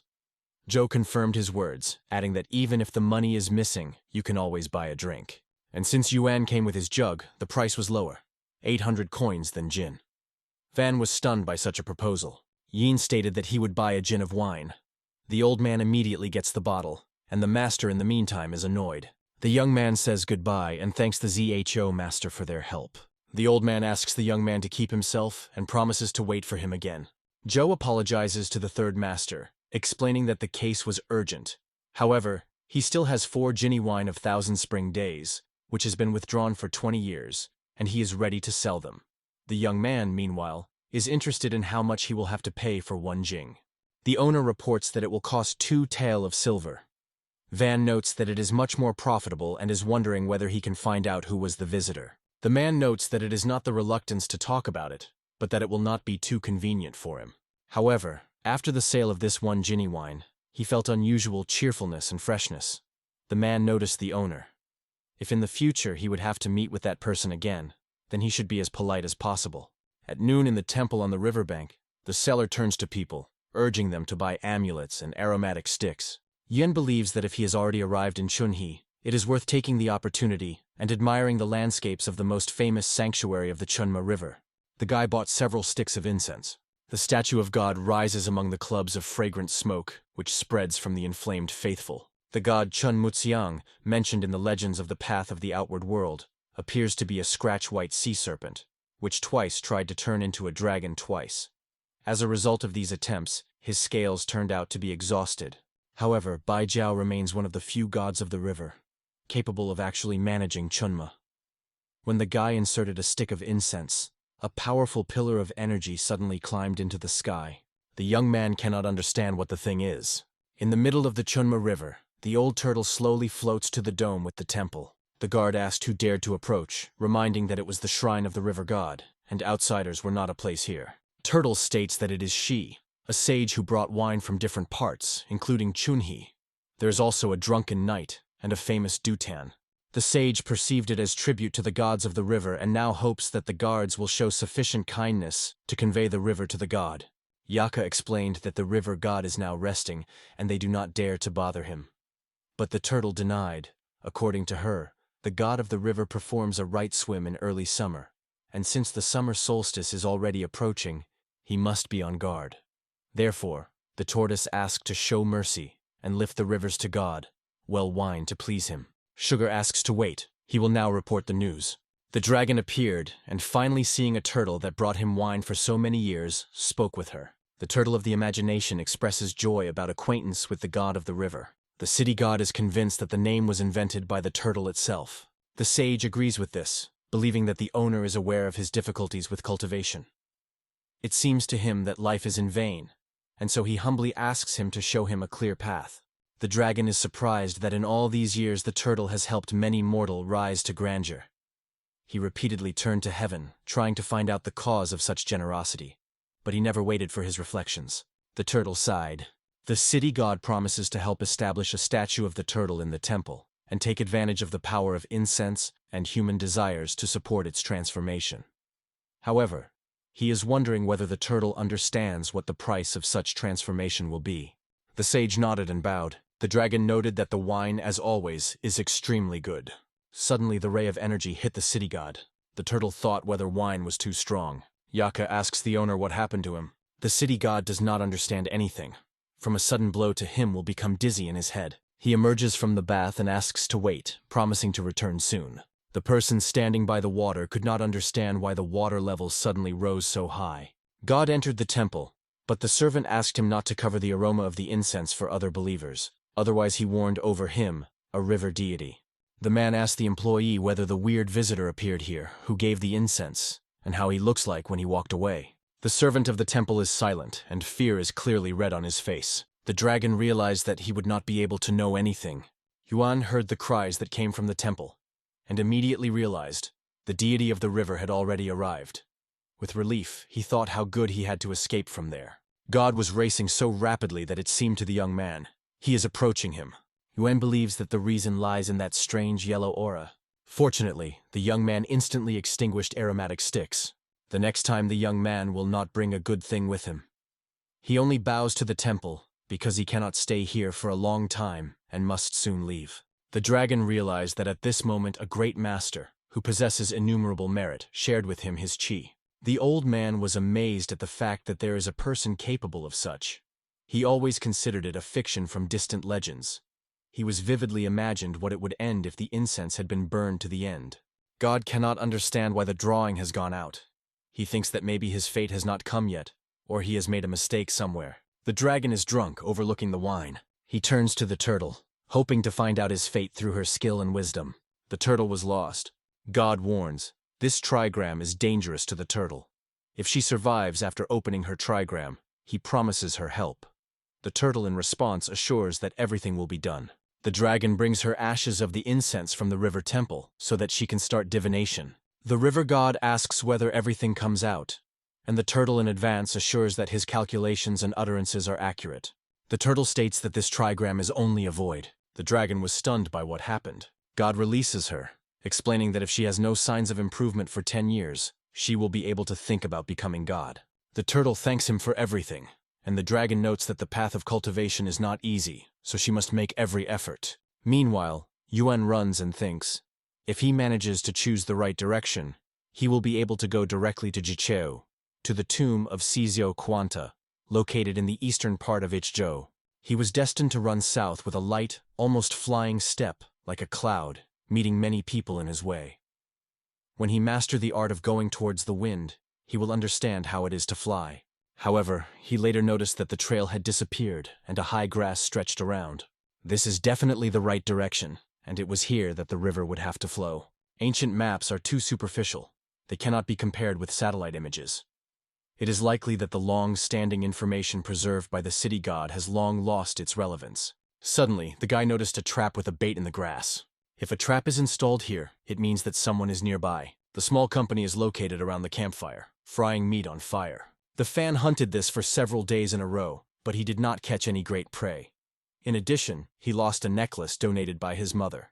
Din's son noted that the same necklaces in the temple cost only 5 coins, and assured that it is not necessary to be upset. The boy noticed to his friend that he did not understand anything. The man assured that there is nothing wrong with the deception, otherwise he will be reproached for the rest of his life. While the fan thought that there was a certain meaning in this, Din drew attention to the approaching someone. Everyone grabbed their weapons, but Yuan hurried to assure that he just got lost, and seeing the light of the campfire came to ask for help.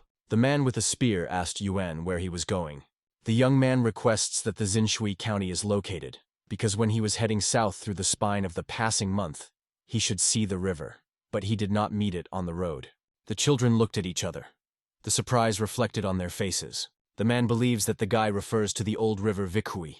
The young man also lends to the thought of her. From the older generations, the hunter heard that this ancient river once flowed from the mountain raster to nourish the surrounding fields.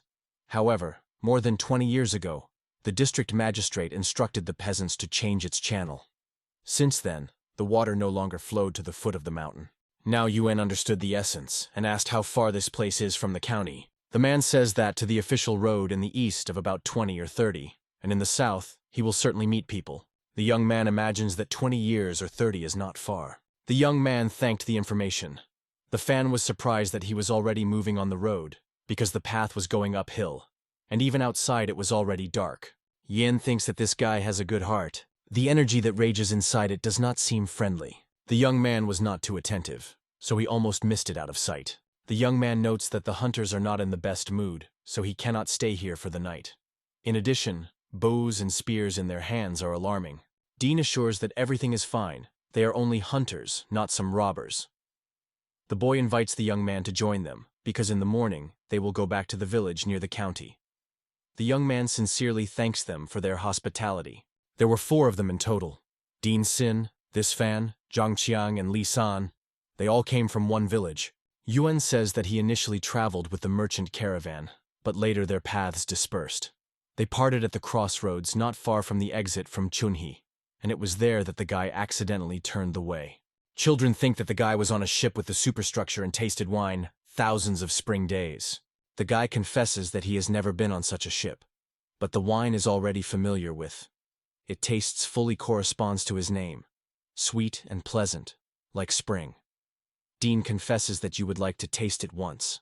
The young man noticed that the fan's eyes look sleepy, and it seems that he has not been able to rest lately. The boy confessed that Mr. was right. He has been haunted for nightmares for more than a month. The mother was quite concerned, believing that the son could call something dark, so she turned to the temple and asked him a necklace, which he eventually lost. Yuan asked the boy to tell him that he had dreamed, because the topic of dreams always caused her special curiosity.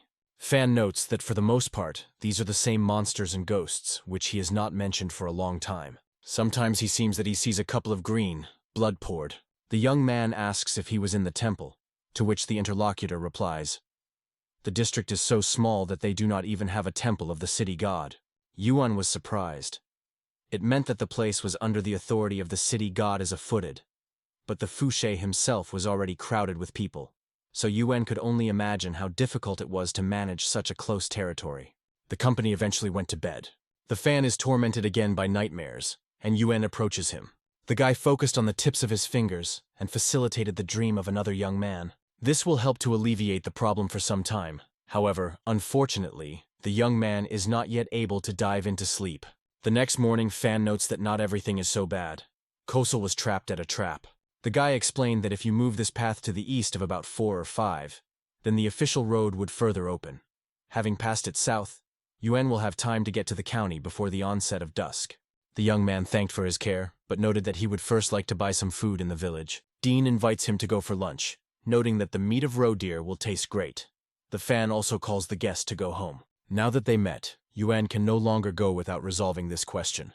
Children have dinner in the yard of the Dean family. The son noted that it was too late, and suggested that the boy stay with him for the night. The fan joined the invitation, also inviting to spend the night. The guy thanked everyone for the invitation and decided to spend the fan. His wife seemed friend and kind. Suddenly, the young man woke up in the middle of the night, alarmed by an annoying cat snail. Yan cannot understand what is happening for the wonder and why so many cats gathered in one place, from which the chi is significantly flowing from. The young man released a drop of some brown substance into the window. He kissed the same bowl with a brown substance that stood in another room. The combination of martial arts and yushui gave its result. Yuan with a slight hand blows the ashes from the candle. The fire impresses the monster, and it spreads its cry. The ghost, covered by flames, tries to escape from it. The young man realizes that the monster will no longer be able to escape. The mother went to his room and asked if he was fine. The young man tells him that he had a disturbing dream. He saw a disgusting, rotten monster. Suddenly, a flame appeared from nowhere and burned this monster. Yuan also went to him in the room, wanting to find out what caused the shout. The woman reassures that everything is fine and explains, it was only a terrible dream. Although vital energy has significantly weakened it, the shock was not too serious. The mother asks him where the necklace she gave him, and why he no longer carries him with him. Yuan believes that he probably left them in Dinhei house. This agrees with him, and also assumes the same. The woman asked the young man not to forget about them, because it was his mascot. The son cannot understand why the young man is interested in the tomb of the Fan family. Yan is wondering if a man will believe him if he says he just wants to visit him. In response, the man notes that the guy only recently met the Fan family and is not obliged to go to honor their ancestors. The young man asked his son if he heard that cries last night. The man wanted to ask that he sounded for noise last night. At first he assumed that it could be a beast, but now it seemed to him that the sounds were really coming from the side of the fan house. Yuan asked him to be taken away, and then the man would see everything. Din's son reports that they have already arrived in place but cannot understand why it is so cold. Yuan approached the tomb and asked the Hei not to come closer so as not to splash his clothes. The man looked at him in surprise, not understanding what was the matter. The young man through energy punches the walls of the tomb, and something unknown and sinister breaks out of her dark injection. Strange sounds come from the tomb, and the son, frightened, hides for Yuan. The young man got a match and assured that he should not worry. Everything would be fine. Yuan threw a match into the tomb, and from there they immediately came. The young man finally realized that before them, there was a shadow of a real dead, and the son was so frightened that he was even faded. The new moon recalls the Taoist proverb. There are real and imaginary corpses, innocent seductors and small lunters that only harm their own children and grandchildren. Yuan asks a man to ask the fan in the future to move their father's grave to a more sunny and increased place. He also insists that his son never mentions what happened today. The son assures that he understood everything. The young man was already going to leave, but his son asked him to wait. The young man is convinced that this time his chip and go will be black again. Yuan appeals to the fan to not forget to pay tribute to the Temple of the Lying Mountain, as well as to visit the Temple of the Earth to light the benefit. It will help him free himself from depressing nightmares. Fan states that he will do everything as the master commanded. The villagers escort him, sincerely wanting a happy road. The young man assures that they will certainly meet. The father orders the boy twice bowed to Mr. Tzu, but the fan does not understand what reason it is necessary. The man advises him to forget. The teacher urges children to closely monitor the present and appreciate the past. Strive for new knowledge and not stop learning. Children dream something under their nose sleepily and reluctantly.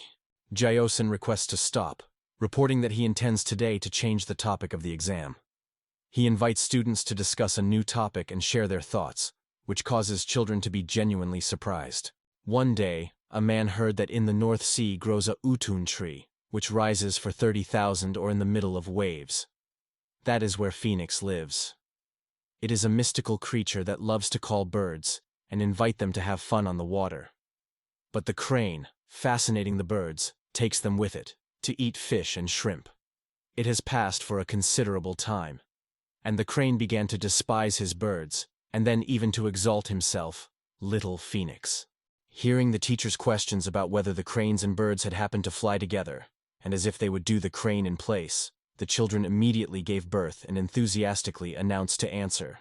The man noted that the game teaching method proposed by Mr. Tzu really works. The upbringing of children is no less important than active participation in society. Jiaoxian noted that the students had answered through discussion.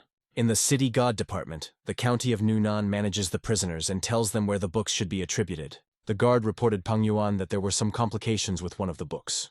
The happiness and morality of these books is growing so rapidly that they have already moved them from the place. It was written by the name of Yin Chugoxian. Suddenly, Yuan felt a gaming for Go suddenly. The young man believes that he is lucky to have such a friend. Yan sat on the top of a tall tree. He may also have a proportion of guilt in the discoloration of the stone, but the strength, most likely, was answered by Yin Chudosian. The guy thinks of starting cultivation here until his mind remains pure. Passengers in the cart cannot understand why he moves so slowly. The boy pleaded with Kucher to speed up the course, because since they left behind the district of Ponosui, it has been a long time. Kucher noticed that I would be glad to go faster, and the further they move, the thicker the fog becomes. Once they get out of him, he promised, the cart will go much faster. The young man hopes that the carrier does not want to make more money in this way. The man replies to this. The last few days in the county is the cloudy weather. At night the fog will become even thicker, so people are kept cautious, fearing to get lost quickly.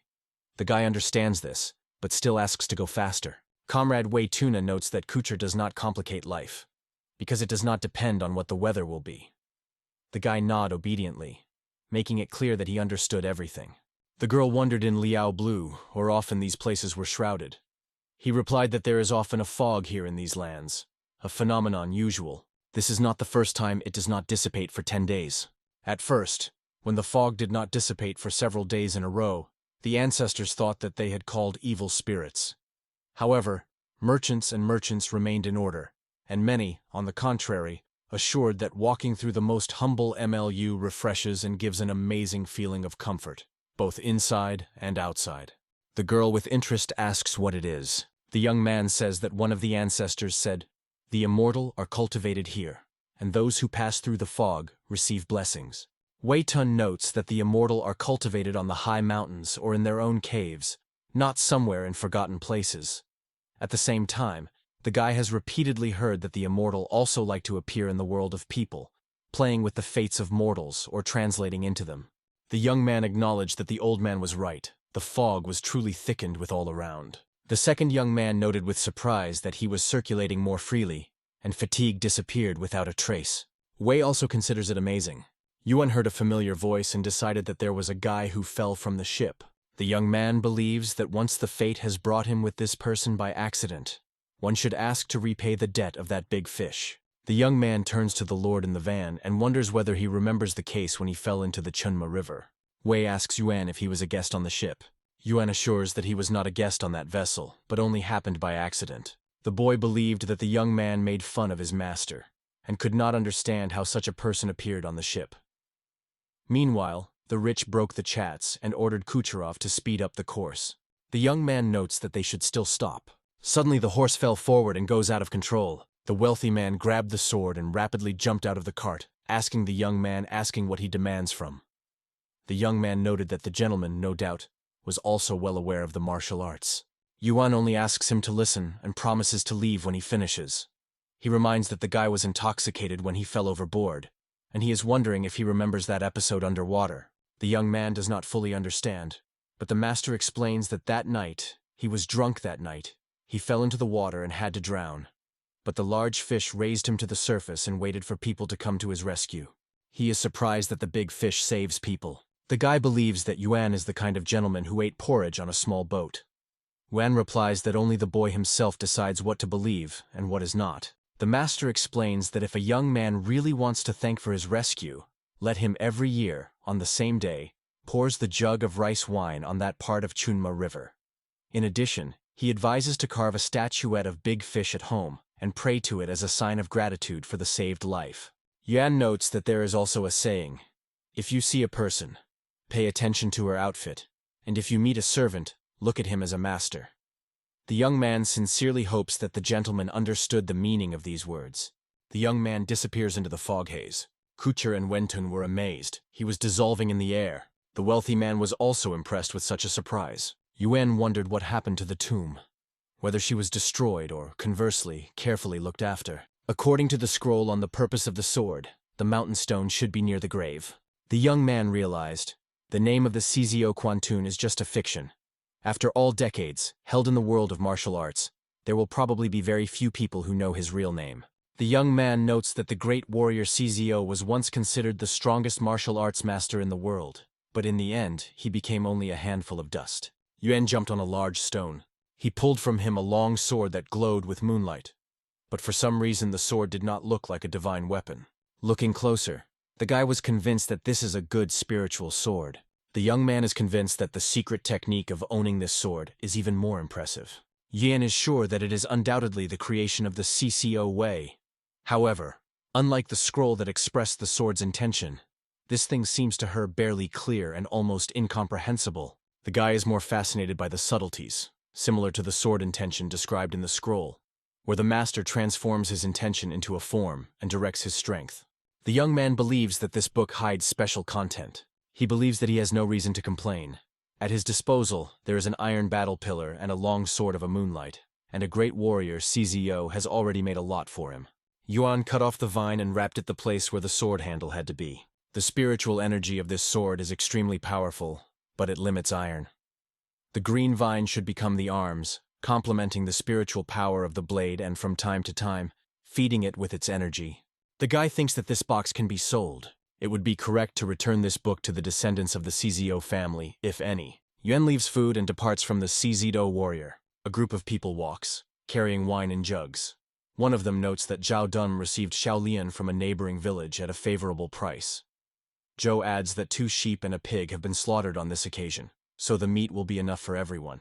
The young man noted that it is possible not only to eat, but also to drink with pleasure. His comrade could not stand and asked him to stop because he was heard from the saliva. Wen thinks about not staying here and not joining the wedding feast with others. In addition, he does not have to give a traditional monetary envelope. The young man approached them and confessed that he had been wandering for a long time in the deaf terrain, in vain searching for a place where he could rest. He was finally lucky to meet someone on his way. The young man intends to ask whether it is possible to spend the night and collect water here. He is ready to pay for all this.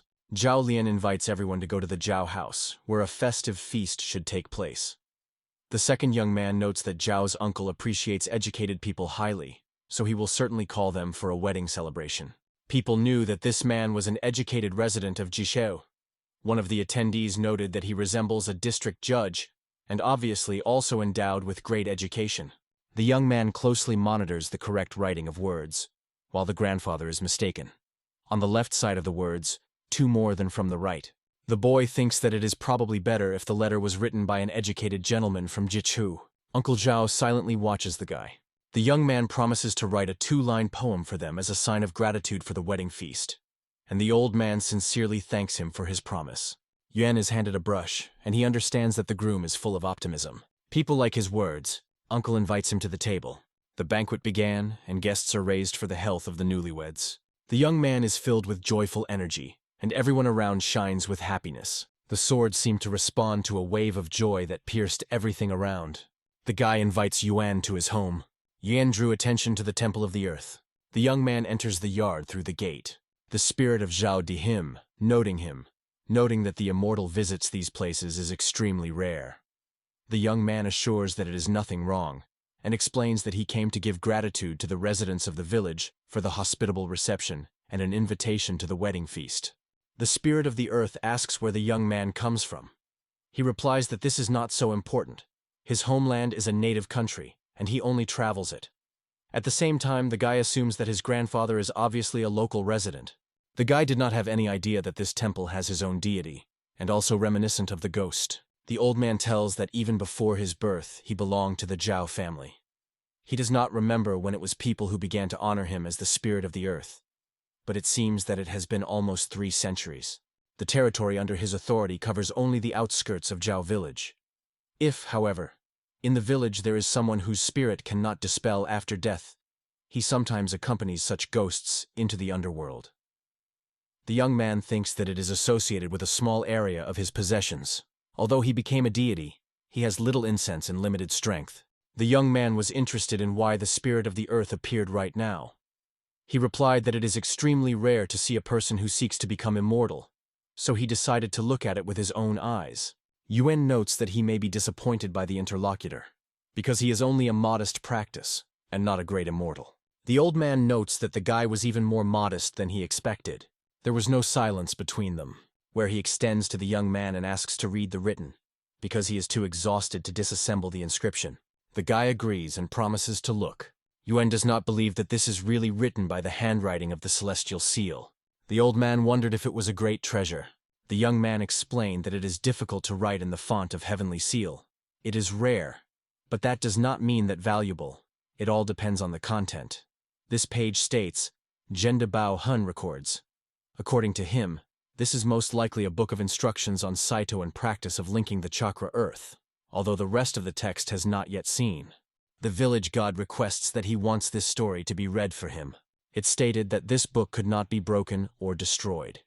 It is not afraid of water or fire, or also does not absorb the victim's spiritual energy and fragrances. The man even sought the advice of the local deity, but he was also powerless to help. The young man was surprised that even the local god did not notice anything. The old man explained that the city god assured that it was only the heavenly seal, ordinary yellow wrapping paper, nothing more. Then his grandfather asked the boy to interpret the inscription on this seal.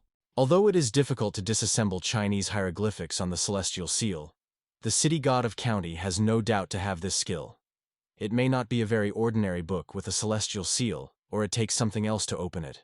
The young man sees only a blurred ink circle. In his gaze, a hieroglyph, symbolizing salvation, flashes for a moment. Suddenly, the energy of qi began to radiate from a piece of paper, and its surface was slightly blackened. The old man and Yuan were frozen in confusion, stunned by an unexpected phenomenon. The guy thinks, did he really break the book sealed with a heavenly seal? The spirit of the earth notes that now he can see these words. The old man thanked the young man for dispelling the spell. Yuan in response noted that it was his path, but he still left several traces on this yellow book. Although traces of burns did not affect the content, the guy still felt that it was not just a restriction for this yellow book. It seemed to him that they caused some wave of Q inside him, and his improvement rose to a new level. Yuan is interested in the spirit of the earth, where this book comes from. The old man replies that he found her in his lifetime when he worked in the field, cultivating the ground, and somehow brought home. The old man could never think that after his death he would become the spirit of the earth, and the yellow book would be in the underground temple. Only then did he realize how unusual this subject is. It seems to the young man that all this is indeed his purpose, and the ban itself only adds attractiveness to this idea. If the violation came from the very spirit of the earth, it would have a deeper meaning for him, but now it is rather a profitable agreement that he will not refuse. The spirit remarked that if it were not for a guy, he would have been tormented for a long time over this yellow paper. The young man thinks, what is done, that is done. The book seems to be unusual for the world of people, but no matter how its fate, it is still afraid that he is no longer able to take on an even greater burden. Yuan appeals to the spirit of the earth to continue to show this book to anyone else, because its origin is of paramount importance. If, thanks to this method, he succeeds, then always remember his initial desire as the earthly spirit, whom he would not become in the future. The young man seeks to protect them from suffering that can still be prevented by making good decisions today. Zhao, where he assured that he would be guided by the teacher's guidance. Yan noted that the chip appeared not during the transmission of a yellow book, but only after they bowed to each other. The young man at night is immersed in meditation in his own room. After all that just happened, the real fire increased significantly, turning into qi yin and yang. He notices the same legendary 3 colors of the flame and is thought out for a moment. It seems that it was not so difficult to choose the names for their properties. Yuan has just heard the echo and thought that perhaps Xuanjuan Qi was a true merit. It seemed to him that those words were a great opportunity for himself. The young man conducts a rite of preservation of the order on the sword, embodying his spiritual essence. The young man is surprised that the spirit generated by a sword with a green vine directly turns into the spirit of the sword itself. Now the sword of the immortal is truly worthy of his name. Yan suddenly went with his nose. He thought that the ability to keep the order in spirituality should not be used without urgent need, but now it was really justified. 2 weeks later, the young man arrived in Futianjun. It seemed to him that this city was not different from others, but only the fact that the most powerful man was born here Cizo Wei attached him special importance. Unfortunately, along with the decline of the CCO family, the famous apprentice has disappeared, and the youth have not heard about the High Master now. They are so self-confident that they are without hesitation to complain about immortal swords. The young man believes that only a few keepers of history are still known to some of the ancient works. Yuan is not sure whether it has to do with Jian Bao Hun records, but it seems to him that his vision has improved. He notices the seller who offers cookies and pancakes baked in the oven. However, vision remained fuzzy. The guy noticed that this man's aura, although not demonic, still had something special. The young man asked him to give him 2 cookies. The man, noting that the guy was not local, said with a smile that their cookies were delicious. Wen tried the dish, and the taste immediately appealed to him. The young man follows the seller, holding a short distance. The man noticed it and asked the young man what purpose he followed him. Yuan noted that he recently appeared in this city, so he decided to follow him. He politely asked to give 2 more cookies. The seller guessed that the gentleman was following him because of his passion for hot food, and the guy confirms it. The guy began to tirelessly ask for cookies. The man noted that the young man had already ate a whole dozen, and stressed that these were his last 2 cookies. He was waiting for himself when he would finally reject. Yen noted that the food was delicious, and it seems that he was quite tired of a man. So now he wants to leave for him some entry. The seller does not understand what it is about, and the guy explains that he needs paper and ink. He asks to leave these 2 cookies for him. The owner of the store reports that they have a table with a great coating, a column brush, as well as well-known ink and press papier. The young man asked the cost of 1 sheet of rice paper, which was somewhat puzzled by the man. The seller asks, and the young man again repeats that he needs only 1 sheet of rice paper. The man informed that this thing would cost 2 coins, and also noted that there is also a sophisticated Swanahenian paper, which will cost much more. The young man replied that he was quite suitable for the usual option. The young man asks if you can borrow a brush to draw just in the store. The seller assured that he was a scientist, and advised to use brushes and ink lying in the closet. Yin noted that evil would never be able to defeat good. The young man went outside, but the man should already be cold. He was not visible anywhere. The seller in the store notes that he has a sophisticated sheet of Swanic paper, and he could share it with a young man. He is wondering if he could give a real masterpiece of calligraphy. The young man extends him a just request, and calmly asks to return the money he had previously given. The man was glad that everything happened so quickly and unexpectedly. Calligraphic is so skillful that only a real master could create it, and the old man understood. This masterpiece must certainly be placed in the frame, giving him a decent frame. The young man is waiting for his 2 coins, and the seller asks him to wait a minute. The man advises not to be shy and take stones. Yan agrees. The young man likes the place where the hero of the CZO grew up. The man at the table reports that a dozen smoke clubs have risen from the forest, and the enemy general on the opposite bank of the river is fated. To find out what happens next, he advises to listen to the next section. Yuan appeals to the old man to tell about the family of CZO from Fu Tianjun. He is interested in what fate befell the descendants of this glorious family. The old man imagines himself as a warrior. The young man noted that he had some connection with this place, albeit indirect. It was only through the goodness of his ancestors here, in search of descendants of a kind. The narrator notes that the CCO family was once glorious, but unfortunately, fate disposed of differently. The CZO master was passionate about the swords, and the power of the sword left for his death caused a bloody storm on rivers and lakes, as well as invalidated the unhappiness of the CCO genus. The old house of the CZO family has now become a dwelling for the family.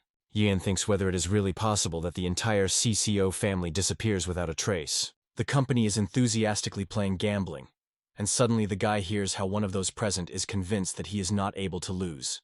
This was the same cookie seller. He asked to wait a little while he went to new stocks. The young man realized that this time the good was not destined to overcome evil. The old calligraphy shop was happy that he was lucky to get this inscription. Night guards noticed a glow filled with vital energy and decided to visit to find out who lives in this place. This energy is so thick and saturated that the patrol of the night would not be advised to stay here for a long time. They bowed, and one of them noted that to see the words of a person is like seeing the person himself. It is not easy to grasp the depth of her skill because true intentions are always pouring from the heart. The guard ordered his friend to record the address and warn others so that they would watch the place. The seller wondered where this breeze came from, and even so short-lived. Yuan arrived at the hotel and asked the owner to ask if there were free numbers. The old man says there are several options. 120 for the good and 80 for the simpler one. The young man noticed that he would have a modest room. He did not know how many days he would stay here, but first decided to pay her to his account. The old man asked to wait a minute, and the guy, meanwhile, thought that this hotel had been opened for a long time. The owner of the institution says that he has existed for many years. He was once repaired, and the institution himself inherited from his grandfather. The young man suggests that a man is well known in the western part of the city. The man noted that if the young man does not know what way, let him turn to him. Yuan heard that several decades ago, a great CPO master lived in this city. The young man sought to visit for honoring, but no one of the CCO family was able to find. He would not want to regret later that he just passed. The owner of the institution noted that nowadays almost no one mentions about the family of CZO. However, in his childhood, the CPC was considered a valid, prestigious family. He knows a little about posterity, only remembers that in the most difficult years in the family almost made funerals every month. Then worried about hard times, the young man wondered if the offspring remained. The man replied that he did not know it, but the CPO family was so numerous that he would not be surprised if somewhere, and had extramarital children. The man informed that the young man would not be able to get to the residence of the CZO family, because they have long moved. However, there is a sword-making workshop outside the city. It is said that all the blades used by the CCO family come from there, just like the weapon of the CSO master. Yuan expresses gratitude to her husband for the information received. The next morning, he again comes across the same cookie seller. The young man believes that sometimes happiness or grief depend on the people themselves. Although there are many things in the world that he cannot control him, the young man went to the forge and asked the master whether the swords were able to cast here. The Kuznets replied that if the weapon broke, their family workshop John can repair it, and guarantees that after repair the sword would serve no worse than a new one. However, when it comes to making a new sword or knife, they do not do it. In this case, Yuan simply asks to make wooden vagina for his sword. He does not need a complex decoration. The main thing is that they are simple and strong. The Kuznets explains that you first need to determine the width, length, and weight of the sword, and then choose the appropriate tree. The man asked to unfold the sword to be able to consider it, while other blacksmiths meanwhile ate something. The Kuznets asked the young man where this sword comes from. The young man tells that this sword was forged in this workshop about 80 years ago. Yuan explains that this sword is named the Sword of the Moonlight. All the stewing were amazed by this event. The Kuznets notes that it is a good name, and probably he was really invented by representatives of the older generation. The young man suggests that the blacksmith has heard something about this sword, but the man assures that he was hearing for the first time. At the same time, he adds that if the guy claims that the sword was forged here, then maybe it is. The blacksmith points out that the castings of their workshop are so durable that even 80 years after 80 years retain its original appearance. Yuan noted that if they forgot, the sword still stores the memory. The young man wanted to find out if there were still living descendants of the CZO family, so that they would give him help. The Kuznets notes that if the boy has already got a long sword of moonlight, then he should also receive a secret book by master of CZO. So he is interested in what sense to look for the descendants of the CCO family now. The old man notes that the CCO family has struck a lot of suffering. He does not know if they are still alive, but he sincerely hopes that they are no longer connected with them. The rest, too, hopefully suggests that the CCO family probably has already died. The young man laughed and noted that it is not surprising why the CCO family was so favored by Yang's family. Several decades have passed, and they still protect the CZO. The Kuznets listened to these words with surprise. Yuan noted that he was not some kind of glory or profit seeker. And even more so, he wants to get anything from the CZO family. The mortal martial arts, according to him, are of no particular value to him. The search for the CZO family is only a way to explain the delay of the CPC master, which lasted for decades. The young man lifts the sword using the power of these. The blacksmith noted that this sword was immortal, and asked the young man whether he was a CZO Gianna, who was sought by master of CZO. The young man replied that he was only a man who set out on the path of immortality. The young man again asks whether the descendants of the CZO family remain. If not, he will just leave Futianjun, because he does not know when he can return here again. The old man assures that he will not dare to deceive, because he is behind him. The Kuznets opens the door and appeals to Manhwa to call Yunyan, as well as his aunt and uncle. Yuan believes that there are many descendants of the CCO family among people. The man notes that all these people are the descendants of the CZO family. If you do not take into account the extramarital branches of the blood, the Jan's family did their best to save the lives of these people in difficult times when both internal troubles and external disasters fell on them. The young man realized that these descendants had lost their inner spiritual core, and perhaps it even has a meaning. The young man lifts the sword to the boy and points out that if he touches the blade, it will immediately become obvious whether he is a true descendant of the CZO family. Yuani was convinced that before him a true descendant of the CCO family. The young man thought whether or not to give them the technique of the sword of the CZO. Now that in their lives peace was prevailed, this secret skill could retract them into the cruel world again. The man transmits a secret technique that belonged to his grandfather and asks to read it. The young man believes that he thinks too long about darkness while under the light. The descendant told that this was what led him to death. In the early years of the elderly, the family sought to master the art of the sword of the CCO to take revenge. So despite all the difficulties, they were persistently conveying this technique further. The man states that his grandfather's talent is more unattainable for the descendants of the CCO. No one will be able to achieve such a level of skill. The young man passes to him the technique of possessing the sword, recorded by his own grandfather, who is noticeably overlapping with their family secret. Once the real manuscript is in the hands of the addressee, the moon sword suddenly begins to emit quo. The young man reassures him, assuring that there is no reason for fear, because he has now become a sword of a green vine. One explains that he could not turn the sword, because the CPC master kept this weapon for him for several decades, and the guy is grateful to him for it. The young man informed that, first, he would give her his power to create a decree. While this decree remains intact, peace will prevail in their homes, life will be free from evil, and they will even be able to turn to the city god to take care of the CZO family. Secondly, he suggested staying here to teach their skills in sword possession, and to pass knowledge of the prophetic vision. The young man asks which of the options they like the most. A man cannot decide. Yan held a cup of hot tea in her hands, and asked not to respond immediately, but to give herself time to think over the night and inform her in the morning. The young man thanks the John's family for their hospitality and promises to return the next day, and the blacksmith urges him to protect him. The children were happy with the immortal, and this did not surprise anyone. No wonder the descendants of the CZO clan reached great heights, because their ancestors once kept immortal. The descendants of the CZO family are consulted with each other, discussing how to act the best. The Kuznets interrupts everyone and notes that the issue belongs to the CCO family, and all others who have been involved in the case should be dispersed. God wants to address the question of Uncle Jan. In response, he notes that this is a personal business and he will have to decide on his own. The boy wants to put order on the table. The old man says he will take this thing as a chase, because he once drank immortal from this glass. The boy does not understand what is happening. The CCO family gathered at the table at night, discussing how to proceed. Their thoughts were divided. Some sought peace, while others dreamed of seeing the invincible Semi, free of the CCO genus, which would lead the family to prosperity. Bozan turns to Yutian and Yusian with the words that even if they do a fair family, the future remains unpredictable.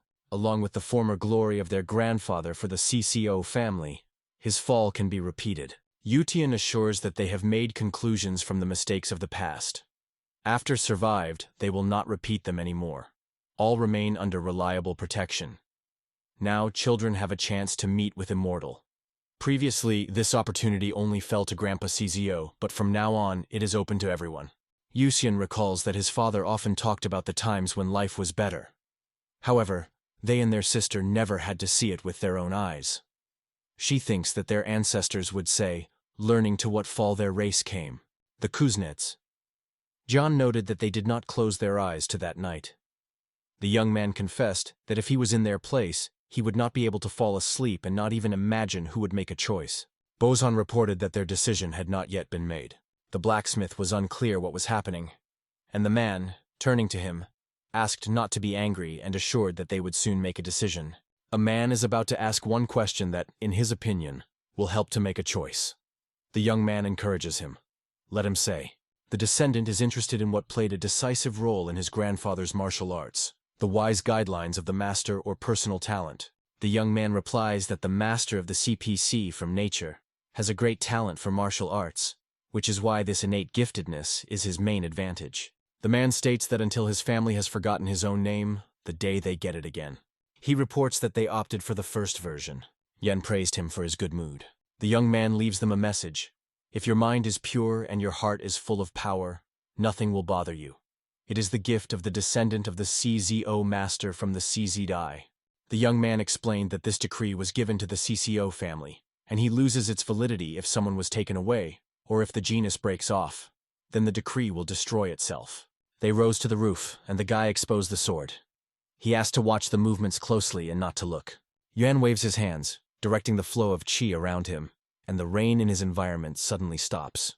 The Kuznets understands that before him a truly immortal sword's intention, a rare mortal world. The young man claims that it is the Draven Dragon, who is not peculiar to any techniques or styles. He is able to combine all the martial arts of the world, and only on them depends on how deep they can grasp it. The blacksmith apologized to the young man for getting away from his business. He was so captured by the guy's fencing that the work went to the sidelines. Yuan assures that he is not angry and sees no problem in all this. He proposes to sit and drink tea. The old man thanked the opportunity to be present and observe. The members of the CZO clan assure that they will never forget the goodness of the young man and always honor him. The same asks them to take away the decree. The young man noted that he also had a few words. In his opinion, there is no certain path to happiness or misery. This decree is powerful, but not almighty, and it will depend on the CCO family whether they can stay in this world. Yuan noted that if they once seek to regain their former grandeur, the best way would be the spirit of righteousness. Otherwise, the decree would inevitably be violated. The CCO genus assured that he would remain correctly obedient and would not forget his guidelines. The guys consider this decree wonderful. As the guy provided, his chip turned into white. Yuan asked Mr. Jan where his vagina for the sword went. The old man perceived it only as a joke. The young man assures that there is nothing wrong, and he is ready to wait a few days, because making simple vagina will not take much time. The blacksmith thought to make 10 or even 20 sheaths, so that the guy could immediately choose the ones he liked. The old man was only going to offer something as suddenly Yuan has disappeared, and he should have made him. The young man stands at the gate of the temple of the city god. The young man is not familiar with the city god Fu Tianjun, but I am sure that he will ask him. The seller assures that he has quality sandalwood. The young man remembers that event near the Chunhi River, and does not feel the need for faithful. Yuan notes that he will bring a box with food, baking, and honey, and take 2 jugs of wine. Among all the city gods he had to communicate with, it was the most pleasant to find a common language with Venus. The young man wondered if he was allowed to congratulate the city god living in the city of Fu Tianjun. In the other world, the Vane heard this conversation and announced to others that she needed to go for a minute. Next to her, the city god expressed a desire to see who this young man is. The man assures that he is supervised by the temple until Judge Wen leaves in his affairs. The young man hopes that the city god will cut out time to talk to him while he is here. God notes that C is too polite and advises him to speak without unnecessary ceremonies. Then the guy invites God to treat food while they have a conversation. While they are talking, the rain still has not stopped. The sky is cleared, and the rain finally subsided. Only on the leaves of the trees still drop its remains. Wen reassured the young man, assuring that they would certainly take care of the CCO family. The beneficial members of their families will be enrolled in the display. Today, he personally visited the CCO family to find out how they live. Yuan, apologizing for his care, departs. The old man assures that he will make every effort.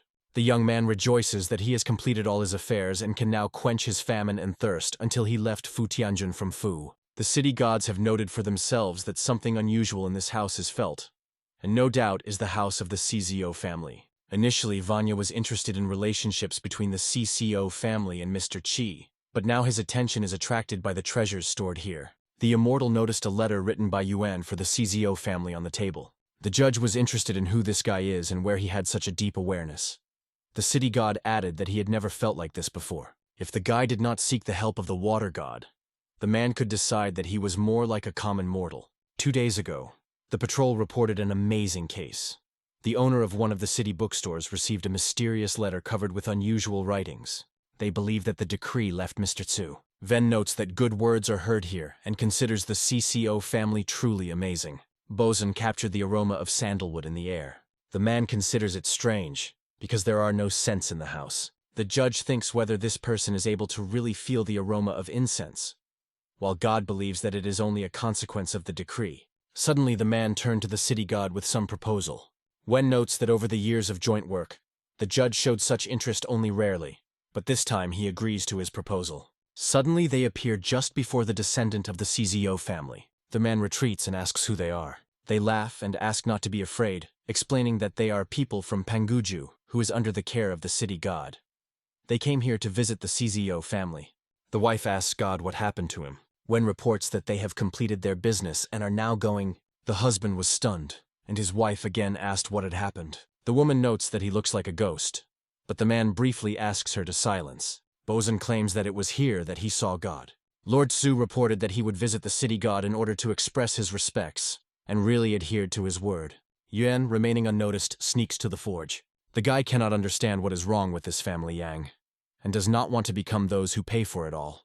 The young man chose his vagina for weapons. Yuan was about to leave only 100 coins as a fee for these things. The young man throws a silver to the hands of a blacksmith. That man shouts and demands to find out who committed it, and the young man, leaving the forge, turns and notes that it was not necessary to do so much. The young man noted that he had only one sword, so he suggested that the blacksmith sell the rest of the vagina and thus recover money. The man suddenly realized that he had just heated on the immortal. Old Yang asks for children whose vagina chose Yuan. The man noted that the guy chose his lacquered wooden vagina. The boys greet him, though each of them would dream of being in his place. The young man insists that the silver obtained from the immortal belongs to him, or at least his half should go to him. The old man notes that the guy could just remember it, but such a treasure, transmitted to the immortal, should not be kept only in memory. Uncle decides to take them to the ancestral hall and put them next to the plates so that everyone can see them when he raises the grace. The blacksmith seems to be surprised by the blacksmith. Yuan asks the sword to wait a little, because the vagina is not yet ready to fit and restrain all its strength. The young man puts the sword on the vagina, connecting them into one. Using QU energy, it leaves a special label on the sword so that the vagina can withstand its strength. The sword, along with the vagina, merge into one whole, and the maple weave the vine. The young man completed the case with the CCO family, and now sought to focus on his own practice. Although its level is still low, 5 internal organs are already nourishing these 5 elements. It is undoubtedly good. And the 5 kui and 3 flowers referred to in Illuminated remain unattainable to anyone except the true Taos. The guy realized that the path of cultivation is actually many roads and countless rules that are extremely difficult to generalize. But if a true Taoist has a deep understanding of the Tao, he or she is often able to grasp the laws of being.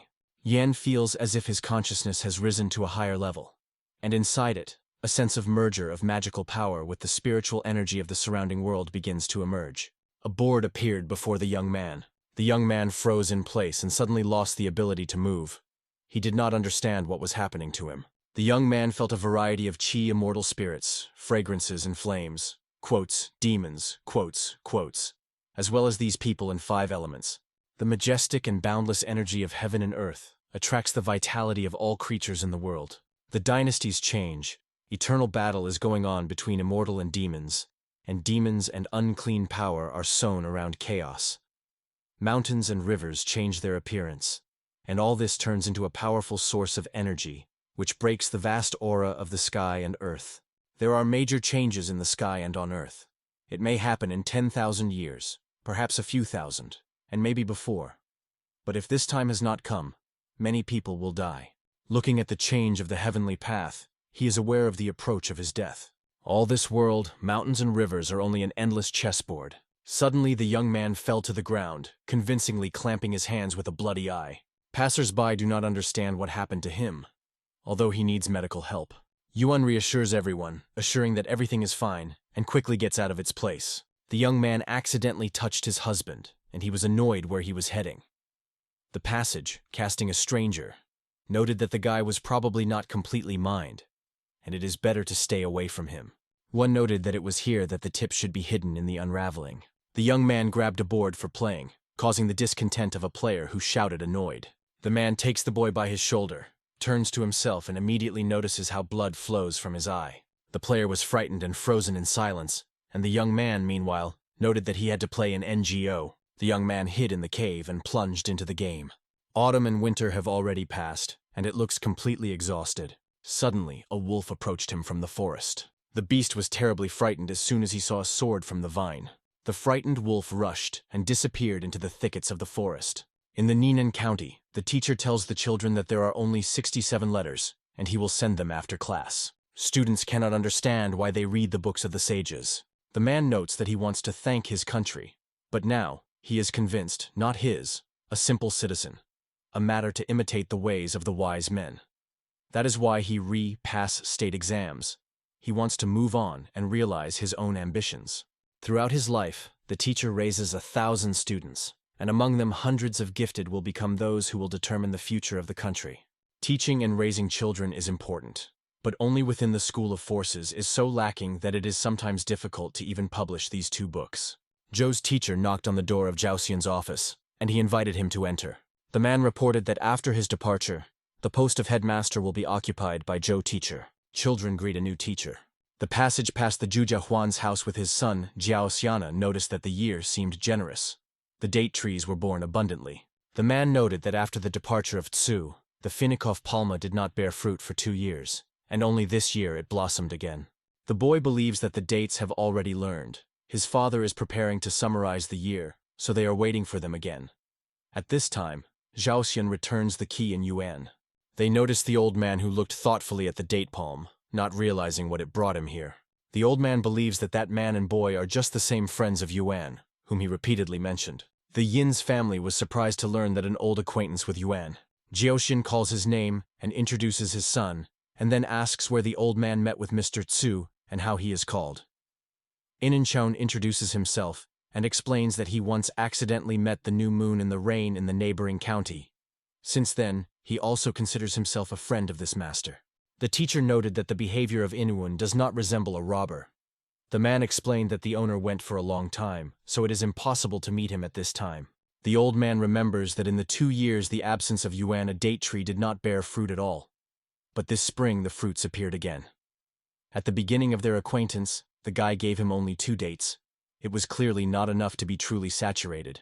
The man was convinced of the truth of his words. Everyone who tasted these dates could not forget their taste. He was convinced that the guy had taken with him a generous stock of dates, so this time it was possible to catch up. The old man was able to eat as many dates as he wanted.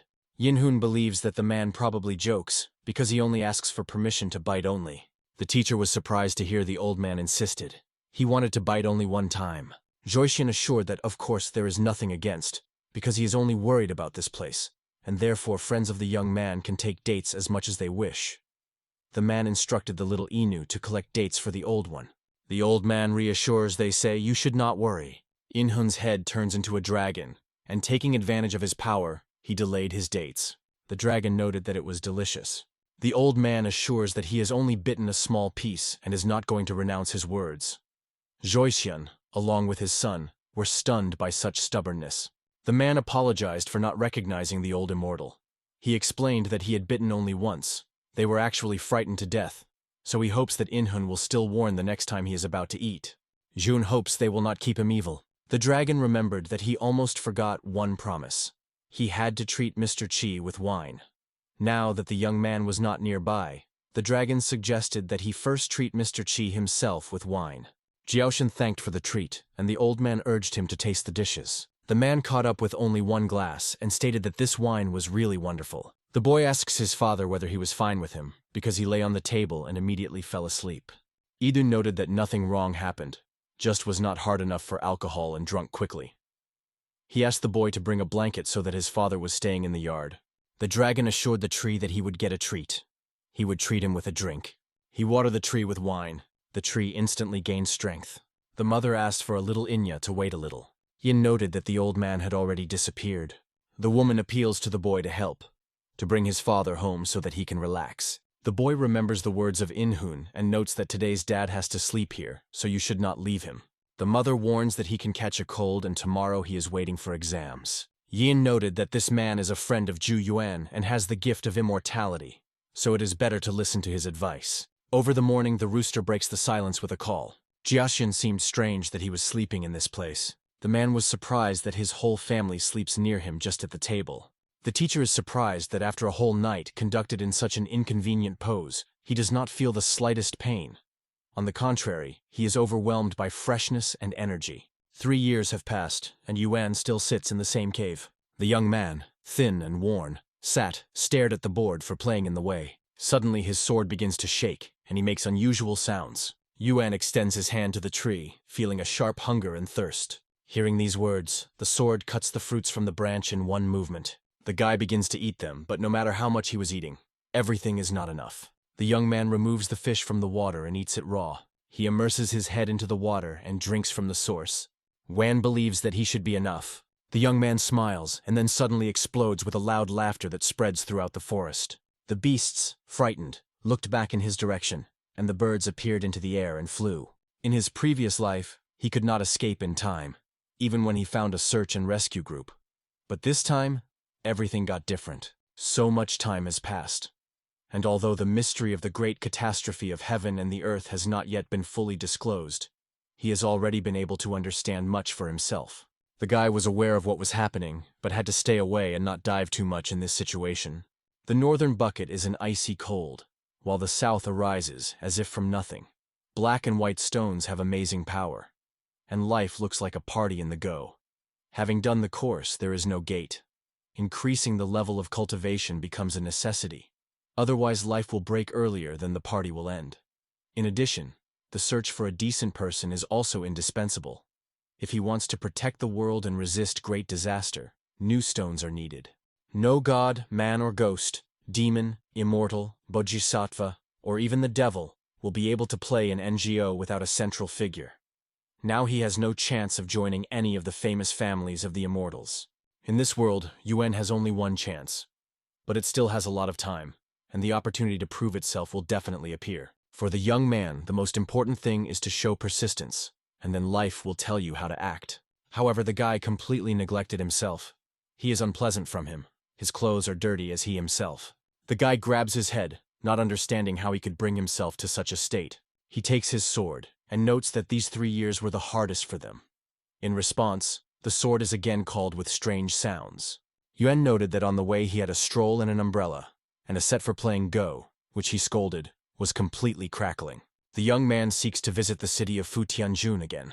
The guy is going to go to the clothing store, but understands that this form appears there inappropriate. Yuan decides to mask. He has changed, and now resembles a young man in an attractive cover. But he remained so untidy, although the ordinary person will not notice it. The seller assures the girls that it is the best silk in all Vanchzhou, and adds that 1 scroll of such fabric costs 10 tael of silver. Yuan was surprised. The price of this silk was higher than the cost of gold. It was obvious that the average person would never be able to afford it. The girl reports that she chooses this fabric, and her girlfriend advises to complete the choice. The young man is aware that these people are far from ordinary. Their teeth are noticeable, the bodies are full of strength, and breathing remains calm and equal, so undoubtedly before him, masters. The seller appeals to the young man with a request not to squeeze the fabric so much. He notes that the guy looks refined and modest, but his behavior speaks of another. Yuan explains that only touches silk, trying to understand how different it is. He asks to help him choose his clothes, and the man answers him to wait a moment. These 2 girls made a rather strange impression. It was difficult to call them ugly, but some chaos prevailed on their faces. Perhaps the guy simply did not understand in makeup, or the appearance was created intentionally. He believes that he probably understood something wrong, because he sees nothing. The young man thinks of stroll through the streets, and most likely the seller of the board still stands in his usual place. The guy notices the same seller, but now he already sells jade products. The seller claims that the jade is extremely beautiful and has a rich green tint. Yuan asked the cost of 1 stud. The young man replied that its quality is average, so the price is 30 coins. The practitioner extends him 1 tael, noting that the stud is probably more. It adds that the amount is enough and it is not necessary to give. The guy likes this jade hairpin, and the seller, meanwhile, is confused. The seller could not understand how that man just took and left. He runs to Yuan and assures that this stud does not cost such money at all. It is made of ink jade, more roughly cut, and its real price is no more than 20 to 3-fold coins. 1 silver hail is too big for such a thing. The young man notes that if the gentleman is really liked, let him pay coins. Yuan is interested in his name. The guy is called Lin Tian, and he works in this area. Lin Tian suggests that Yuan does not want to buy a jade pin at the offered price. Practice noted that he likes, and today he would buy it. He heard that the restaurant Drunk Aroma in Futianjun was prepared delicious, so he asked the young man whether he was there. The seller has frozen, unable to understand what his buyer really wants. They are already sitting in a restaurant. Lin notes that the owner spends too much. It is only a jade pin of a simple stone, and, as far as he knows, this institution is extremely expensive. Yuan is wondering how expensive it is than 3 dinners. But the seller does not find what to answer. They were served chopped with fish soup, steamed pork, and stewed cabbage. The young man confesses that he is a little hungry, so he decides to start the first, inviting the foam to join him. The seller got so much that he could barely sigh. Yuan confesses that he really likes the stud and is doubted that one serving is enough. The young man refuses and assures that he will no longer be able to eat a piece. He believes that the gentleman belongs to their wealthy relatives, but he just laughs and replies that he does not have any family relations, but instead wants to ask a counter-question himself. Practice was interested in choosing laziness if he had a choice. Wealth and prosperity, or a peaceful life with a little fortune. The young man replies that he has neither education nor great ambitions. His only desire is to marry, to give birth to 2 children and to live quietly. He brings joy the idea that he will be able to support his parents, and at the same time he is not a stranger to him that he will take care of him. Yin notes that the more you get, the more the desire is growing. However, in his opinion, it is worth appreciating the ability to be satisfied with a small one. The practitioner appeals to Linnea to call the waiter to pay. The guy gets out of the chair and goes to the hall. The practitioner brought in the air a sign created from chi energy and reached out to him, directing his strength. He left his label on the cellar. This symbol, according to belief, guarantees success and happy fate for life. The mound touched the forehead, and in the meantime one of the passers, by turn to a friend, they say, the guy writes perfectly, and this year he would go to school. They are convinced that this year the winner will be Liu, and Yuan felt that it was time for Zhaos to prove himself in fullness. Year. The man is in line at the Chunhi County Examination Courtyard. The employee reports that the state exam is beginning right now. Participants are allowed to bring with them their own pens, ink, inkstones, food boxes, and other necessary things. Paper and water will be provided in place. Everyone who passes the exam is thoroughly tested. The examiner recognizes Yin Xiana, and the man does not hide his astonishment. They did not meet personally, but the examiner got acquainted with his book about the theory of group birds and found it interesting. Zhaosian notes that he cannot accept a compliment for his modest work. The man offers him to move to the work and expresses his hope that the writer will get to Class A. The teacher is firmly set to make every effort. The young man hit the gong, notifying the beginning of the exam. People sit at tables, separated partitions, and they write something. Zhaosian began to take an exam. Examiners notice that its answer is quite exhaustive and detailed, although at the same time somewhat empty. The man expresses that small officials with disabilities could use this strategy in the fight against drought. The second agrees with him. Over the crescent month, people are eagerly waiting for the test results. Someone rejoices, learning that his son has been on the list. People do not understand who is the other, and that man, in the meantime, realizes that his name is already on the list. Zhaosian sat in a circle of friends, with them lifting glasses. He sincerely thanked everyone for the greeting.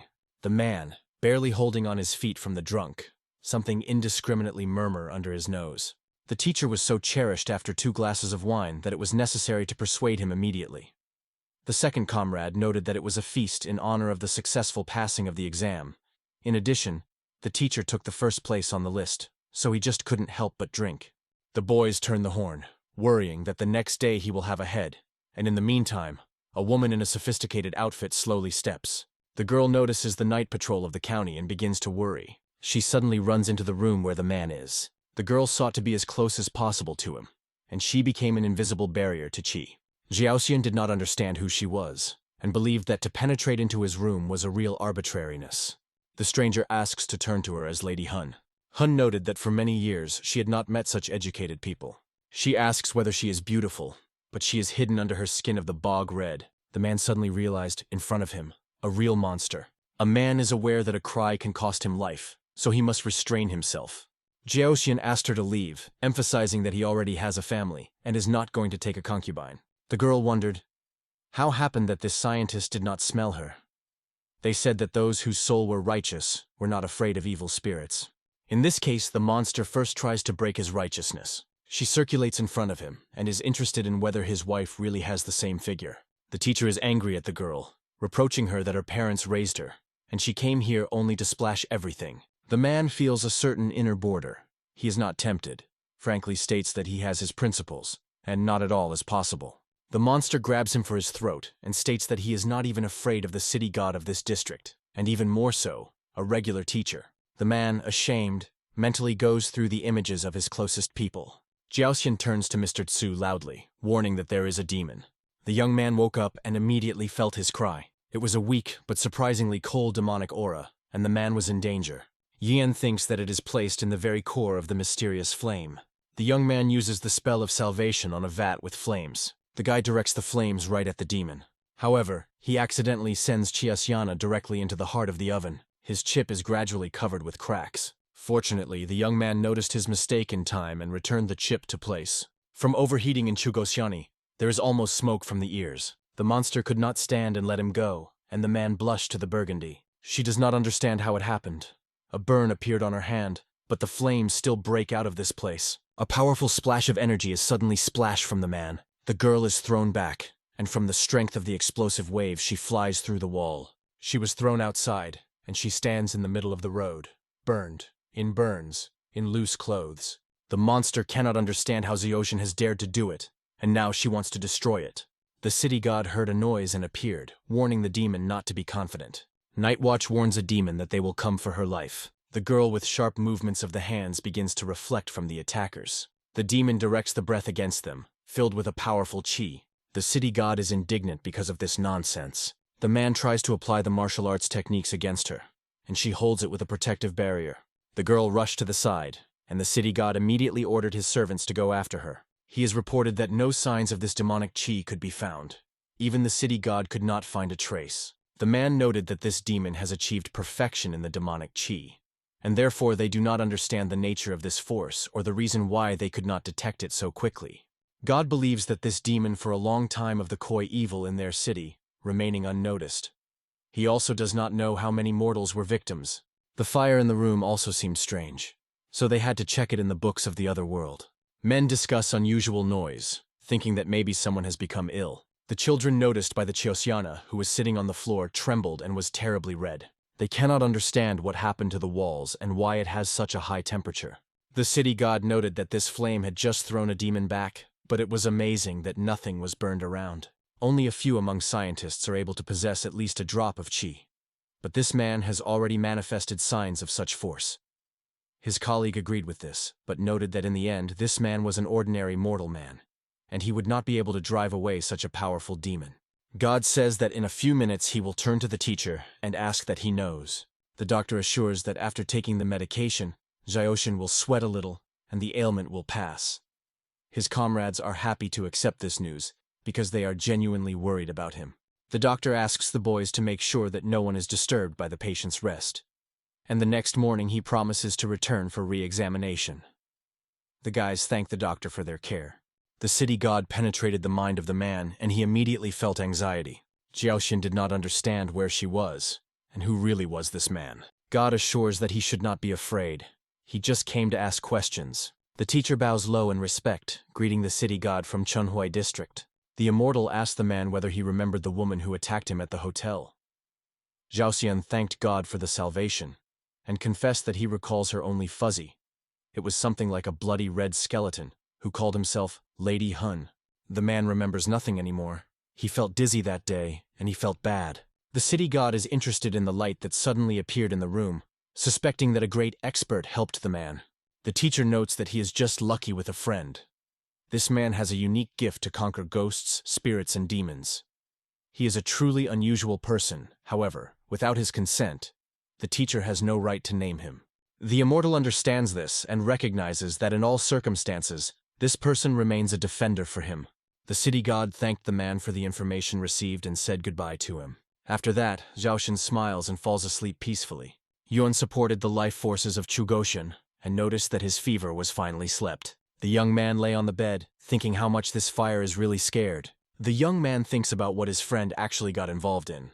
The real flame was only allowed to use once, and the demonic creature has become so powerful that he did not even dare to oppose it. Now there were more than 2,000 Lai, and the guy could not count on his help. To see his victory, the young man decides to execute a demon. Yin suddenly illuminated, and he turned his gaze to his sword. He may not be enough for his own strength, but he has a green vine sword and, having obtained some training, he can do everything.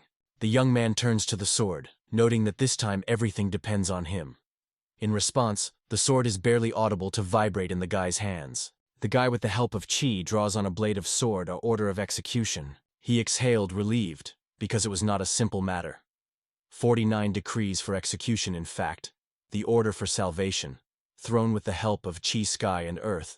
which must inevitably destroy this demonic creature. It is not so easy to get rid of real fire. The young man orders the sword to go to Mr. Yi and to go for this true fire to find a demon and destroy it. Yin notes, the whole power of the sword is manifested in the first blow. If he fails to overcome the enemy on the first attempt, it is better not to continue the fight. The guy threw his sword, and watching him fly, felt a slight envy. He liked that the blade could rise into the air. The charred Miss Hun returned to her den. She appeals to her friend for help, recognizing that he was careless during the battle. The girl carefully sat on the throne. The evil was discussing her condition, trying to understand how this could happen. The demon asks them to stop guessing. Partly the injury was caused by the city god, but the main blow was caused by a mortal scientist. All present were amazed that the mortal managed to such a powerful blow. Hun notes that an incomprehensible aura of righteousness appeared around the scientist. She thinks that he is protected by some great immortal. Surprising greed, she got burned from the fire. The girl reports that she is going to treat a little, and she is wondering if the victims remain. The demon replies that 4 were still bought in Django's gangs, held in the Dinwuan mansion. The dog noted that 2 of them were skilled martial arts, and even now their blood continued to be full of energy. The demon states that he will take away all, and when he restores his strength, he will go in search of a new portion of blood. People noticed the approach of the demons, and fear swept them. No one wanted to die. The dog assured that there is no reason to fear. Today they will certainly become easier. As for the other 2, he notes that they will even have the opportunity to enjoy a lecherous sight before their death. The girl slowly takes away his life energy in a person. The demon notes that she barely managed to restrain the burning pain. She cannot understand where this flames came from such a frantic force. Suddenly Hun felt him suddenly become bad. The sword rushes to his goal. The girl suggests that her anxiety is in some way related to this burn. Hun asked everyone to get out, because she wanted to turn to them with important words. Demons cannot understand what is the matter. The demon notes that it takes care of the victims for the next season, but now wants to ask one question. The girl wondered whether they were familiar with such a flame that burns neither tables, chairs, nor wooden beds, but has a bright red color with a grayish tinge. Orc is convinced that such a flame does not exist, while the elephant believes that it may be a real fire. A girlfriend suspects that Hun has dealt with some true immortal, those who are better not to engage in any relationship. After all these years, lived in Diani, only one mountain, Yahello, can still be considered the dwelling of the immortals. As she said it, the wall broke through her. The sword flies forward, heading towards the Hun. The girl exclaims that everyone is running away immediately. However, the sword catches up with it and undoubtedly fulfills the will of its owner. Only the shadow remained from the Hun, and the sword continued in the air. The snake ordered everyone to die, and the sword was directed simply to Miss Hun. No new teams were heard, only a doomed to death, so the blade has frozen in the air. Orc does not understand what to do next and how much else they will have to wait. The girl explains, "You just need to stay in place until the immortal sword loses patience and does not fly away." The elephant noted that the sword was so powerful that, no doubt, had already attracted the attention of the city god. The dog in response stated that it was better to fight the city of the city themselves than to die with such a senseless death. The demon could not understand who the Hun was so angry. Apparently, she felt something before she collected them all together. Suddenly, the sword returned to the orca side, and he was immediately scared. The city god Chunhi County noticed a sudden outbreak of demonic aura and a bright sword. The civil judge advised him to go there and see what happened. The city god and the military judge of the Duman County are also heading in the same direction. The city gods gathered around this cave. Demons noted that among the city gods were not only the patrons of the 2 regions, but also the deity of the surrounding counties. The god Yuhui noticed that this immortal sword, obeying the will of his master, had to fulfill his execution and seemed to have already done it. The man believes that the sword does not take off only because there are still demons remaining here, and there was no order of the owner. The city god expresses gratitude to the spirit of the immortal sword, who came to their aid and curbed the invasion of demons. As the city gods of their prefecture, they are obliged to detain and destroy these demons. It would be fair if they have joined efforts to save the whole world from a demonic threat. They all produce powerful QU energy that fly around wide circuits. Demons are preparing for escape from this place. The sword interferes with the orca escape, and the city god firmly grabs him with his invisible hands. The man has not seen evil demons in shape for a long time, and did not even imagine that there would be several today. So he intended to purify their souls with a firm intention. The Duman god dealt with the serpent, and also noted that Hun had died too simple death. Residents of the city pay attention to purple lightning that flash in the mountains. People consider this day strange. The sun is still shining above their heads, and the cloudy is still cloudy. The thunderstorm is roaming for a long time, and it seems about raining. The elephant was pressed to the ground, and one of his tusks fell. The dog was thrown to the tree, and it also lies without a sensation. The orca was chained, but it still did not lose consciousness. The same fate has befalled the snake. The watch is constantly under control. The sword, realizing that everything was already decided, returned to Yuan. Thanks to him today, these demons were able to catch, but they are still curious who is its owner and how far he is from here. The guard told God that they came across hundreds of skulls in the cave. These people are likely to have been taken from other places, otherwise the locals would have long been anxiety due to such a massive disappearance. The man noted that the case is completed, and now they should disperse. The perpetrators will be taken to court to the Chunhi department. God Duman agrees, recognizing that it will be more appropriate. Immortals say goodbye to each other and everyone diverge into their prefecture. Jiaoxian sat, immersed in reflection, trying to decide how to proceed. It seemed to him that the city god was little known about the demons that had penetrated the city, and Jiaxiana would be unfortunate to become their victim. He reasoned whether to ask for a protective amulet. The man yawns and thinks that if Yuan was around, everything would be easier. Suddenly, the scientist wakes up and feels removing from his own body again. Watch reports that the city god seeks to meet him and expresses his hope that the scientist will show them honor and pass with them. The teacher realized that a messenger from another world was in front of him, and asked if he approached the end of his earthly journey. The guards assure that there is no reason to anxiety. The city god only invited him to talk, and then will allow him to go back. They reach the main hall of the underworld. Yin Shugosian expresses joy about dating, but the immortal asks him not to observe excessive politeness and invites him to sit in a chair. The city god reported that the demon attacked the scientist destroyed, and all other demons were also caught and eliminated, so they would not worry him anymore. The man thanked him for his help, saying that he would now be able to sleep quietly. The immortal notes that not he deserves gratitude, but the teacher does not understand who it is. The city god notes that it was probably a weird friend of Jiaxiana, and is interested in whether the young man wears a sword with him. The teacher replies that he has never seen his sword. Once his son confessed that he saw Yuan, who with his sword in his hands moved so easily, as if dancing, and around him were circulating flower petals. According to him, it was just as fascinating him to meet a bright dawn. The immortal is convinced that he is a prominent master, and he has no doubt. God noted that perhaps the friend of Jiaxian is already guessing something, and it is likely that such things do not care at all the hearts of such experienced craftsmen. However, the immortal stretches the boy with a wooden board with a rope, asking her to turn it if their paths ever cross again. The man assures that he will definitely return her thing as soon as the boy. God notes that he has already detained the scientist and has come time to turn him back. The teacher was among the people and hit the forehead on the table. He grabbed his head, convincing himself that it was just a dream. However, holding that board in his hand, he realized that all this was not sleep,